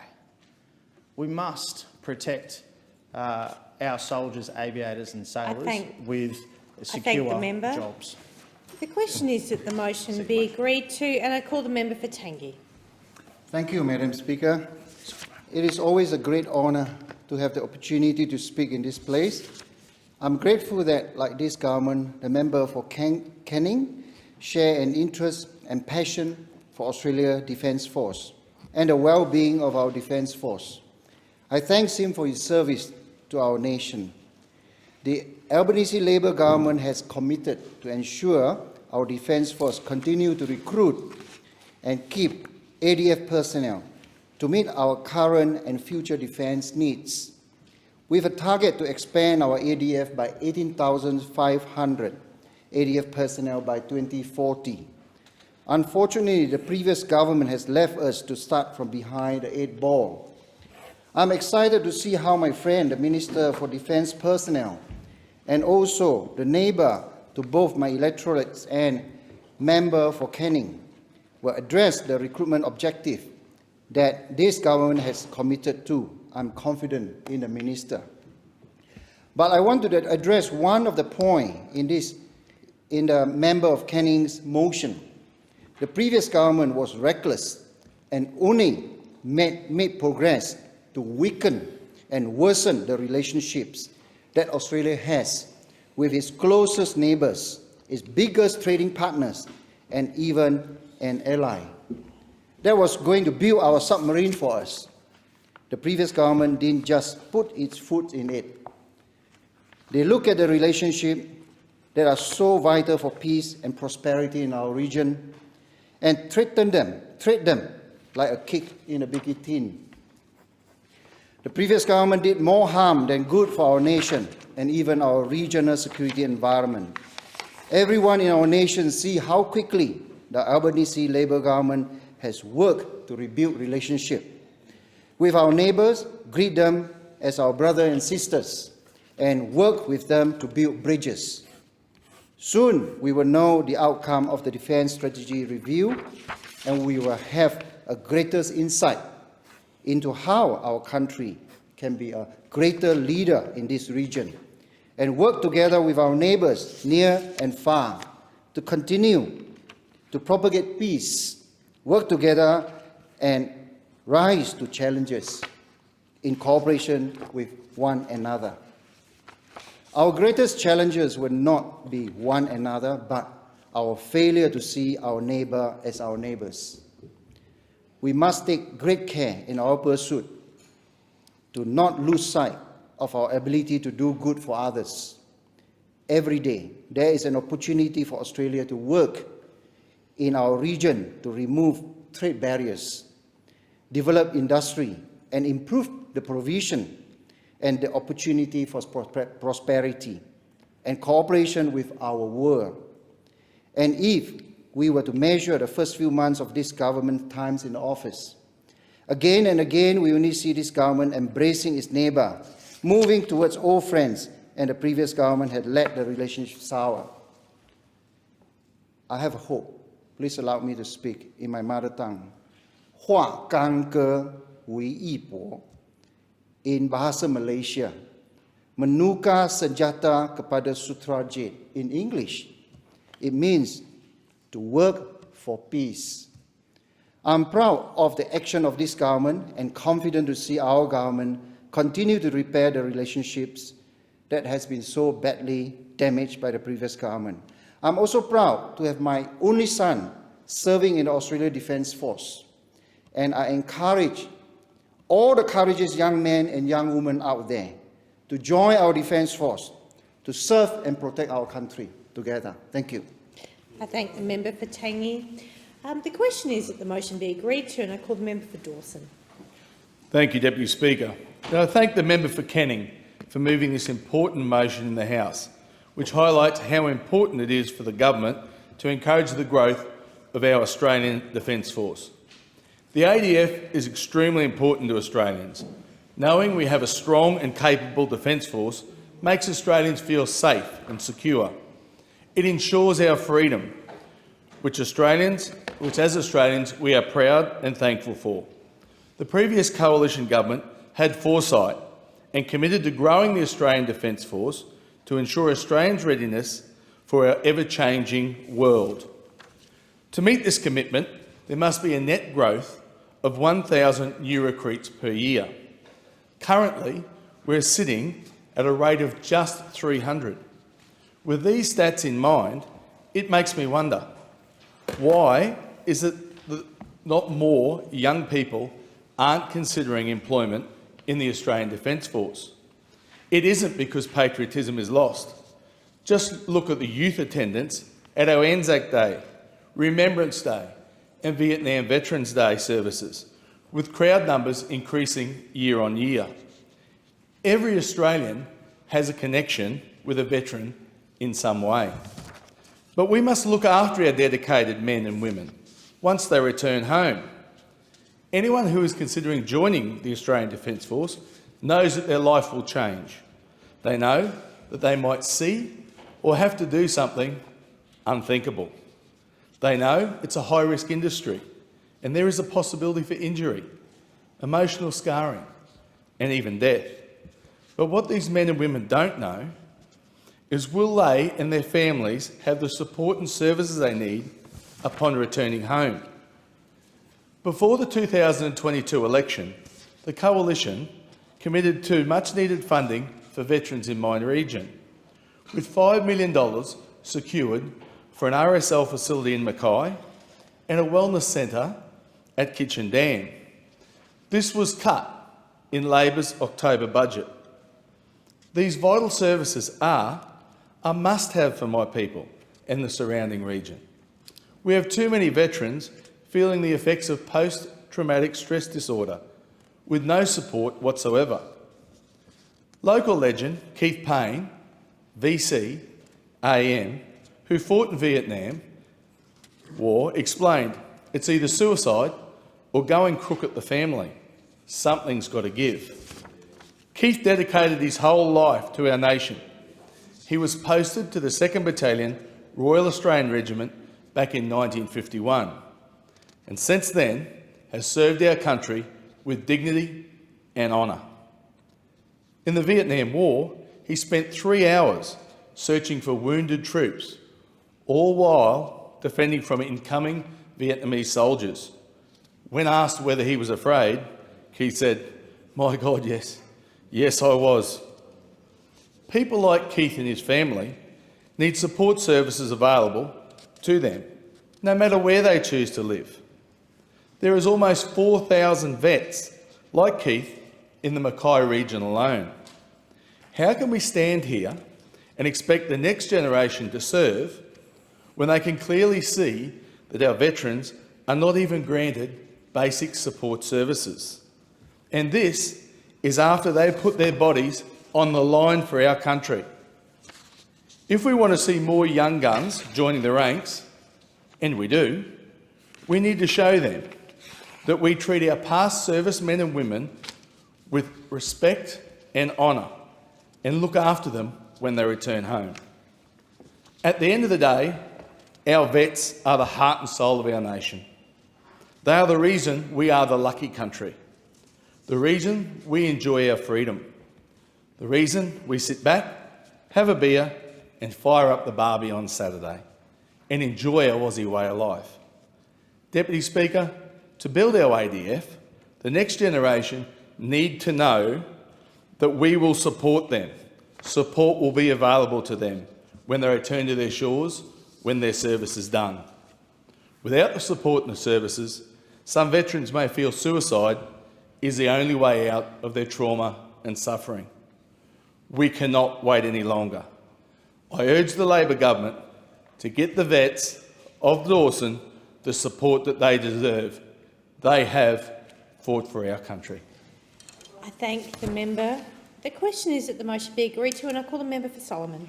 Thanks, Deputy Speaker, and I welcome the member for Canning's motion on growing the ADF by 18,500 people by 2040.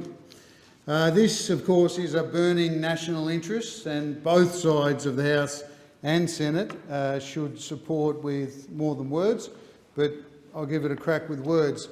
The member for Canning did start his contribution by talking about how those in the opposition who were in government for 10 years before belatedly announcing an increase to troops understood the changing geostrategic circumstances. I just point out to him, and he's not here unfortunately, but I would say it to his face, that understanding geostrategic circumstances is more than joining a group like the Wolverines. It is important that we're mature. It is important that we attack the issues that we have, like recruiting and retention, in a constructive and bipartisan way. Now, Defence currently employs 77,000 uniformed personnel, which is 5.4% or 4,000 Australians below the minimum that we require.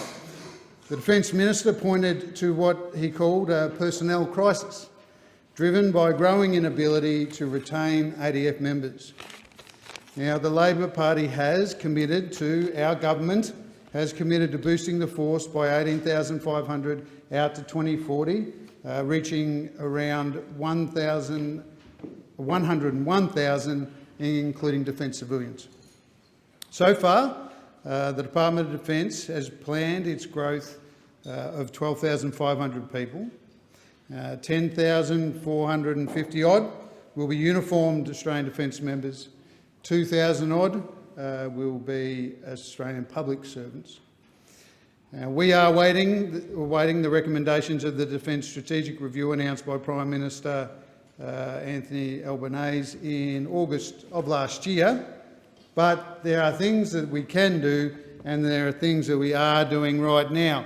Defence has already started making changes to drive recruitment and retention and to grow its workforce, including, but not limited to, but including, expanding the ADF family health benefit, which increases the reimbursable services and allowances for the dependents of ADF members. And that came into effect December last year under our government. Changing remote locality leave travel which includes an additional trip home per year for those working in remote locations, which came into effect in November 2022. And as a former member of the ADF who did work in all different places of Australia and overseas, being reunited, getting home, is important for morale and will help with retention. Changing defence travel policy, which makes allowances more accessible. That came into effect in October 2022, and that's received significant positive feedback from defence personnel, so the opposition defence spokesman should speak to them about that, and we welcome further ideas. Expanding the Defence Assisted Study Scheme and study bank programs aimed at improving and increasing access to education opportunities, which come into effect in late January 2023, with benefits realised from the 2023 new academic year onwards. So assisting ADF members, again this time, the pathways for their future will help with retention and recruiting. The revised ADF higher duties allowance policy, which comes into effect in early 2023, will properly compensate ADF members when they conduct higher duties, which is appropriate, overdue, very much needed. The member for Canning's motion rightly points to the need to build a strong values-based narrative of service, duty and country to appeal to new ADF recruits. And I agree, this is a critical factor. And in an insightful piece for the Australian Army Research Centre, Ting Ting Luo, an Army officer who worked in the 6th Brigade and 7th Brigade, pointed to 3 limitations. And that was around recruitment campaigns as a lifestyle choice. We need to change that. More flexibility is needed. And finally, she calls on new recruitment and retention task force. All good ideas, and I welcome them, Deputy Speaker. As we are growing the force, we'll need all sorts of ideas. Our government is getting on with it, getting on with the task of growing our ADF for the challenges that we face in the near future. I thank the member. The question is that the motion be agreed to, and I call the member for North Sydney. Thank you, Deputy Speaker. According to Sun Tzu, the art of war teaches us to rely not on the likelihood of the enemy's not coming, but on our own readiness to receive him. Not on the chance of his not attacking, but rather on the fact that we have made our position unassailable. This wisdom was offered over 2,500 years ago, yet it appears Australia is still grappling with the lesson.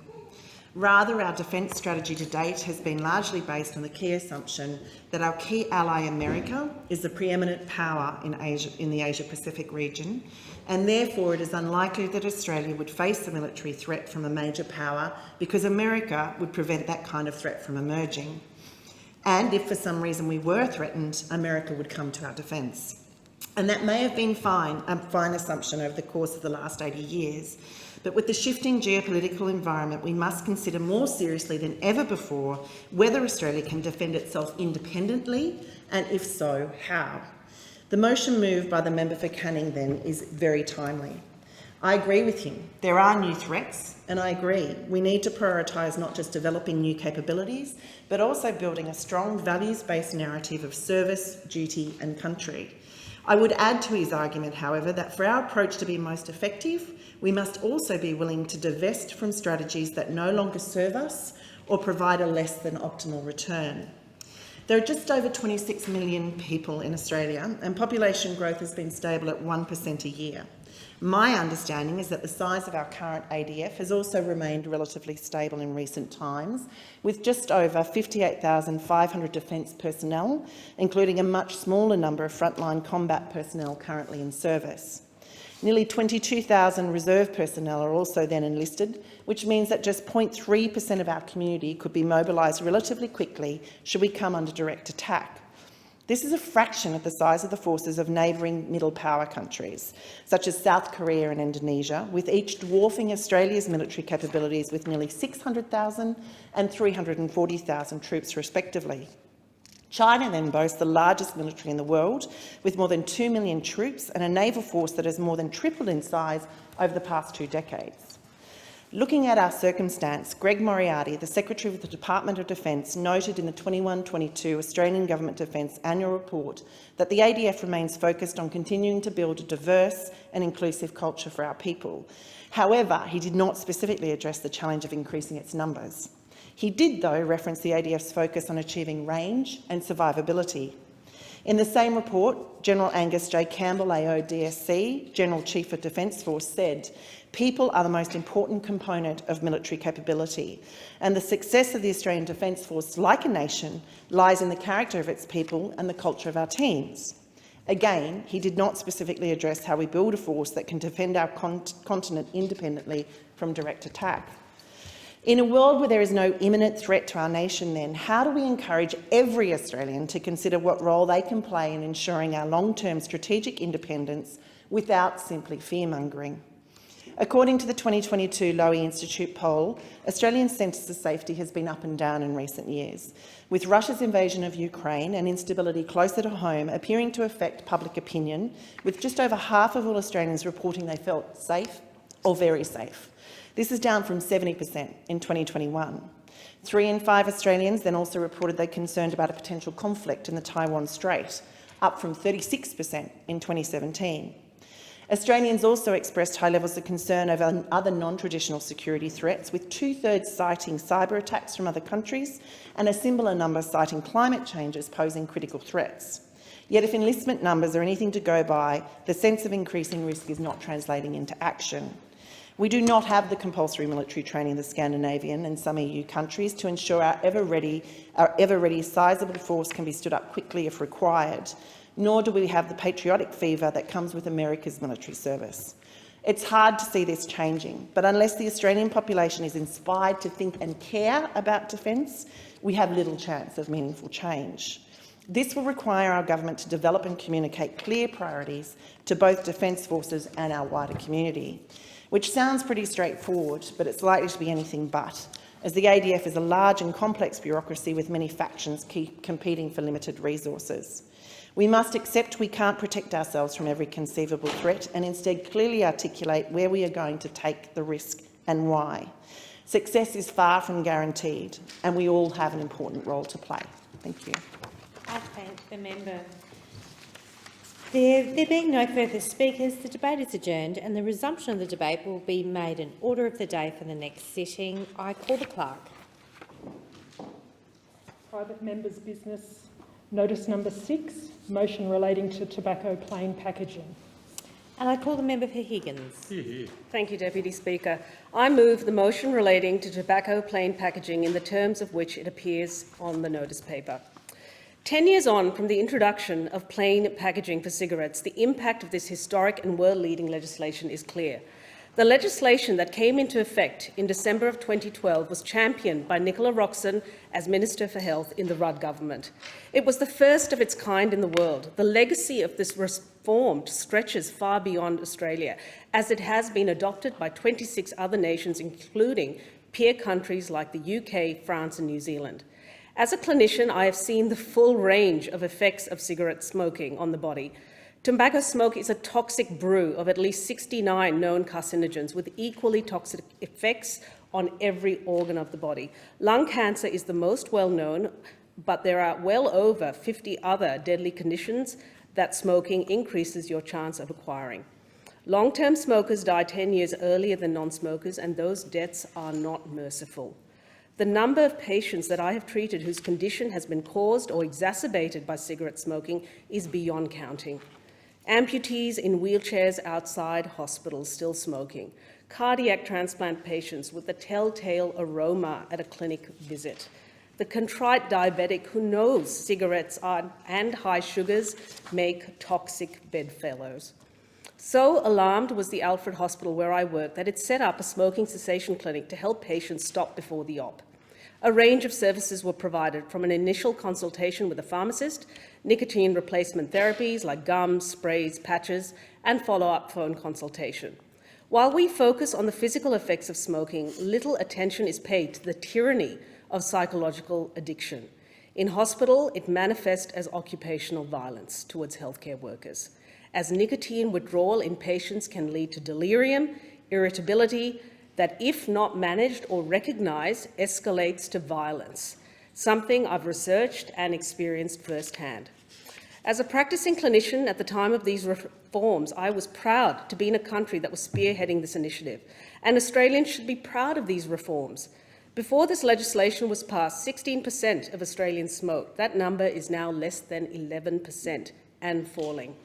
There are now 1 million fewer smokers than there were back in 2012, with attendant health savings that are immeasurable in value. The scourge of cigarettes is one that disproportionately affects First Nations and culturally diverse communities. It is believed that 23% of the gap in health outcomes between Indigenous and non-Indigenous people is driven by smoking. Softer strategies like educational programs and quit lines are less effective with these communities. We need better health promotion that is tailored to specific groups, but as far as a population-level public health intervention goes, plain packaging was a winner. Plain packaging is at the centre of a comprehensive government strategy around smoking that also includes rolling excise increases, restrictions on advertising, public health campaigns and greater accessibility to quit lines. Despite this multifaceted approach, we have much to do. The market has evolved, but government action after a wasted decade under the Liberals has lagged. The plain packaging legislation was the last major piece of legislation on tobacco control, and inaction on electronic cigarettes has left Australians lacking education and clear guidelines on the new wave of tobacco products. E-cigarettes no longer represent a new frontier in tobacco products, having been around in Australia since the early 2000s. However, messaging from the previous government had been unclear and confusing, leaving consumers unsure about the safety and even legality of these products. Despite the TGA's decision to ban the sale of nicotine vaping products, they remain easy to acquire throughout the country, to the extent that our children in schools are regularly being caught with these products. We recognise that clearer guidelines around vaping are required, and that is why we tasked the TGA to undertake a public consultation process to better understand what the gaps are in the regulatory framework so that we in government can plug them. As a parliamentarian, as a former clinician, I welcome the new measures announced by the Health Minister. These include making individual cigarettes with anti-smoking messages, making cigarettes in unattractive colours, preventing the addition of flavours and menthols to cigarettes, limiting that warm, fuzzy language like organic or light, and introducing new health promotion inserts into every single pack and pouch of tobacco. The plain packaging laws have been effective, but after 10 years, new measures like this will provide the new and stark reminder to smokers about how harmful nicotine actually is. On vaping, there are new border controls to curb the unlawful supply of these products, pre-market TGA assessment of nicotine vapes to create a regulated source of products for doctors to prescribe and pharmacies to supply, as well as stronger product standards to make nicotine vaping products less attractive to children and adolescents through methods like branding and flavours.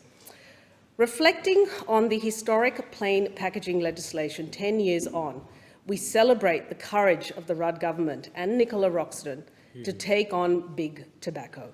And we appreciate the value of public health, the quiet achiever in healthcare, in driving behaviour change across an entire nation. I thank the member for Higgins. Is the motion seconded? Yes, I second the motion and reserve my right to speak. I thank the member for Robertson. The question is that the motion be agreed to, and I call the member for North Sydney. Thank you, Deputy Speaker. In the 1980s, it felt like everyone smoked. And indeed, at the time, 40% of men and 29% of women over 18 in Australia were smokers. In the years that followed, a dramatic picture of rapidly decreasing rates of smoking across the community emerged as concerted, consistent and collaborative public health campaigns took effect. As the 1990s rolled around, Professor Mike Daub, then Deputy Chair of the Australian Government's Preventative Health Task Force, said, without prevarication, that public health campaigns had had a direct effect on the decline in smoking rates and that this drop in smoking rates had been matched by a decrease in lung cancer deaths. The trend, Professor Daub noted, coincided with a period of new, well-funded quit campaigns and an upsurge in debate about tobacco control issues in the media. It's through this frame that I look at the motion moved by the member for Higgins today, because at the time I was working as part of that preventative health community, robustly discussing how we might reduce the number of people smoking, whilst working to ensure the most vulnerable were not left to pay the highest price. It was an exciting time. The Ottawa Charter for Health Promotion had been developed in 1986 at the first International Conference on Health Promotion. A first of its kind, the Charter recognised the many determinants of health and provided those working across the community with a framework which identified 5 action areas to be used for effective health promotion. This was not about lecturing people about what was not good for them. Instead, we got smart and looked broadly across the environment to find ways we could help people make better decisions, better choices, simply by making the unhealthy ones harder to do. While I wasn't there when the Charter was developed, its principles have fundamentally driven the majority of the work I've done in my lifetime. Today, they continue to inform public health strategy universally and are also taught to students as part of the Personal Development, Health and Physical Education program in high schools nationally. Fast forward to 2022 then, and the most recent ABS report shows 3 out of every 5 Australians over 18 have never smoked, and daily smokers have reduced to 1 in 10. Alarmingly though, as smoking of tobacco has declined, we've seen the emergence of e-cigarettes and vaping devices. And 1 in 5 people aged 18 to 24 now report that they've used one of these devices at least once. While e-cigarettes may represent potential pathways to quitting a nicotine habit, there are undeniable health risks associated with vaping. Coupled with the environmental impact of discarded canisters, there is little to like about vaping from a public point of view. It seems we must yet again fight to create a healthy society as tobacco companies pivot their product offering. With all of this said, there is no doubt that the introduction of plain packaging of tobacco was a milestone moment in Australia, and I certainly remember the courage that then Health Minister Nicola Roxon showed as she worked to shepherd that reform through our parliament. But we must also never forget all of those who worked with her to make that possible. People like Professor Simon Chapman, who's Emeritus Professor at Sydney University, who has worked for more than 3 decades as a researcher, commentator, activist in the areas of tobacco control, media coverage and health and illness and risk communications. Anne Jones, AOM, the former CEO of Action on Smoking and Health. John Bevans, former advertising director who developed the concept of the spun ad for New South Wales Health Department. His agency was one of the first to refuse tobacco accounts. Steve Woodward, who led the campaign for no less than 7 private members and government bills in both federal and state parliaments to ban tobacco advertising. The Honourable Arthur Chesterfield Evans, who while serving as a member of the New South Wales Legislative Council used his voice to advocate for more ambitious targets. Anyone who ever worked in any of the health promotion units or at the NGOs such as the Cancer Councils, ASH, the Quit campaigns or a Cancer Society, and at the very least the 200-odd people identified in the end notes in the landmark report, The Development of Tobacco Control, Australia's Role. Minister Roxon has this piece of legislation credited to her name, but this reform took cooperation across party lines and persistent advocacy from people outside government to eventuate, and we must heed the lessons of those advocacy as we face a new trend of vaping. We cannot afford a lull in legislative activity concerning the supply of nicotine products, nor should there be any lessening of restrictions around where and when a person can vape. We must also ensure we continue to provide appropriate funding for public education, and finally, we must be ever vigilant as to the distribution mechanisms of these products. Corner stores parading as candy convenience outlets, whilst also selling non-nicotine vapes, and opening of tobacco retailers close to schools must not be allowed. We must come together again as a community to hold our ground. I thank the member. The question is that the motion be agreed to, and I call the member for Blair. Thank you, Deputy Speaker. In a cruel twist of irony, the Marlborough man died of lung cancer. Actually, it's been reported that 3 of the actors who appeared in one of the most successful advertising campaigns of all time died from cancer. One of those actors was Wayne McLaren. He contracted lung cancer in the early 1990s. He'd been a smoker for 25 years and died at the age of 51. In 1992, and the company Philip Morris initially denied that he appeared in ads, but later admitted he had. McLaren spent the last few years testifying in favour of anti-smoking legislation and trying to convince the company to limit tobacco advertising. It is said that one of his last words were, and I quote, "Take care of the children, tobacco will kill you, and I'm living proof of it." This should be a bipartisan approach. And I commend the member for Higgins for moving this motion.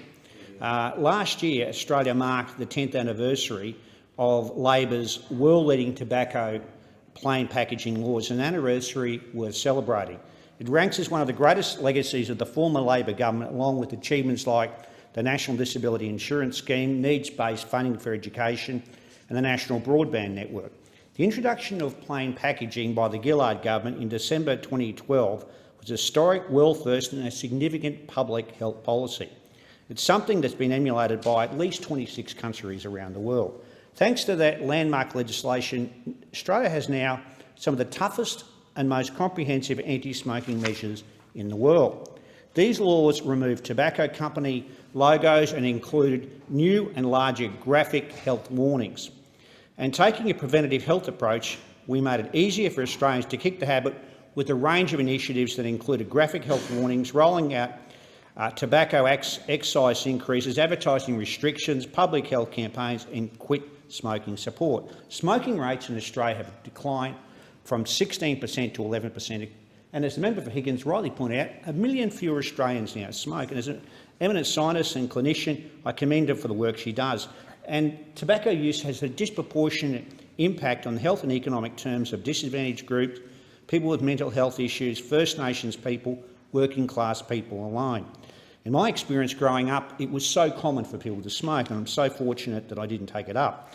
In terms of our First Nations people, nearly a quarter of the adverse health outcomes can be attributed to the Indigenous people of this country smoking in too large of numbers. Now, this should be a bipartisan approach, but can I say, where are the Liberal and National Party members here? Where are they? When we introduced this hard-fought victory, and I remember it well because during that Gillard era, I was the Assistant Minister for Health and Ageing. I remember it. Okay, so the Labor government stared down fierce opposition from an unholy alliance between the coalition and tobacco companies. The then opposition leader, Tony Abbott, claimed that plain packaging was tax policy, not health policy. And of course we had $300,000 of donations from tobacco companies to the Liberal and National parties in 2009 and $430,000 in donations since plain packaging has came into effect. Indeed, I remember the current leader of the opposition was Shadow Health Minister, and I remember it really well. He described world-leading and life-saving reforms, and I say, quote, a bridge too far. Now, I remember the vitriol, the hyperbole, the cant we got from those opposite, and they haven't even got the grace to come in here and talk about it. Where are they? I commend the crossbenchers for doing so. Well done. It goes to show they are interested in this policy as well. The reality on so many issues, the Liberal and the National parties go missing. Workplace relations, action on climate change, integrity issues in terms of transparency and accountability and governance, and they've gone missing today as they did 10 years ago. They were completely out of touch on this issue. They're on the wrong side of history when it comes to plain packaging and tobacco control. I want to commend Nicola Roxon. I mean, she was a feisty individual. She was tough. She took them on and she got this achieved.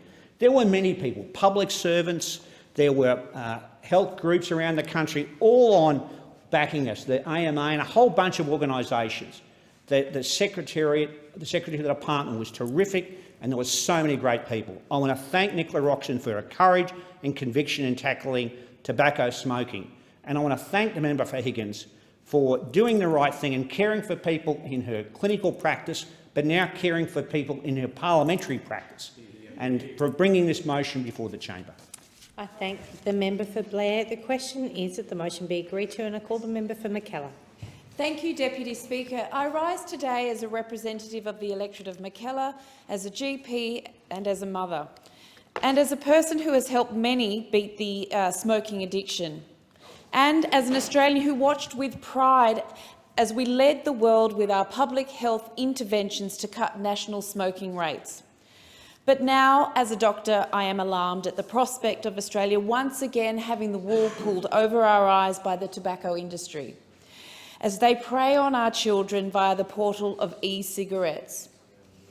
Before I address the threat of e-cigarettes, however, I would like to take this opportunity to reflect on the many public health initiatives that Australian health professionals fought for so tenaciously in order to reduce smoking-related harms to Australians, harms such as cancer and emphysema. A multiplicity of health professionals campaigned doggedly for decades, helping Australia to join the front line of global tobacco control.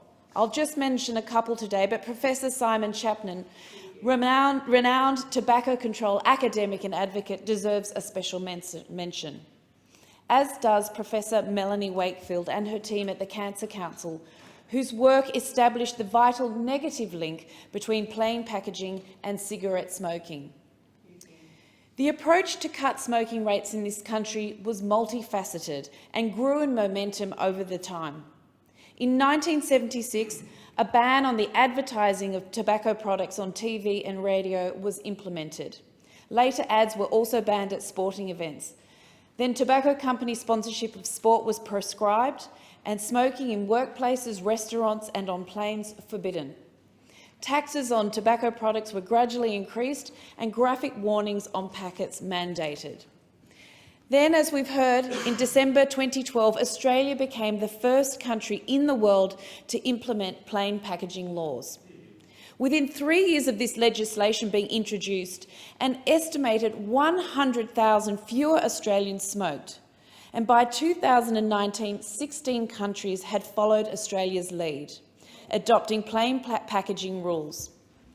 In the last 3 decades, smoking rates have gone from 24% to 11%. And yet here we are, 10 years on from that success, readying ourselves for another battle, the battle against e-cigarettes, Tobacco 2.0. And this time it is our children who are the target of the industry's predatory behaviour, with bright-coloured packaging and lolly-like flavours. I choose to use the term e-cigarettes deliberately, rather than the softer, more common-sounding vaping, which positions e-cigarettes as less harmful, less addictive and less worrying. In fact, scientists do not consider them to be safe. On the contrary, the WHO has confirmed that e-cigarette emissions typically contain nicotine and other toxic substances that are harmful to both users and non-users who are exposed to those aerosols second-hand. Don't be fooled by the sweet smell of emissions. E-cigarettes can contain up to as many 200 toxic chemicals. And a single disposable product can contain as much nicotine as 50 traditional cigarettes and cost as little as $5. Not infrequently, they contain nicotine even if they are labelled nicotine-free. And nicotine is one of the most addictive substances in existence, comparable to opioids and cocaine. Not quite the cookies and cream or the strawberry kisses that the packaging promises. Research published as recently as December 2022 concluded that vaping is the strongest risk factor for smoking. And a recent study of adolescents in New South Wales reported that half of the children who regularly consumed e-cigarettes had never smoked previously. Media, school and community reports suggest that the use of e-cigarettes among young people in New South Wales has exploded in recent years. We also know that major international tobacco companies have invested heavily in e-cigarettes in recent years and now own many of the top e-cigarette brands. It seems like e-cigarettes are being used as a gateway drug to smoking by getting our young people addicted to nicotine. Data from the New South Wales Ministry of Health shows that in 2021, the number— Thank the member. I'm sorry, the member's time has expired. The question is that the motion be agreed to, and I call the member for Robertson. Thank you, Deputy Speaker. And I want to start by commending and indeed thanking the member for Higgins, my friend and fellow practising clinician, on moving this motion and indeed recognising the importance of plain packaging with tobacco and recognising the importance that we have to keep fighting for this issue, not just for the community but for our patients in particular. Tobacco plain packaging is a triumph. It is a triumph of public health policy. It is achievement that has occurred under a Labor government.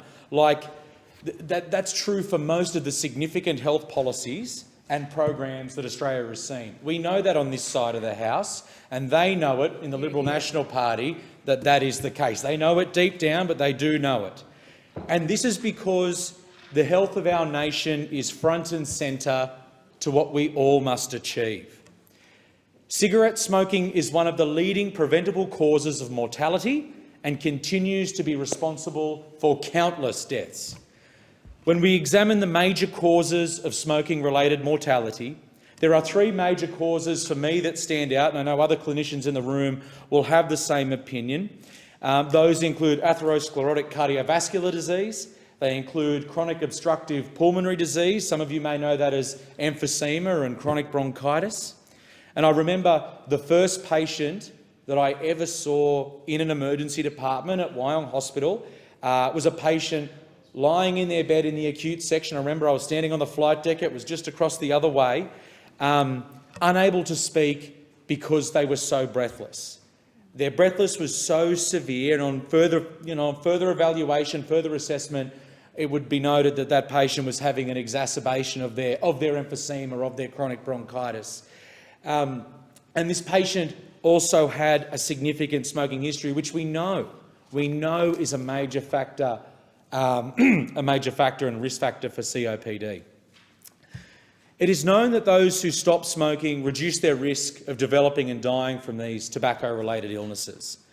And it's public policy such as tobacco plain packaging, which involves a comprehensive, multi-layered strategy, including the graphic health warnings that we've seen, rolling tobacco excise increases, advertising restrictions, and public health campaigns and quit smoking support, which helps reduce smoking in our community and save the lives of many throughout our community.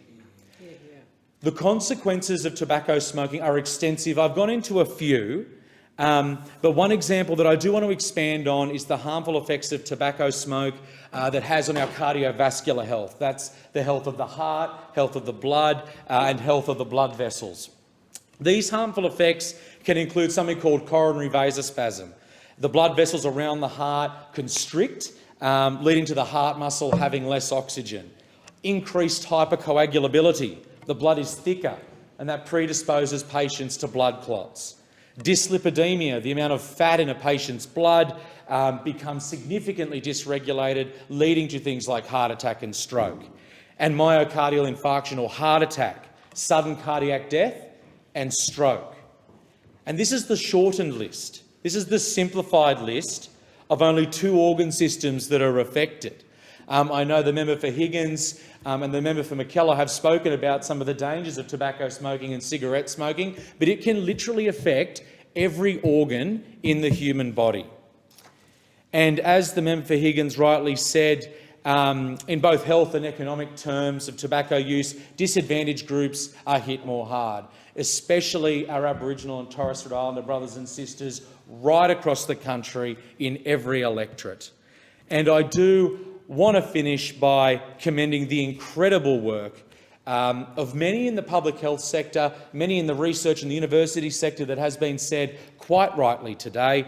But I do want to make special mention to the former Health Minister, Nicola Roxon, in the former Rudd government, who fought tirelessly to ensure that this public health measure that not only saved lives, but it saves money in our economy, it helps our hospital system, made sure that this public health measure became a reality. Thank you, Deputy Speaker. I thank the member for Robertson. The question is that the motion be agreed to, and I call the member for Moreton. Thank you, Deputy Speaker. It's been a little over 10 years since the introduction of Nicola Roxon's plain packaging laws in Australia, and I think I didn't hear all of the speeches from the doctors on this side or the speakers from that side, but I think my understanding is if the question is did it work, it's an emphatic yes, a very emphatic yes. Plain packaging has helped reduce smoking and passive smoking right across the country, Not only that, but Australia's world-leading approach has now been adopted in countries right across the globe. France, the United Kingdom, New Zealand, Norway, Ireland, Thailand, Uruguay, Saudi Arabia, Slovenia, Turkey, Israel, Canada, Singapore, Belgium, Netherlands, Hungary, Denmark, Guernsey and Jersey have it in law, and Myanmar, Finland, Armenia and Georgia will very soon follow in Nicola Roxon's giant footsteps. Now, I was in this House 10 years ago when this groundbreaking and world-leading legislation was introduced. And of course, as you would have expected, Big Tobacco and its supporters, such as the IPA, were bleating the loudest about how horrible this was and that it would not work. The Liberals, led by Tony Abbott, a former health minister, and the Shadow Health Minister Peter Dutton, later went on to be voted the worst health minister ever, initially refused to support this measure until they faced dissension in their ranks. Now, I rarely saw eye to eye with the former member for Bowman, Andrew Laming, for many reasons, but he was one of the biggest supporters of the plain packaging legislation, and his strident support forced the Liberals to eventually support it. Interesting that there's no speakers from the Liberal Party on this topic today. Maybe explaining why the seats of North Sydney, Mackellar and Higgins have changed. And of course, the Nationals weren't fans either. But that is to be expected, considering they were still taking money from Philip Morris in 2020. The Nationals were still taking money from Philip Morris in 2020. So that's why the LNP was so hesitant to support this world-leading measure. But when you go back to the record, it's easy to see that back then they were repeating the speaking points of Big Tobacco. They said it would breach trademark law, international trade agreements and intellectual property rights. Plain packaging was paternalistic and a nanny state measure, and it would reduce its goal of reducing smoking rates. And there were some memorable contributions provided by the LNP during the debate. The former member for Mawson, George Christensen, said that smoking was fun. Yep, that's right. Forget that smoking increases your chances of cancer, lung disease, heart disease and almost anything will kill you. But hey, kids, it's fun. What a joke. Another lowlight was the member for Mitchell, who said, I've got news for the Minister for Health and the government. Life kills people. It's a dangerous activity, life. There are no laws we can pass to prevent this. So the member for Mitchell is still in the parliament. The rest of the LNP MPs and senators who in 2012 were still taking tobacco money lined up to promote Big Tobacco's talking points in parliament. They talked about Big Tobacco suing the Australian government and threw around numbers provided by those same companies, including Senator John Williams, who said Philip Morris Asia has lodged a claim for compensation of some $67.5 billion. It will cost taxpayers billions and billions of dollars. Tobacco companies are wealthy, which means they can employ good solicitors. Senators Cash and Birmingham, as well as the member for Mitchell, joined the conga line, channelling Chicken Little and claiming the sky was falling. Ultimately, Big Tobacco did get their day in court and lost. The other Big Tobacco talking points were about taking away people's freedoms as part of a nanny state. So George Christensen, the member for Riverina and Leichhardt, all bemoaned how plain packaging was the start of the slippery slope to removing people's choice. I think this was some of the same rubbish being spouted during the same-sex marriage debate. Not by the member for Leichhardt, I will point that out. Again, they leaned on the IPA to support their case, and as we know, there isn't a bigger supporter of Big Tobacco than the IPA. At the time, its poster boy was Tim Wilson. Tim Wilson, you remember him?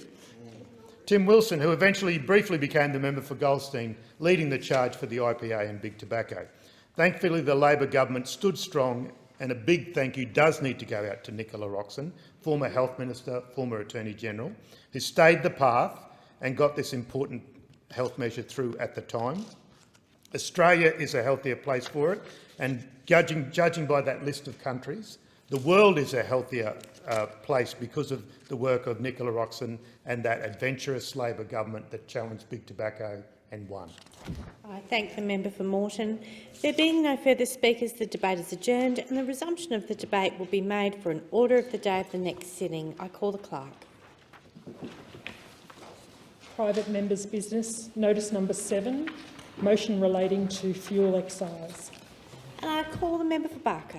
Thank you, Madam Deputy Speaker. Madam Deputy Speaker, I move the motion relating to fuel excise in the terms in which it appears on the notice paper.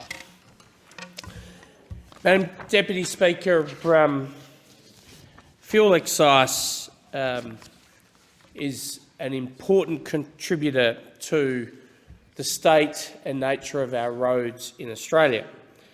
You might ask, why is it important to have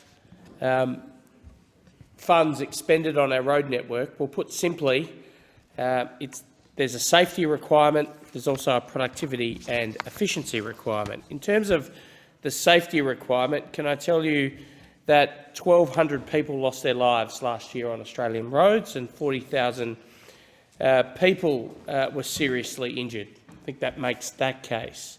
In terms of productivity and efficiency, can I tell you that revenue raised by fuel excise cannot be underestimated in terms of the significant contribution it makes to the development and maintenance, safety and efficiency of our road network. It's tried to say, but I will say it, that building and maintaining a safe and efficient transport system is central to the continued economic prosperity, Australia's continued economic prosperity. Land transport is an essential enabler of Australia's economic growth, and a greater level of investment needs to be maintained. So fuel excise, which is collected, Madam Deputy Speaker, at 47.7 cents in the litre, delivers to the Australian general revenue some $13.71 billion, and that is, it will, in the 22-23 financial year. It's projected to increase to $14.74 billion in 23-24, $15.82 billion in 24-25, and $15.87 billion in 25-26.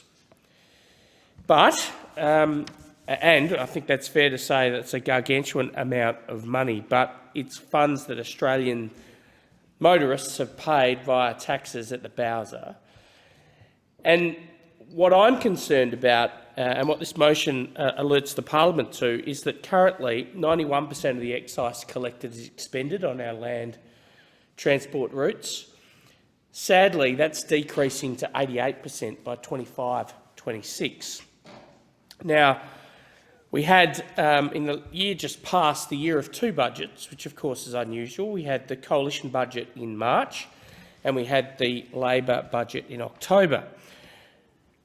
It's my responsibility to highlight to this place and all of us more generally that land transport infrastructure spending between those two budgets, that is the March coalition budget and the October Labor budget, decreased by $4.33 billion.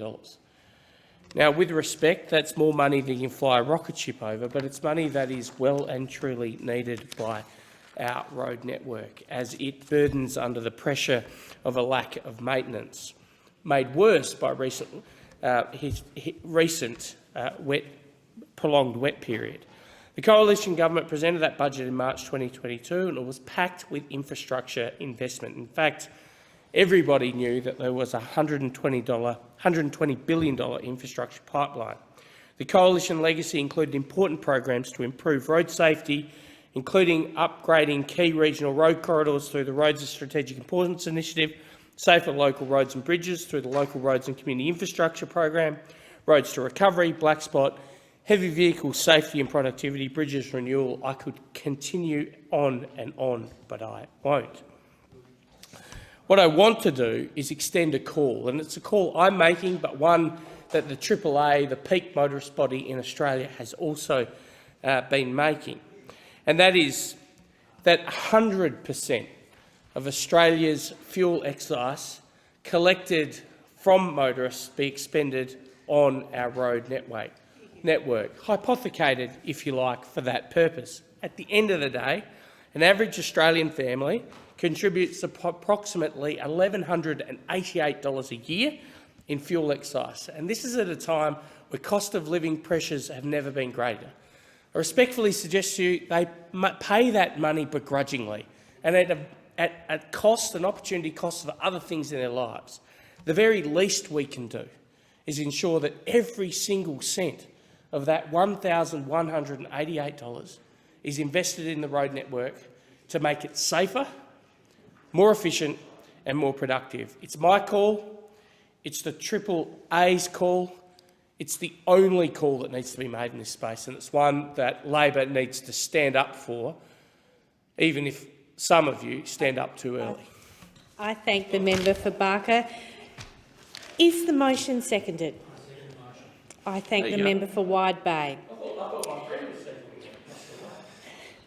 The question is that the motion be agreed to, and I call the member for Hawke. Thank you, Speaker. And thank you to the member for Barker for moving this motion about the contrast in approach between the former Liberal government and the Albanese Labor government's investment in transport infrastructure. Speaker, the former Liberal government left a terrible economic legacy. $1 trillion of debt.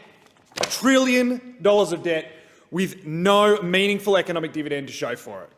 For almost a decade, those opposite were making up infrastructure announcements and promises without thinking about how or when they could reasonably be delivered.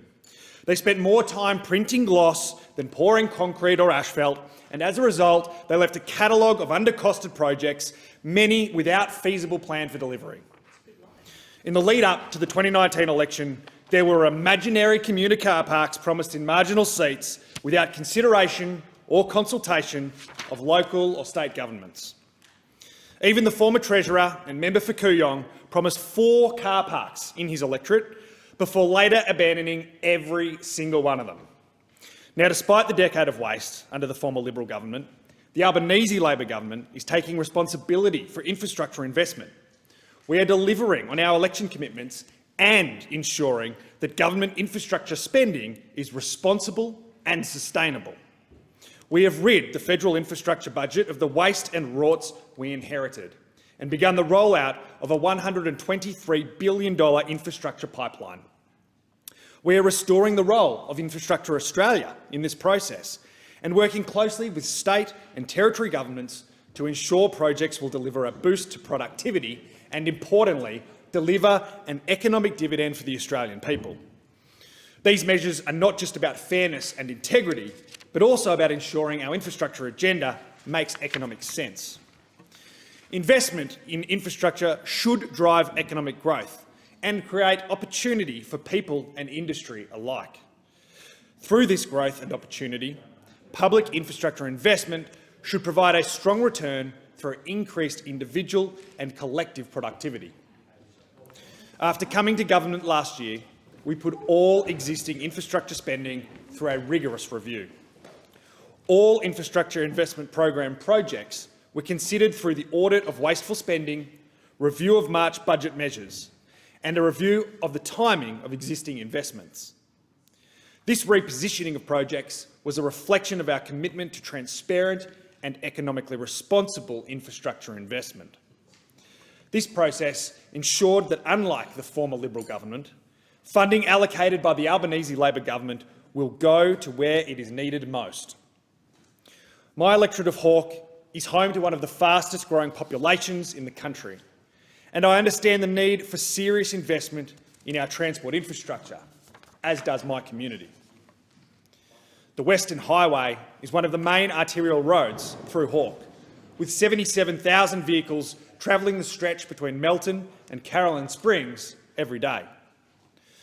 Although Melton is one of the fastest growing areas in Australia, the last time this crucial road was upgraded was under the last Labor government, and then Minister for Infrastructure and Transport, a bloke named Anthony Albanese.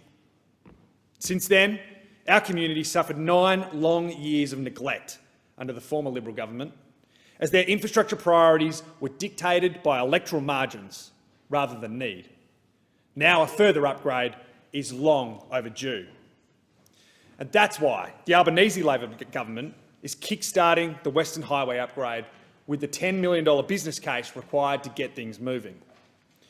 Secured in October's budget, this business case is the critical first step in ensuring the safety and efficiency of this crucial road link.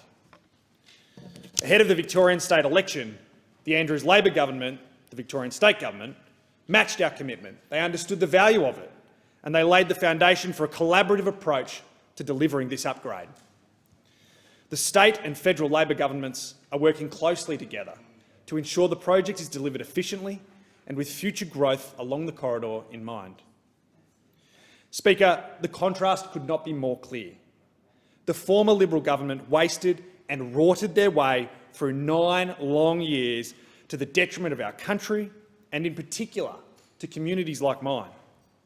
Now, the Albanese government is taking a considered approach to ensuring infrastructure investment is directed where it is needed most.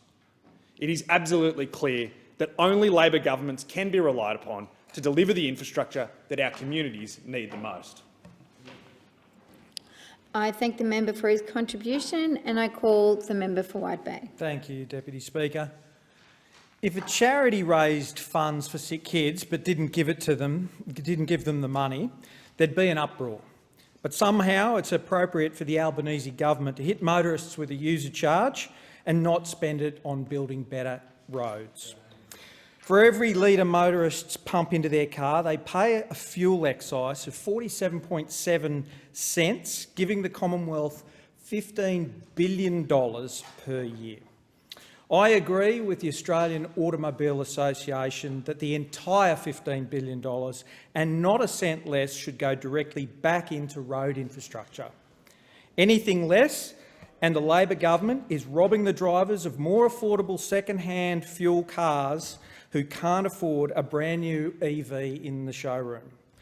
Instead, the Albanese government is projected to withhold billions of dollars raised from the fuel excise for road upgrades, as communities in Wide Bay bury friends and family taken too soon on our roads, particularly in Queensland, where we've had a major spike. 37 people were killed in 2022 on roads in Wide Bay in the region. Across Queensland, more motorists died last year than any other state, with tragically 299 fatalities recorded on the road toll. Only 4 weeks into this year and our road toll has again spiked. Yet where is the fuel excise? The money extracted from motorists originally designed for the upkeep of roads, where is it being spent? Compared with the Coalition's March 2022 budget, land transport infrastructure spending has been slashed by billions of dollars over the forward estimates under Labor. In Queensland, they have slashed $3.2 million from the Black Spot program over 4 years. They've cut $62 million from the roads of strategic importance over 4 years. And it now appears that Labor has kicked the much-needed Tyro bypass into the long grass. I think it's plain wrong to use the fuel excise for anything but its first intended purpose: safe road building to stop our devastating road deaths. If the government intends to keep the fuel excise, it must give the funds raised back to the roads it belongs to. The latest funding profile indicated the timing for the Tyro bypass, a 9-kilometre corridor, has been delayed at least a year and major construction has not even started. The Queensland Government won't seek more than $150 million for the 4-lane Tyro bypass until 26-27 or later, a full year or more than previously indicated by the Queensland Government. Queensland Transport and Main Roads Minister Mark Bailey has a shocking track record when it comes to delivering projects on time. As we saw with the Tanana overtaking lanes, Bells Bridge intersection and Gucci, where funding was announced in January 2019 and construction is still underway some 4 years later. The Tyro bypass seems destined to suffer a similar prolonged delay because of Minister Bailey's inability to share the community's ambition to drive this road project forward as quickly as possible. The former Deputy Prime Minister and Minister for Infrastructure, Barnaby Joyce, confirmed that the Australian Government shared a share of funding for the project is available and ready to flow to the Queensland Government. After Labor's budget, Minister for Infrastructure and Transport Catherine King's office provided information which Mark Bailey said was inaccurate, with state Labor contradicting federal Labor and creating confusion about whether Tyro was being funded or not. Who is actually telling the truth when it comes to this road? We know that Tyro is the 4-lane bypass Minister Bailey never wanted and said wasn't needed, and this funding report shows that motorists will continue to be put in danger for another 4 years or more. Now, with state Labor delaying projects and federal Labor cutting funding to road infrastructure, the deadly section between Gympie and Maryborough may not be four-laned for decades to come. When the Commonwealth introduced a petrol tax nearly a century ago, or more than a century ago, it was told the motoring public as it would be entirely spent on roads, and I believe this should continue to happen. The question is that the motion be agreed to, and I call the member for Spence. Thank you, Deputy Speaker. I rise to speak to the motion moved by one of my South Australian parliamentary colleagues and electorate neighbours, the member for Barker. I take note that the notice for this motion was given in late November last year, and given that this is the first sitting day for the year 2, it gives me a bit of pause to think about the passage of time generally and of contemporary history. Admittedly, this, the 47th Parliament, marks my first term in this place, and the same can be said of my colleague that has also contributed to this debate today, the member for Hawke. However, we, like millions of Australians out there in the community at the time, saw just what the Abbott, Turnbull, Morrison government's record was when it came to infrastructure funding and a swath of other policy areas that are just as vital to our country. So, like the member for Hawke earlier, I too will be ensuring that we do not allow any historical revisionists to come into this place and pretend that the Abbott, Turnbull, Morrison government's approach to infrastructure was anything short of disjointed, visionless and short-sighted. This is by no means an attempt to stifle or discourage debate in this place on infrastructure, but it is certainly important to outline the plain and simple fact that the Albanese government has been elected to not just implement its vision for Australia, but also clean up the mess. The policy quagmire and malaise by the previous government, the ATM government. I've also noticed that during the brief life of this current parliament, those opposite have often come into the chamber and made reference to our government making a bad situation worse. It is at least some evidence and cold comfort that those opposite are slowly but surely approaching the point the previous government got it so dreadfully wrong on so many areas of public policy that even those who were part of it call it out for what they left us, a bad situation. I'm not entirely sure they intended to highlight this by using that phrase, but if it is the case, I certainly do appreciate their candour. And what a bad situation it was. But upon its election, the Albanese Labor government took a much closer look at a number of schemes and projects that were greenlit under the previous government, line by line, roots and branches. One of the main mechanisms for doing this was the Waste and Rorts audit.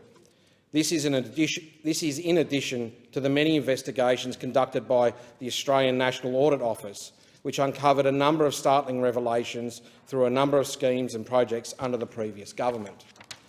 What was found were many projects recommended via ministerial or prime ministerial office rather than by a department on its merits.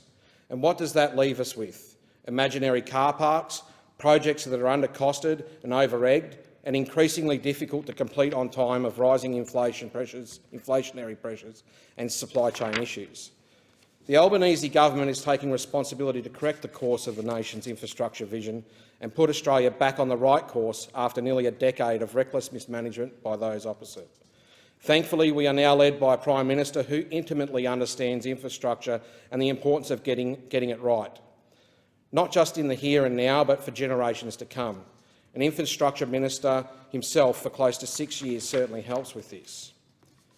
As we all know, under the last government, we had the former member for Wide Bay, Warren Truss, then the member for Gippsland, the member for New England, the member for Riverina, and then back again to the member for New England.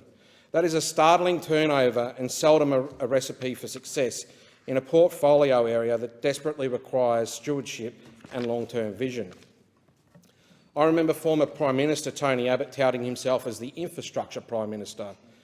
As history has shown us, this could not have been further from the case, but we certainly have one now, a Prime Minister that also knows the difference between Yeppen and Yeppoon, a Prime Minister who, in his government's last budget, delivered a $123 billion infrastructure pipeline to be delivered over the next 10 years.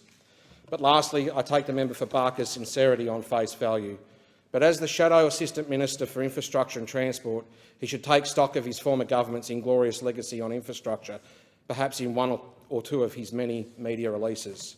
Because, Deputy Speaker, unlike the member for Hawke and myself, the member for Barker has been in this place since the 44th Parliament. Perhaps the land transport he is looking for is a DeLorean. Hopefully he has found the flux capacitor so he can travel back in time and blame the real culprits for this mess, the Abbott, Turnbull, Morrison government. Thank you. The question is that the motion be agreed to, and I call the member for Dawson. Thank you, Deputy Speaker. And I thank the member for Barker for moving this motion. Deputy Speaker, this motion hits home the difference between regional Australia and metro Australia, and that is in road infrastructure.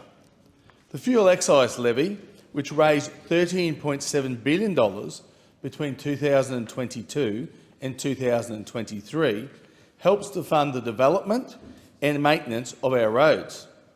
Deputy Speaker, under Labor, the fuel excise levy is set to increase to $15.8 billion by 2025 to 2026. But, Deputy Speaker, you know what's strange? Even though Labor's quite happy to rip more money out of our back pocket through the fuel levy, they're going to be reducing how much of the levy goes to our road transport infrastructure. In regional Australia, our roads are the arteries to the heart. We don't have 20 buses stopping every minute. We don't have light rail networks of the big cities. For us, roads aren't a want, they're a necessity. For many in Dawson, to get to work, we use the Bruce Highway, which is one lane in and one lane out. For the people living in the regions, road funding isn't some airy-fairy wish. It's a difference between getting to work, receiving food supplies, access to emergency services. I recently asked my electorate what are their top concerns around the cost of living, and 80% of the participants said that the cost of fuel was on the top of their list. The tax on fuel is hurting regional Australia's back pocket, so much so that the previous coalition government provided a 6-month 22-cent relief, per litre relief, for Australians last year. Now let's talk about the state of our roads in my neck of the woods. We recently had a rain event where the Bruce Highway in the north was cut in 12 different spots. 12 different spots. And it wasn't cut for an hour or two, it was cut for 2 whole days. That's 2 days where if you hurt yourself, there's no ambulance on the way. And there's no way you'd be able to buy essential supplies or get home to your loved ones. In my hometown of Bowen, there's been roadworks deserted for 12 months, and the work that was started has just washed away. The Queensland State Minister for Transport and Main Roads then thought it was a good idea to come up to my region and have a spruik about how good our roads have held up. According to Queensland Labor, when the Bruce Highway falls apart, they reckon it's held up well. This is what happens when you're not putting money where money is needed. I've always called for more funding for the Bruce, and after the last rain event, which saw families stuck in the middle of nowhere for days on end, I'm at it again. Moving forward, we need more than the Bruce Highway maintained. It needs to be improved and upgraded. The region should be treated like the southeast corner when it comes to investment in road infrastructure. And when I say upgraded, I don't mean roadworks that sit stagnant for years. I mean flood mitigation, all the way between Mackay and Townsville. We are tired of seeing the Bruce Highway cut in places such as Gaganga Plains, south of Proserpine, or Peters Flats, just north of Bowen. My people work so hard for this country, and they deserve a road that works for them. In October of 2022 budget, the Labor government cut funding to the Black Spot program by $69 million and made several decisions to cut funding to the Bruce Highway upgrade projects over the forward estimates.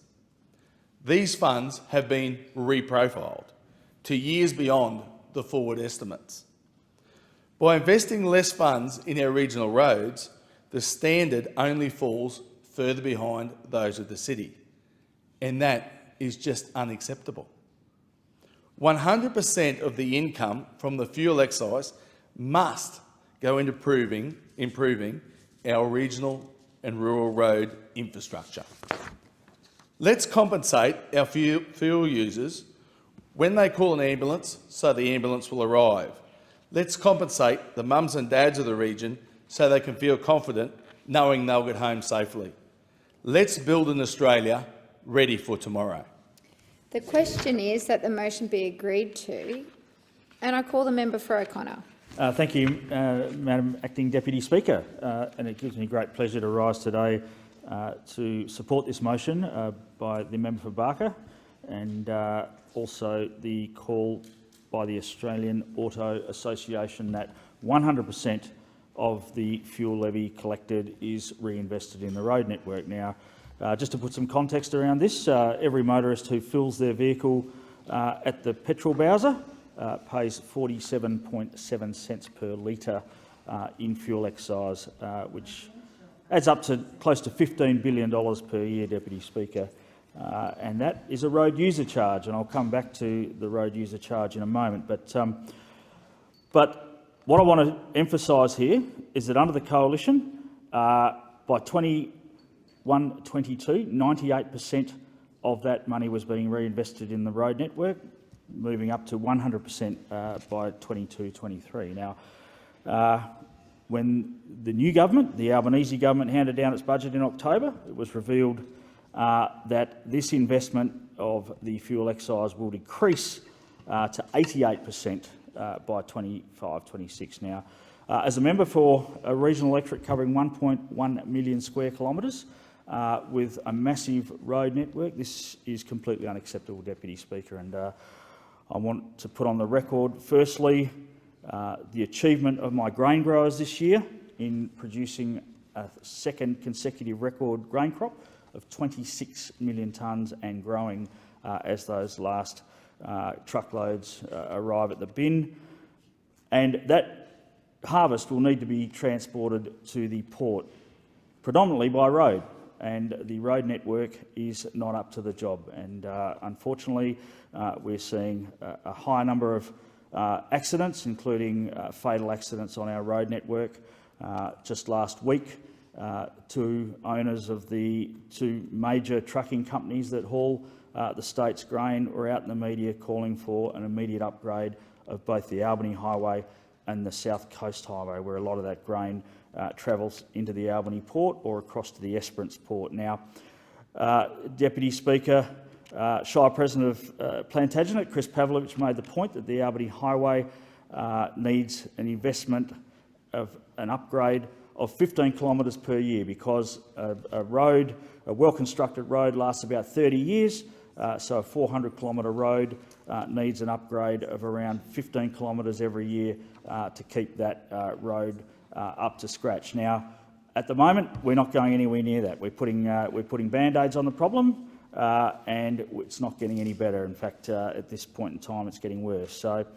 But I just want to touch on some of the initiatives of the previous government that I'm very proud of across my electorate. The $120 million Road Safety Improvement Program. Now, constituents of mine driving around the very large electorate of O'Connor will have noticed the extra metre of seal on probably up to thousands of kilometres of roads, which dramatically increases the safety of that road by when cars leave the centre strip. They're not going into the gravel and getting into a swerve and then ending up rolling and into the gutter, and even worse, hitting a tree.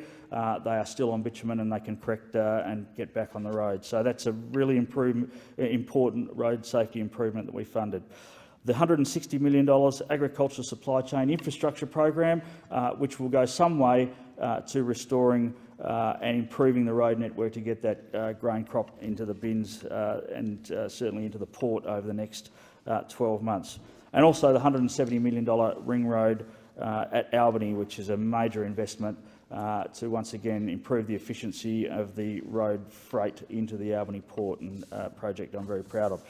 But Deputy Speaker, in the last minute that I've got, I want to bring the conversation back to the fuel excise and the fact that it is a road user charge. Now, we had the Grattan Institute out in the Fin Review today, no doubt with the blessing of the Treasurer, floating the idea of removing the rebate which non-road fuel road users receive. That would be the miners of my electorate and the farmers of my electorate. Now, this country rides on the back of the WA mining industry, and if they are hit with this particular cost, it will impact on new investment in projects and will certainly impact on the profitability of current projects and lead to less output for this country, which pays the bills.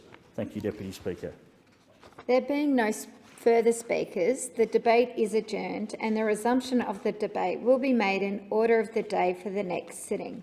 Clerk.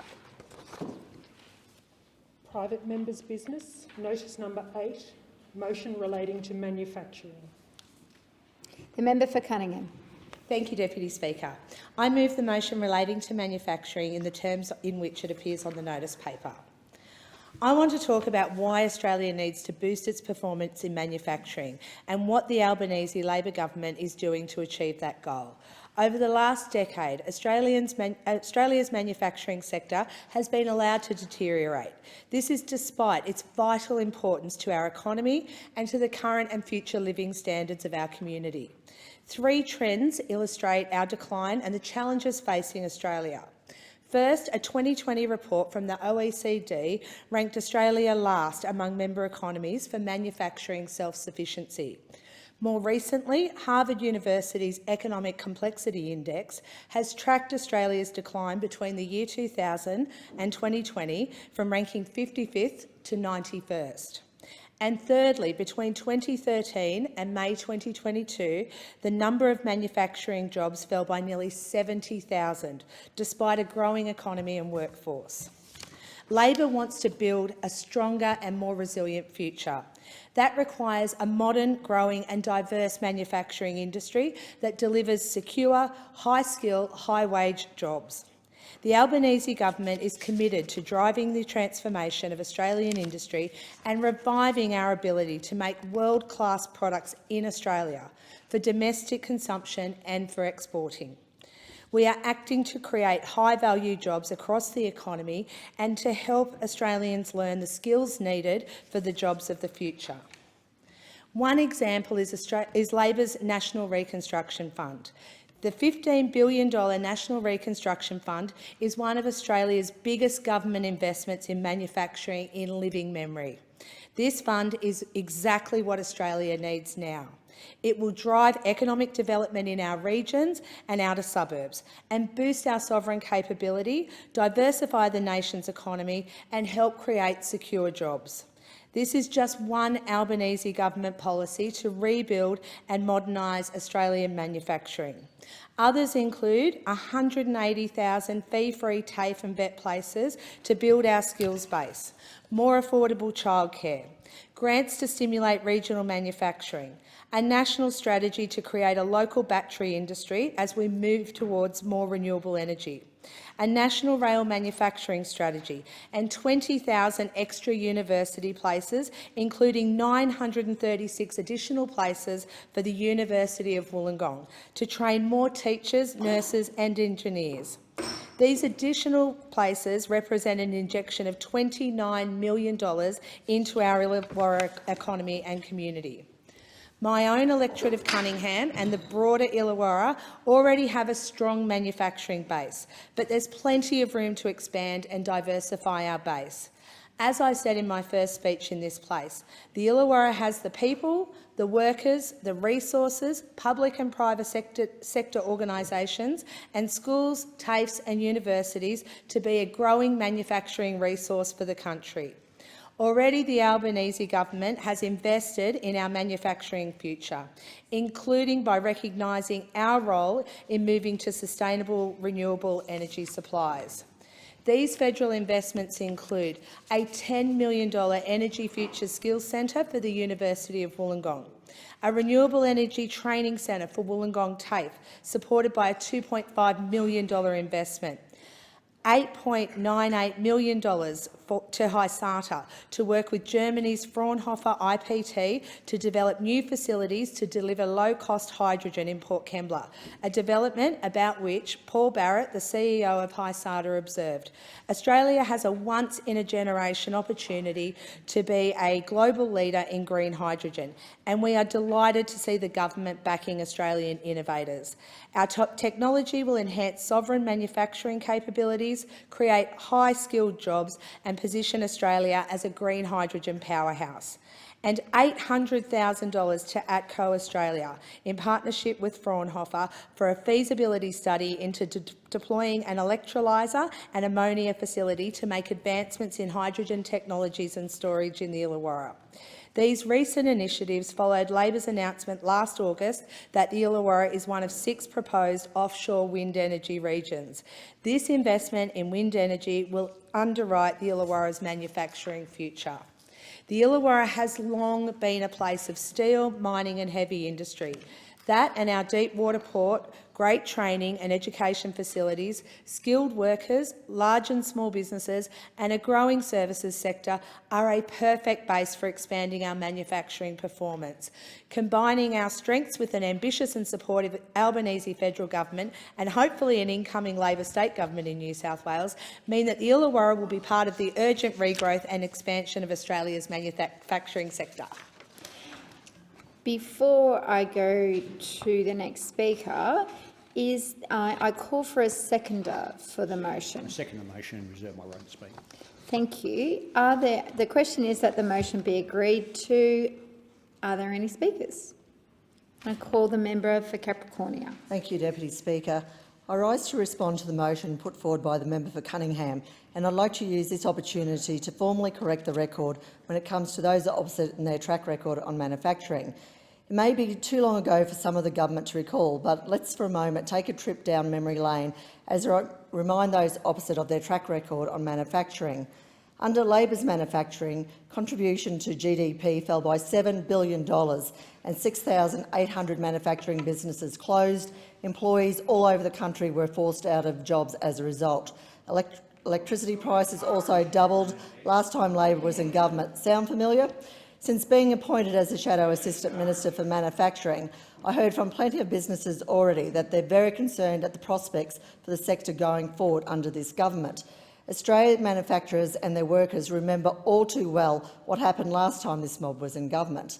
In contrast, I am incredibly proud of the work of the former coalition government and our efforts to support manufacturing organisations of all shapes and sizes in regional electorates like mine in central Queensland and around the entire country. We know how important the manufacturing sector is for increased employment and growth to the nation's economy.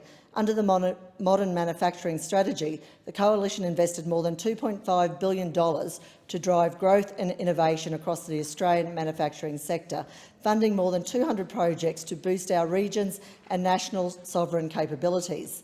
Under the Coalition's Modern Manufacturing Initiative program, I was able to secure over $750,000 in funding for 2 manufacturers, Cyrus Ag and CQ Fiberglass Direct Ops. Cyrus Ag, based in Orange, recognised the potential of being based in the beef capital of Australia and constructed a pallet manufacturing facility in Rockhampton to service the agriculture industry. They accessed the grant to assist in the creation of an efficient granular manufacturing operation, improving the plant's operation. Family-owned and operated business, CQ Fiberglass Direct Ops, are one of only a few businesses in Queensland able to produce filament wound composite ventilation tubes and fittings. The Coalition's Modern Manufacturing Initiative assisted this business to invest in automated filament winding production for their goods. These grants benefit the region, its workers and grow our manufacturing sector and sovereign abilities. This funding makes a real difference to Australian businesses, but unfortunately the Albanese government seemed to have no interest in the concept of supporting our regions or the manufacturing sector. Under the Coalition, more than 3,300 additional manufacturing businesses were created, and manufacturing business turnover was at its highest level since when Labor was last in government in 2010. But despite the track record of the Coalition's manufacturing strategy, Labor thought best to ignore the facts, ignore the need to support industry and businesses to tackle rising costs, ignore supporting our regional manufacturers and, of course, ignore addressing workforce shortages in favour of doing their own thing, also known as giving in to their union overlords. If you could be bothered to follow this government's abysmal actions to date, you could be forgiven for thinking that Labor and Prime Minister Albanese are intent on ruining our strong manufacturing sector. While manufacturers are struggling across the country to deal with rising power prices, almost 12 months on, Labor's focus has been to forge ahead with radical industrial relations legislation which has seen a rise in the number of industrial disputes and give way to thousands of job losses and will have a devastating impact on the industry. Need I state the obvious, but it seems Labor priorities are all wrong. Instead of easing costs of manufacturers and dealing with rising electricity prices, Labor's focus has been to make it more difficult for manufacturers to hire staff and grow their businesses. In the 2022 budget, Labor actively stamped out key features of the Coalition's successful industry policies and has been promising a national reconstruction fund which we in here and manufacturers across the country are yet to see. Labor's only focus was to get rid of successful Coalition policy, doing so without even having an alternative ready, leaving our nation's manufacturers in the lurch when they need it most. Even worse, Labor is playing politics with funds already committed to businesses under the Coalition's Modern Manufacturing Initiative. These funds have already been independently assessed by experts and the department, funds which Australian manufacturing businesses are currently waiting for. These are real businesses with real employees that Labor is purposely playing politics with. It is time this government deliver on their promises and actually stand up for our country's manufacturing sector instead of hanging them out to dry. I'll be doing everything in my power to make sure that the manufacturing industry is heard and that this incompetent government is held to account. Thank you. The question is that this motion be agreed to, and I call the member for Swan. Thank you, Speaker. The Labor Party has a great track record on manufacturing, and one of the aspects of this motion that I think resonates most with the West Australian community is around building a stronger and more resilient future through manufacturing, which is something that clearly did not happen under the last decade. My father was a metal worker in Kambalda. He inspired me to become an engineer in the industrial and resource sector. The manufacturing industry is something that the Labor Party fundamentally understands. This experience taught me that Australians cannot rely on digging up our backyard forever. Because our resources are limited, our economy must become more sophisticated, which brings me to a great example in WA. The town of Collie is 150 kilometres south of my electorate and has an economy centred around coal mining and coal-fired power generation. But power generation in WA is changing. Renewables and gas are rapidly overtaking coal as the source of power in WA. 1 in 3 homes in WA have rooftop solar. Baseload generation from coal cannot easily be turned up and turned down its output like gas generators can and batteries can. There is an end date for coal-fired power generation in WA, and that's 2030. To complement this, there is a transition plan. The town of Collie has been united for over a decade in their transition plan. Community, the state government and unions have been working together to reskill and reorientate the local community. It has been a steady process, one that requires community buy-in and funding, and most importantly, action. This is why the McGowan Labor state government committed over $660 million in funding towards the Collie transition plan. To quote the WA Australian Manufacturing Workers Union's Secretary, Steve McCartney, if you're going to take an industry out of a town, you've got to replace it with another industry. In Collie, in WA, state government grants have attracted major investment into the region. Last year, we saw a company called International Graphite open a pilot-scale processing plant locally. This is an important component in solar panels. We also saw Magnum Australia receive a grant for a feasibility study for a carbon-neutral magnesium refinery, right in Collie. Should that project get off the ground, that's 350 permanent jobs in critical minerals. Stable, well-paid jobs, jobs that build community and increase resilience, which also creates economic resilience. It's why people from Collie to Kewdale in my electorate are excited about the Albanese Labor government's $15 billion National Reconstruction Fund. The pandemic taught us that we need to make more things here and build our resilience. Collie demonstrates that when government backs manufacturers and their workers, there are huge downstream benefits for community and the economy. The National Reconstruction Fund will drive economic development across the nation by creating stable jobs, jobs that can insulate our economies against the boom-bust cycles of the resource sector. There are great examples of government support that can build capacity and support new industrial growth. The Common User Facility in Henderson for shipbuilding was started thanks to an outlay by the state government. This has helped create infrastructure required for shipbuilding in WA at unprecedented levels. We have the opportunity to build precincts that add value to existing commodities while reducing greenhouse gas emissions. In the southwest, there are massive expansions of rare earth minerals mining and processing, which will play an important role in batteries. Imagine an old coal mining town being at the forefront of decarbonisation, which, for example, could be batteries or green steel. To quote Daniel Graham, a scaffolding supervisor at Mooja Power Station in Collie, who would like to see green steel manufacturing get off the ground. We've got great facilities here, we've got a railway line, our highway is in great shape, and we have the skilled labour to build things. For my community of Swan, downstream servicing of the resource sector and construction are major employers. As we develop the diversity of economy in WA, including the southwest, the local economy will also grow in my community. My community is excited about the Albanese's plan for manufacturing. This is a really once-in-a-lifetime opportunity, and I thank the member for Cunningham for this motion. The question is that the motion be agreed to, and I call the member for Monash. Well, Deputy Speaker, I've been here since the Button Plan and many other plans before it, and I wouldn't be so enthusiastic about Labor's plan for manufacturing in this country from what I've seen before.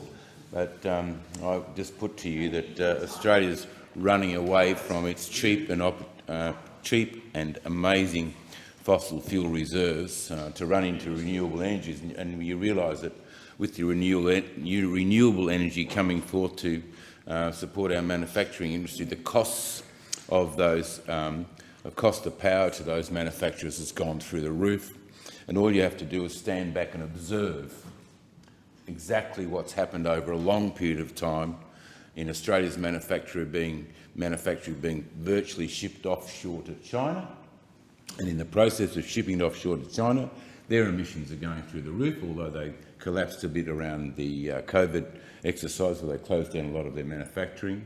Now we've got major supply chain issues that are affecting Australia directly. You'll be feeling them in every area of your activity. Just go to medicines, for prescription medicines right across this country at the moment, the shortages that are there, and what the TGA is saying about paracetamol at the moment. They're going to reduce the number of pills because they're all supply chain issues. They are everywhere. And this because we have become a country that is not self-sufficient in manufacturing, because we have closed our coal-fired power stations to the point where we haven't got that baseload cheap power. That was Victoria was built on Latrobe Valleys, and I represent Latrobe Valley. It was built on the fact that we had that cheap energy that was able to fire up our manufacturing industries. And what we have done now is move the whole lot to another country, and we say, but we're reducing our emissions. Yes, but we've moved the manufacturing to another country where their emissions are exploding, where they are opening coal-fired power stations by the dozens, where we're moving our manufacturing to Vietnam, and we're moving our manufacturing to India. And the best example was the other day that in the UK, their motor vehicle manufacturer, one of the motor vehicle manufacturers, is dropping 800 of their 1,600 employees so they can move their manufacturing to America, because America now has green subsidies. And the renewable energy in this country, if there were no subsidies, there'd be no wind farms, not one. there wouldn't be one wind turbine in this country if there were no subsidies. If there were no subsidies originally, there wouldn't have been the rooftop solar panels that we're talking about in this country. All renewable energy relies on government funding for their renewable energy. In other words, yours and my money. And I looked at the bigger picture. There was a very good article in the Australian today on electric vehicles and the truth around them right across the world. And I'll be speaking to that a bit later on in the House. So, you know, and even when you get so we've gone through time and again closure of power stations in Latrobe Valley, whereby a restructure plan comes in, governments put in billions of dollars each time and it seems to go nowhere. So we finally get a manufacturing company that's going to come to Latrobe Valley and they're going to rebuild motor vehicles to have electric motors in Australia. So we're going to have our own manufacturing plant right there in Latrobe Valley, and it's really exciting. About the member that just spoke talked about the town of Collie and a whole lot of perhaps good ideas, but they are yet to come to fruition. So we get this manufacturer down there, they get the subsidies, they get the support from the state government, they get the support from the local council, they get all the offers in the world, and they decide, because of logistics, it's probably better to do it in Dandenong. Probably better to do it in Dandenong, not in Latrobe Valley. So Latrobe Valley misses out again on that manufacturing opportunity for lots of other reasons that, you know, companies decide what they're going to do, and they will decide to manufacture offshore if that's their best approach. And that's what's happening in this country, in the UK, right across Europe. They are exporting their manufacturing to other countries whose emissions are going through the roof, and ours are diminishing because we're losing all the manufacture that once made this nation great. It gave opportunities for people to work, it fed families, and we're diminishing that, and I don't know why we are kicking ourselves in the face. The question is that the motion be agreed to, and I call the member for Chisholm. Thank you, Deputy Speaker. When I speak to people in my community about Australia's future, I'm really optimistic because I'm really ambitious for our country.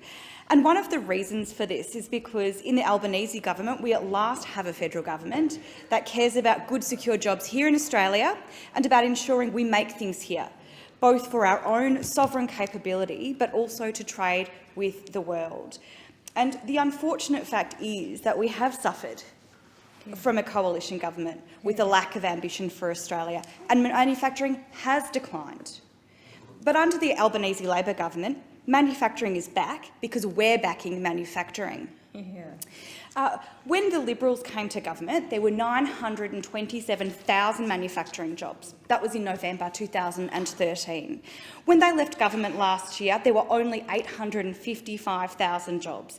But now, from December of 2022, there were 872,000 manufacturing workers. So we are starting to see, under our government, these good, secure jobs in really key industries come back. Despite what we might have heard here this afternoon, those opposite are part of a party that dared automakers to leave the country. So it is really difficult for me to be anything but cynical about their capacity to support Australian manufacturing. They simply can't be trusted. On this side, in government, we want to build a stronger and more resilient future, and that requires a modern, growing and diverse manufacturing industry that delivers secure, high-skill, high-wage jobs. Our government is committed to driving the transformation of Australian industry and reviving our ability to make world-class products in Australia. We're taking action to create high-value jobs across the economy and to help Australians skill up for the jobs of the future. One of the ways we're doing that is through the $15 billion National Reconstruction Fund, which is one of Australia's biggest government investments in manufacturing in living memory. It will drive economic development in our regions and outer suburbs, boost our sovereign capability, diversify the nation's economy and help create secure jobs. It will create jobs right across communities in our country, including my community of Chisholm. We want Australians to think globally and make locally. And when we spend as a government through the National Reconstruction Fund, there won't be any colour-coded spreadsheets in sight. There'll be no sports rorts, no car park rorts. Investment decisions will be free from political interference. We saw very clearly the impacts of not having local capabilities in manufacturing when borders were shut and supply chains disrupted during the worst part of the pandemic. We all saw that across our communities. People in my community were shocked to the extent at which the previous government had not just neglected but destroyed manufacturing in this country. It has been made very clear to me, certainly my community in Chisholm, that there is an expectation that we have a responsible government with sensible strategies to stimulate industry and the economy so we can grow our wealth, create good, secure jobs for now and the future, and lead the world in advanced manufacturing and technology. And something that has really held us back has been a real lack of investment and support for skills and training. I was delighted to spend time at the Box Hill Institute with Minister O'Connor and Victorian Minister Gail Tierney to hear from students and staff last week. We're doing a lot in the skills space. And of course, the Prime Minister's very first visit to Victoria after the election was to my electorate of Chisholm, to the magnificent Victorian Tunnelling Centre at the Drummond Street campus of Holmes Glen TAFE. We are delivering 180,000 fee-free TAFE and vet places for Australians in 2023. We're delivering on our commitment to build a stronger economy and help give more Australians the skills and training they need today and to harness the jobs and opportunities of the future. We're investing in our greatest resource, our people, honouring our key election commitment to provide fee-free TAFE and vocational education places. Whether it's in the care sector, in manufacturing, we need to deliver these skills at a time of acute skill shortages. Manufacturing is a great industry to get work in, and our government is backing that industry for a better future for all. Thank you, Deputy Speaker. The question is that the motion be agreed to, and I call the member for Riverina. Thank you, Deputy Speaker. From Bendigo, one of the homes of the Chico roll, great manufacturing and processing there. The home. See, I'm being verbal by the Deputy Speaker. But also the Bushmaster, Deputy Speaker, and what a great Australian manufacturing success story the Bushmaster is indeed. How many troops has that saved? Not just Australian, but across the world, and that is something that we should be very proud of. And I was pleased to hear the member for Chisholm be optimistic, be enthusiastic, and I hope that is infectious in her side, in the government. I hope it runs through to the Treasury and particularly to the Treasurer, the member for Rankin, because I think all too often he has been guilty of talking down our economy, and we need to talk up what we do here in Australia, certainly when it comes to manufacturing. And I'm interested in the member for Cunningham's private member's motion, where she talks about implementing a national rail manufacturing plan. Well, you've come to the right person here, because as Deputy Prime Minister, I was the one who signed the intergovernmental agreements with the 3 state ministers to get inland rail up and off the laptop and on to the track. And indeed, the first one was with Jacinda Allen, and you would know her well, Deputy Speaker, and that was a great meeting. I had a good relationship with her, still do, and she wanted to get on with the job of inland rail. So did Mark Bailey in Queensland. So did the then Minister in New South Wales, and we signed those 3 intergovernmental agreements. As I say, 2 of them were Labor states. We got on with the job because we cooperated, and people wanted to see that cooperation.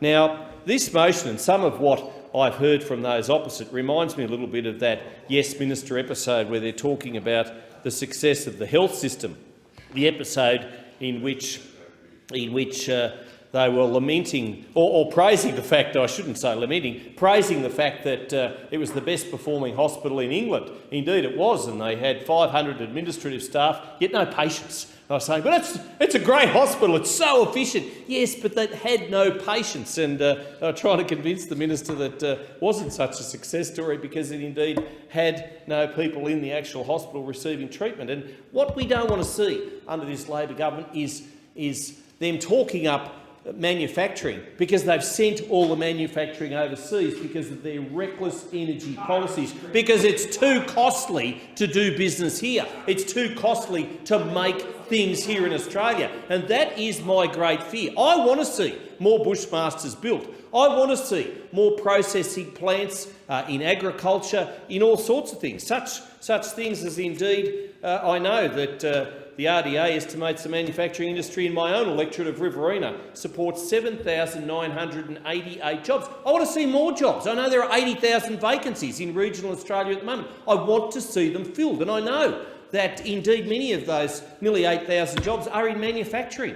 And we grow the world's best food and fibre. We have so much opportunity with the Inland Rail, with those special activation precincts that have been put in place by particularly the New South Wales Coalition Government.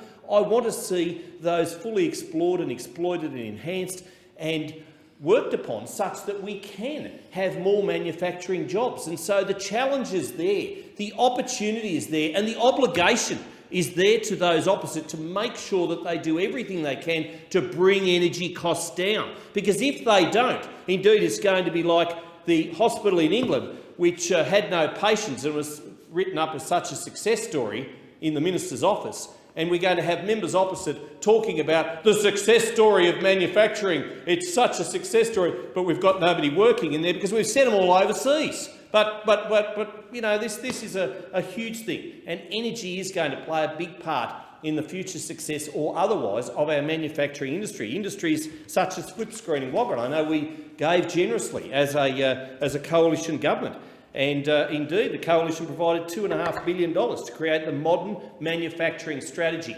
Those opposite need to not only talk that up, they also need to enhance it, but they most importantly need to bring energy costs down so that we can help manufacturing, create opportunities and create more employment, particularly in regional Australia. The question is that the motion be agreed to, and I call the member for Hasluck. Deputy Speaker, it'd be easy to fall to an assumption that the beautiful, historic and well-forested electorate of Hasluck is a stranger to manufacturing. Not so. We boast rail manufacturing in Bellevue. The McGowan government has not just carried on the fine Labor tradition of building rail in Perth as part of the Metronet network, it has also brought rail manufacturing back after a 27-year hiatus, with the first cars rolling off production in Hasluck last year. More than 15 WA companies are producing components for these rail cars. We also boast cutting-edge companies like ConnectSource in Midvale, BGC in Midland and Fortescue Future Industries in Hazelmere. ConnectSource specialises in electronic control, producing products like module harnesses and driver monitoring systems. BGC are innovating their manufacturing processes for building and construction materials to be an energy leader in energy efficiency. Fortescue Futures Industry is focusing on green hydrogen to support sectors such as shipping, transport and agriculture. And Midland itself is a hive of activity, and the Swan Chamber of Commerce gathers the local heads of business regularly, bringing them together to discuss their ideas to take their sectors forward. And their next chamber meeting is in fact on the 24th of February at Bailey's Brewing Company in Henley Brook. They are one of the biggest manufacturers as a brewer and value-adding industries in Western Australia. So what do such dynamic business people require from government? One thing, a clear vision. It's needed in order to grow and invest and employ more people by having the confidence to do so. Vision, like the first national battery strategy launched by Minister Husic last week. Australia will now make its own lithium batteries. Vision, like setting the emission reduction targets in legislation as the government did last year, backed up by the legislation introduced by Minister Bowen for the improvement of the safeguard mechanism. Australia will have a safeguard mechanism that does the job and provides a clear lead to industry. Vision, like the request by the government for the Joint Standing Committee on Trade and Investment Growth, for which I'm a proud member, to inquire into how Australia can transition to being a green energy superpower. This inquiry has received over 100 submissions from manufacturers and community groups alike. Vision is required in a busy moving space where much is yet to be developed or well understood. The stakes are high, and governments can and must play a role in de-risking ventures at crucial stages of development by stating clear intentions and setting ambitious targets. If the government sets the vision, businesses will then apply their experience, their innovation and their enterprise to deliver. And we are not alone in the world in trying to lead in this space. Indeed, we are starting from behind due to a wilderness of denial for the past decade. Countries like Germany, Korea, Japan, Saudi Arabia and Chile are setting clear targets and therefore attracting capital investment. The US Inflation Reduction Act is already having an effect on investment flows and boardroom decisions. We have competition.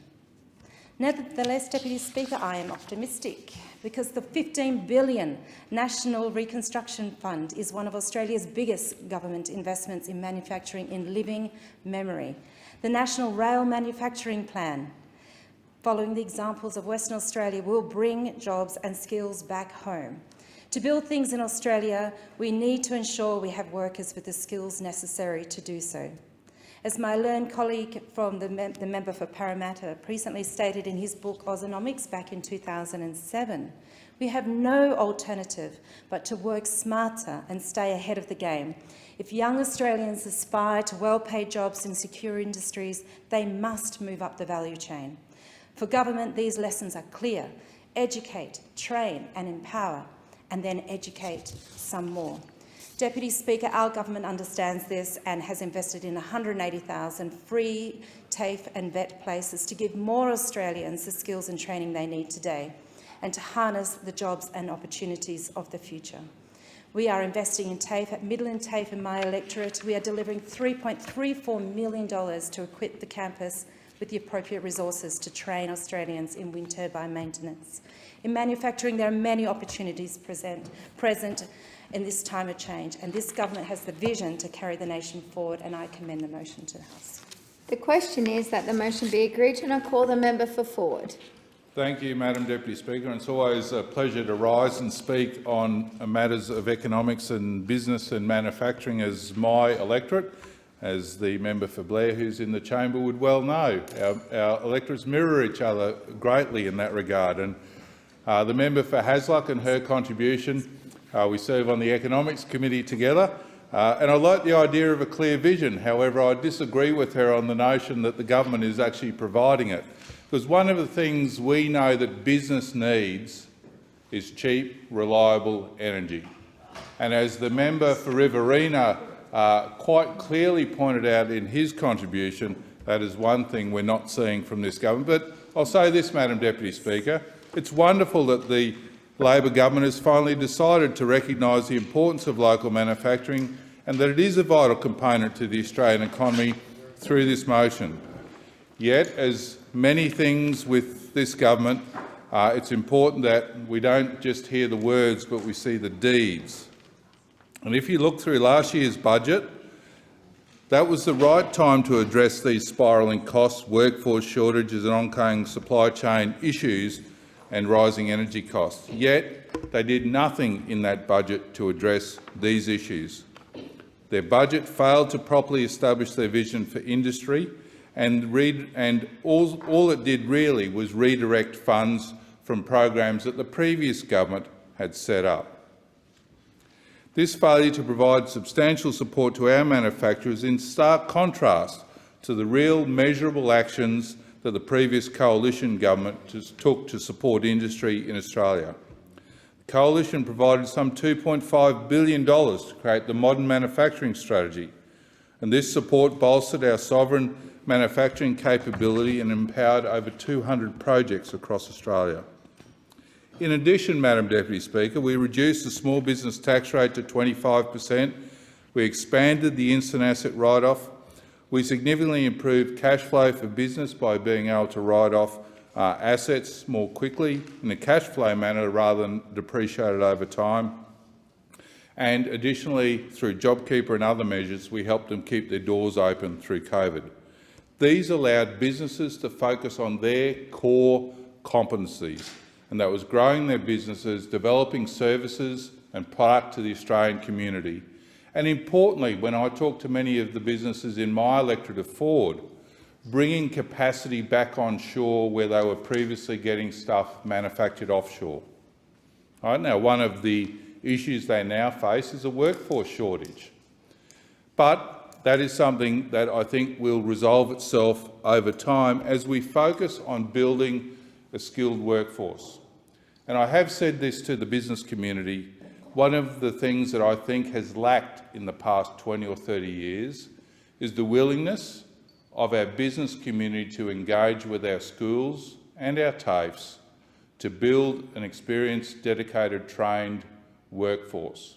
There has been enormous focus on sending our school leavers to university, which is fantastic. You know, for those that wish to pursue that career path, terrific. But we also need boilermakers, welders, electricians, carpenters, mechanics, diesel fitters, all of those skilled jobs that we need to develop and maintain a manufacturing industry. We need to ensure that we encourage those at school that have the skills and talent in that area to pursue those career opportunities.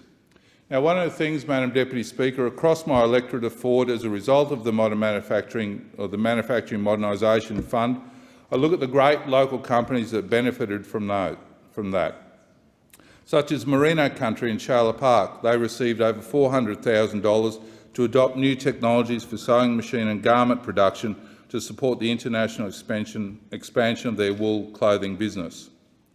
I look at ATP Science at Loganholme and also their new factory at Meadowbrook, who received over $1 million to expand their production line of high-quality protein products. Under our Sovereign Industrial Capability Priority Grants, Homewood Highgate received over $1 million to enhance their manufacturing capability for high-quality liquid storage and transport vessels for aviation and defence industries.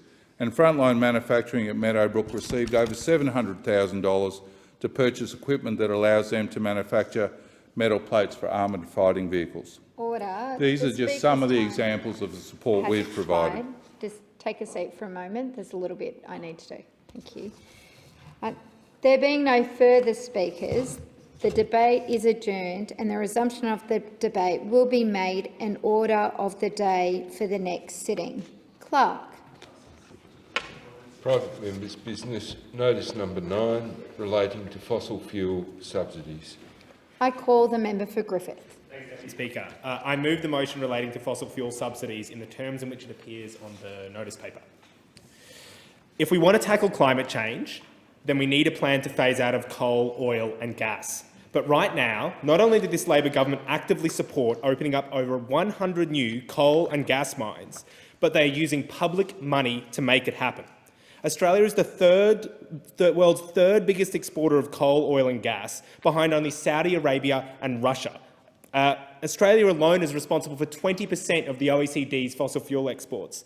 Let's be very clear about who Labor represents in this parliament. It's the coal, oil and gas corporations who are not only making record war profits while paying next to nothing in tax, but are receiving billions of dollars in government cash handouts. And frankly, this special treatment has come pretty cheap. Of the $2 million donated by fossil fuel corporations, $1.4 million went to Labor, including from Santos, Woodside, Appia, Chevron, Minerals Council. In return, those fossil fuel corporations got $40 billion of government subsidies over the next 4 years.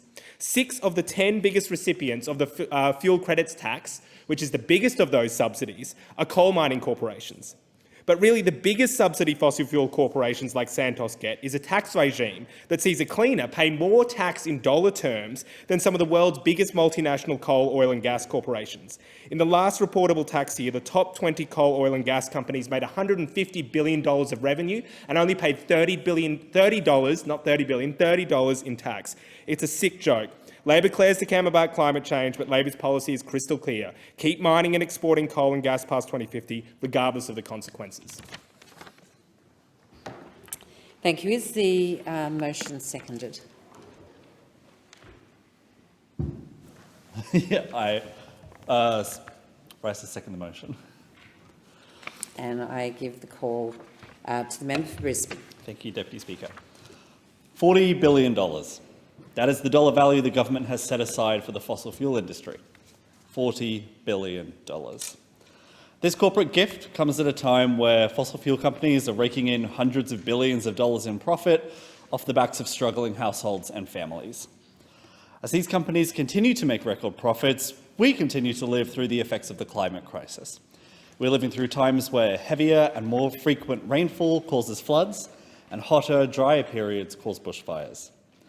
The time between these respective La Nina and El Nino extremes is becoming shorter and shorter, and island nations like Vanuatu risk sinking below ever-rising sea levels. My electorate of Brisbane has still not fully recovered from the floods that devastated our communities not even a year ago. That $40 billion in subsidies also comes at a cost to our public and social services, and we are repeatedly told that all of us have to make sacrifices during this cost of living crisis.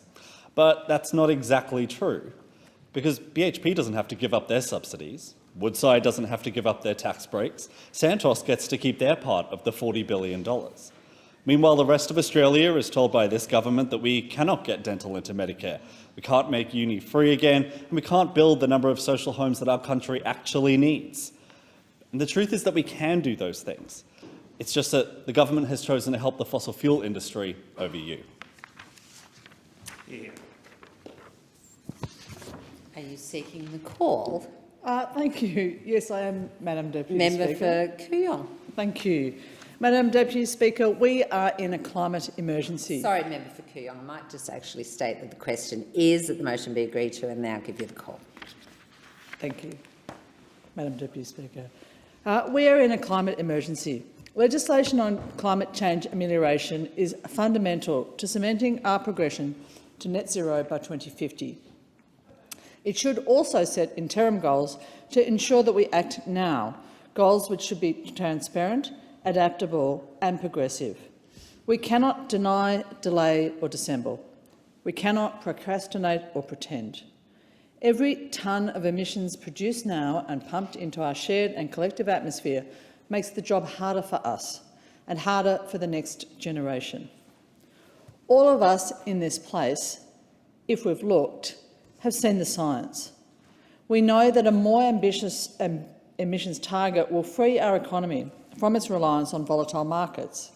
We know that globally more ambitious targets are the only way to limiting the global temperature rise to 1.5 degrees Celsius, forecast by the IPCC, which on most measures we are on track to exceed.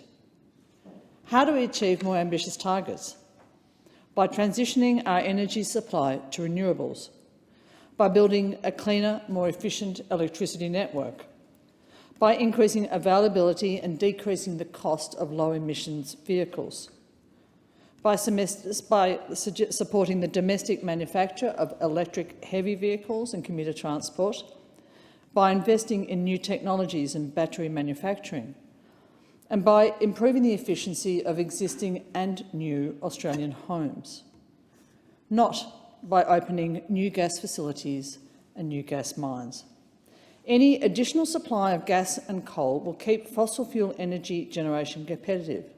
It will delay the world's transition to renewables. We've seen extraordinary progress in our transition to renewable energy in recent years.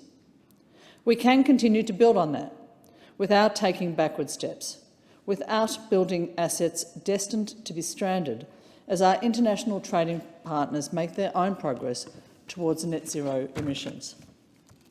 In 2021, the International Energy Agency told us very clearly that the energy sector is the source of about 3/4 of greenhouse gas emissions today, and that it holds the key to averting the worst effects of climate change.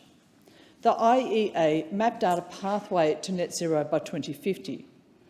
This required no new oil and gas fields and no new coal mines or mine extensions. How? By unwavering policy focus on climate change and the development of renewables.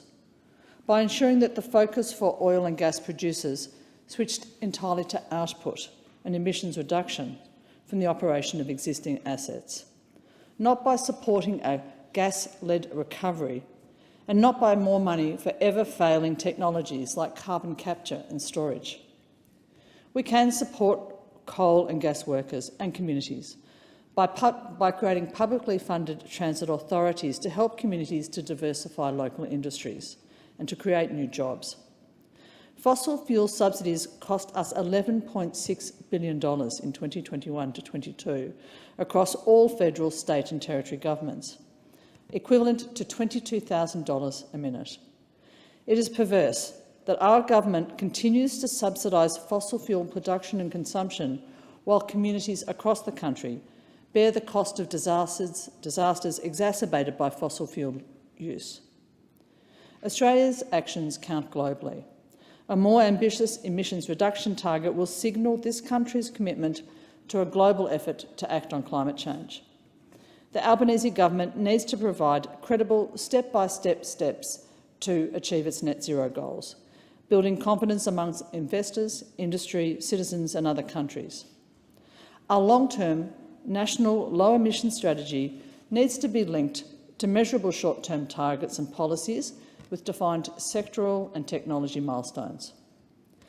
We don't need, we don't deserve and we don't want new developments at Kurri Kurri or in the Beetaloo, North Bowen or Galilee basins.